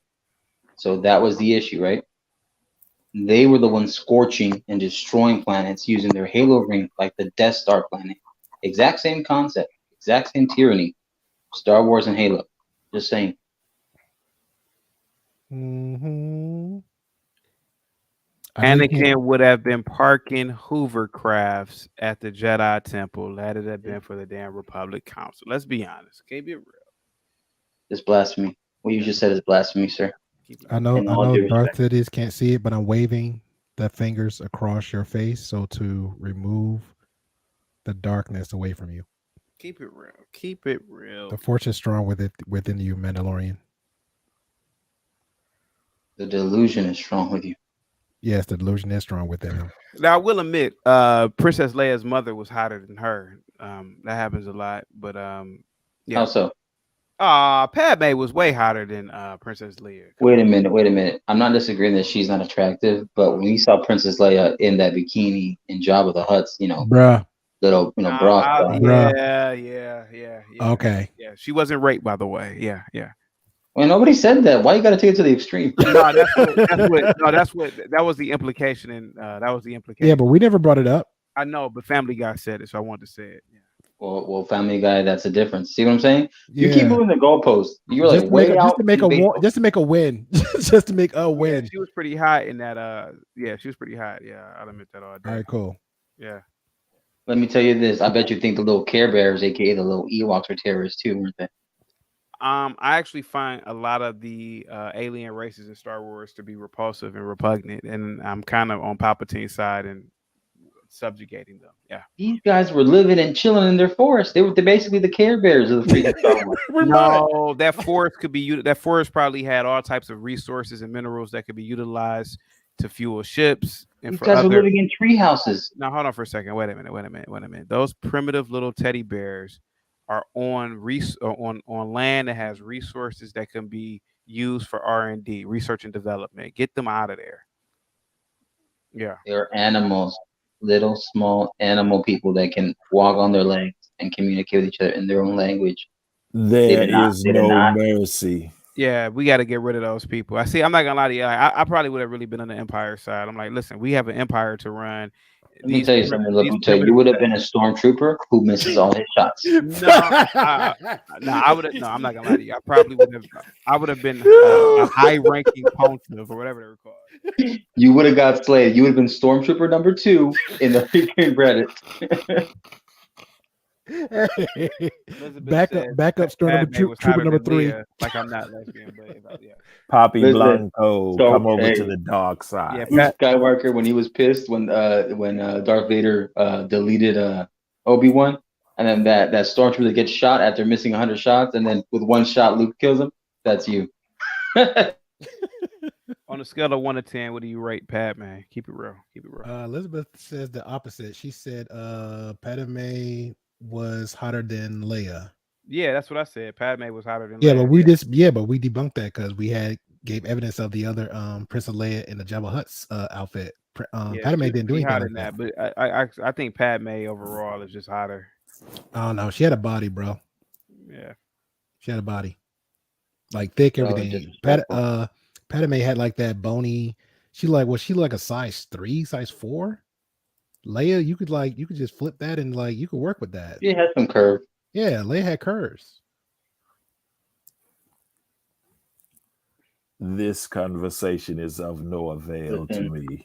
Exactly. Mr. Labuto, from the bottom of my heart, and I mean this respectfully because this is your platform. Yeah. You disgust me with your opinion. Mhm. I mean, well, you know, And it is an opinion. We shooting facts. Shout out to the Jedi. In other words, go support Chaotic Kevin and Sales Cash App now. Luke Skywalker was a child terrorist, a child soldier who committed Luke or Anakin?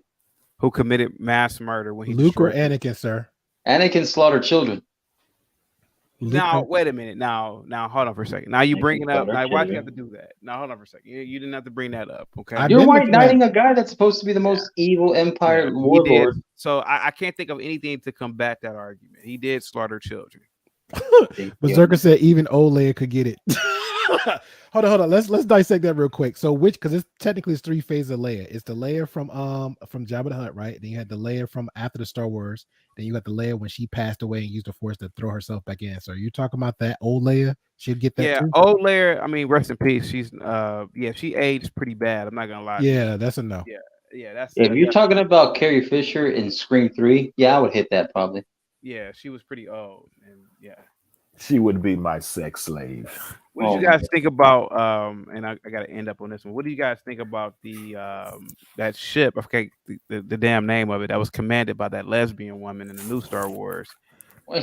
That light speed scene, that was probably one of the greatest scenes in science fiction history I'd ever seen in my You life. talking the same ship that Leia had forced through herself back in? No, this ship is. Hold on, let me show it to you real quick. Oh, you know what? Never mind. 'Cause Star Wars. You're talking about the Millennium Falcon. Is that what you're talking about? No. Hold on for a second. Or the one that got rebuilt for the Mandalorian? Because that was a No. classic. Hold on for a second. All right. Let me see. What was her name? Yeah, her name was Emilian. Oh man, he's Elizabeth said again, please bring up the fact that the Republic, they would kick people out of their homes and kill those who don't agree with them. That is true. Sounds That's what like I've been martial law. Sounds like Korea. Sounds like Kim Jong Un. It's power, ultimate power. That's Get all. out. That's all I've been arguing the whole time, Elizabeth Davis, the whole time. Get Shout out to out. me. Shout out to me. Hit that subscribe button. The Great Pill Podcast every Tuesday and Saturday. We live.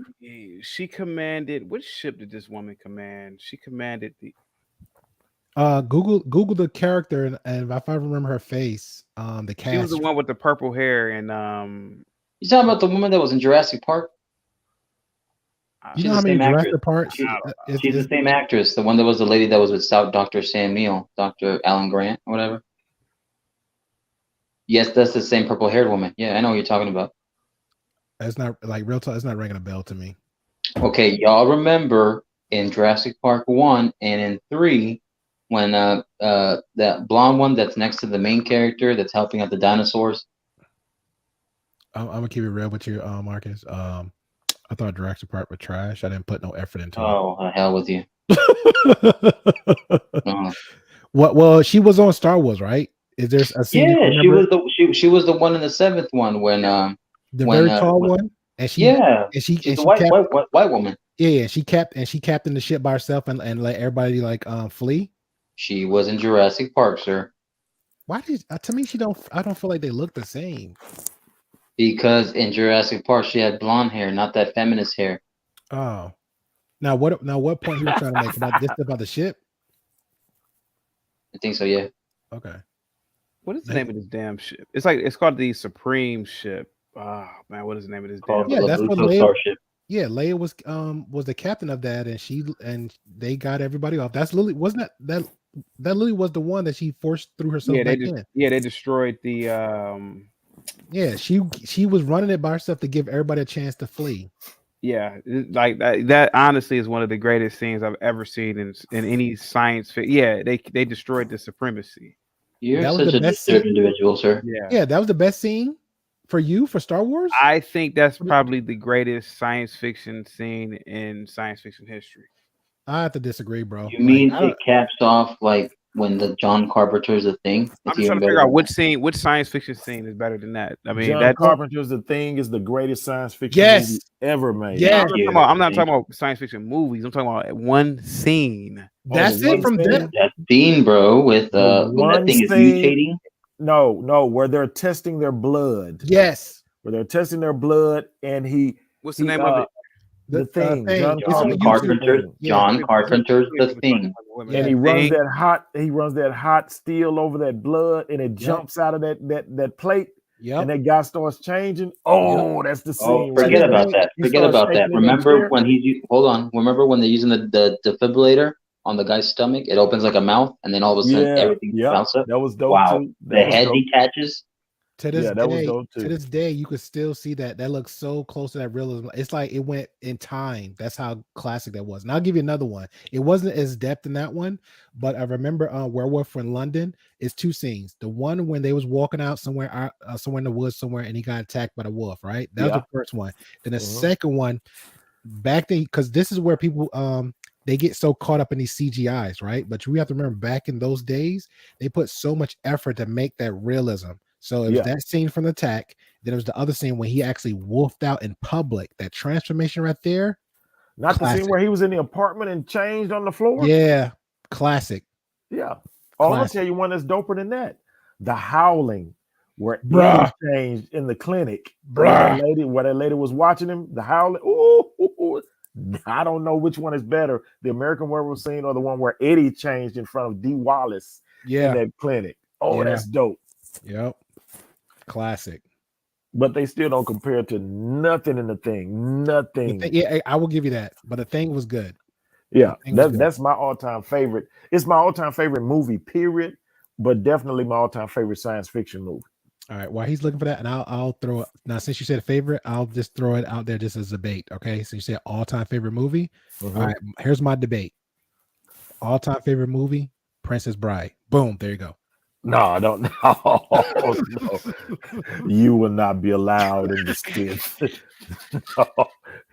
No. I don't think you're go kick it at the beauty salon over there. No, man.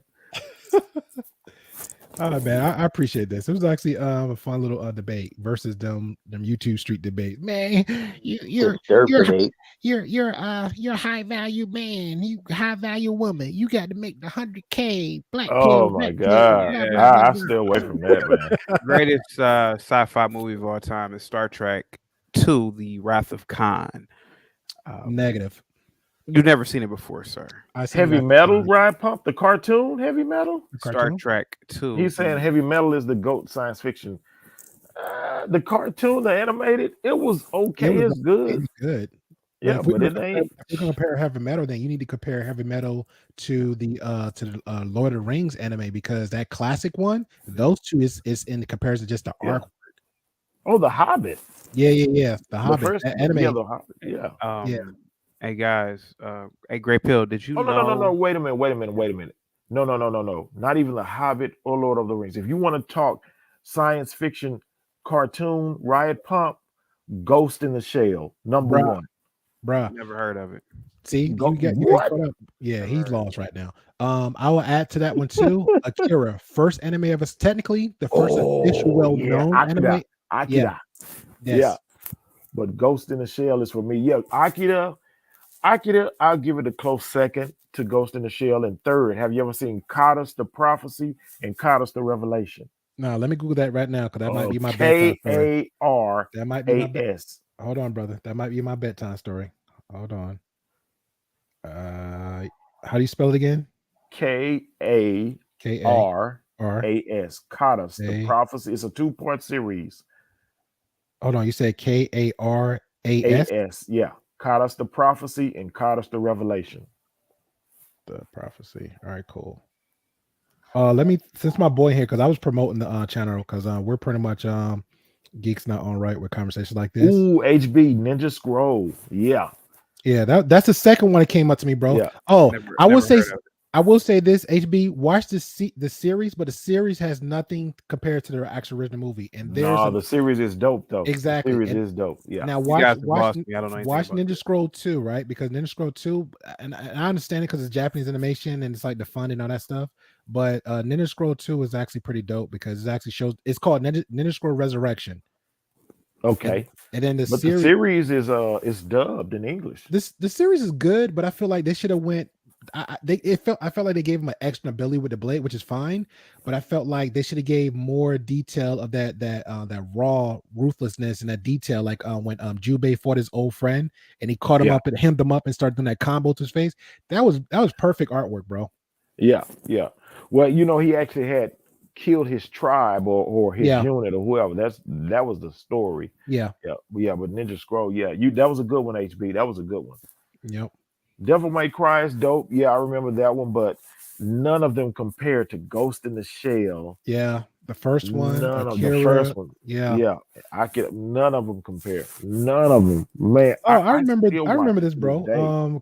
Well, I saw that on a trailer somewhere, but there's a 30-minute clip of Karas. Karas OVA Part 1. All right, I'm gonna definitely check this out. Shout out to Dante and Virgil, Devil May Cry. The anime was nice. I think they should have kept going with it, but I watched the story on the game just to get some clarity for myself. Wait, Labuto, did you put Akira is the greatest anime of all time? Well, that's the one I've only watched. I never really got into anime. There's only one. Yu Yu Hakusho. I beg your pardon. Yu Yu Hakusho. Check that out. Yu Yu Hakusho is good. That's the only one. But Labuto, if you haven't seen Ghost in the Shell, the first one, the original, man, it blows. I like Akira, but Akira wasn't as, I'm gonna say, as descriptive, as detailed as Ghost in the Shell. It wasn't. I agree. Yeah, it wasn't as deep. I mean, they really went in, and anything Ghost in the Shell, I'm a fan of. I agree. I'm with that too, and it's like government sci-fi future, and then even all of it. You know what? I got one for everybody here. And this one maybe for you, Labuto, because you like Labuto, because you like a 5-step thinker, right? Go watch the anime called Death Note. I disagree with that. Yeah. If you can figure out who the murderer is, bro, before you actually figure it out, you good. I promise you won't, but it's just that forethinking like that. Yeah. Death Note is good. Yeah. Yep. I'm looking at it now. Okay, I'm gonna check it out. Yeah, it's really good. It's not really about the sci-fi at all, but it's all about the theories and all this other conspiracy, all that stuff like that. So it's really good, really calculating.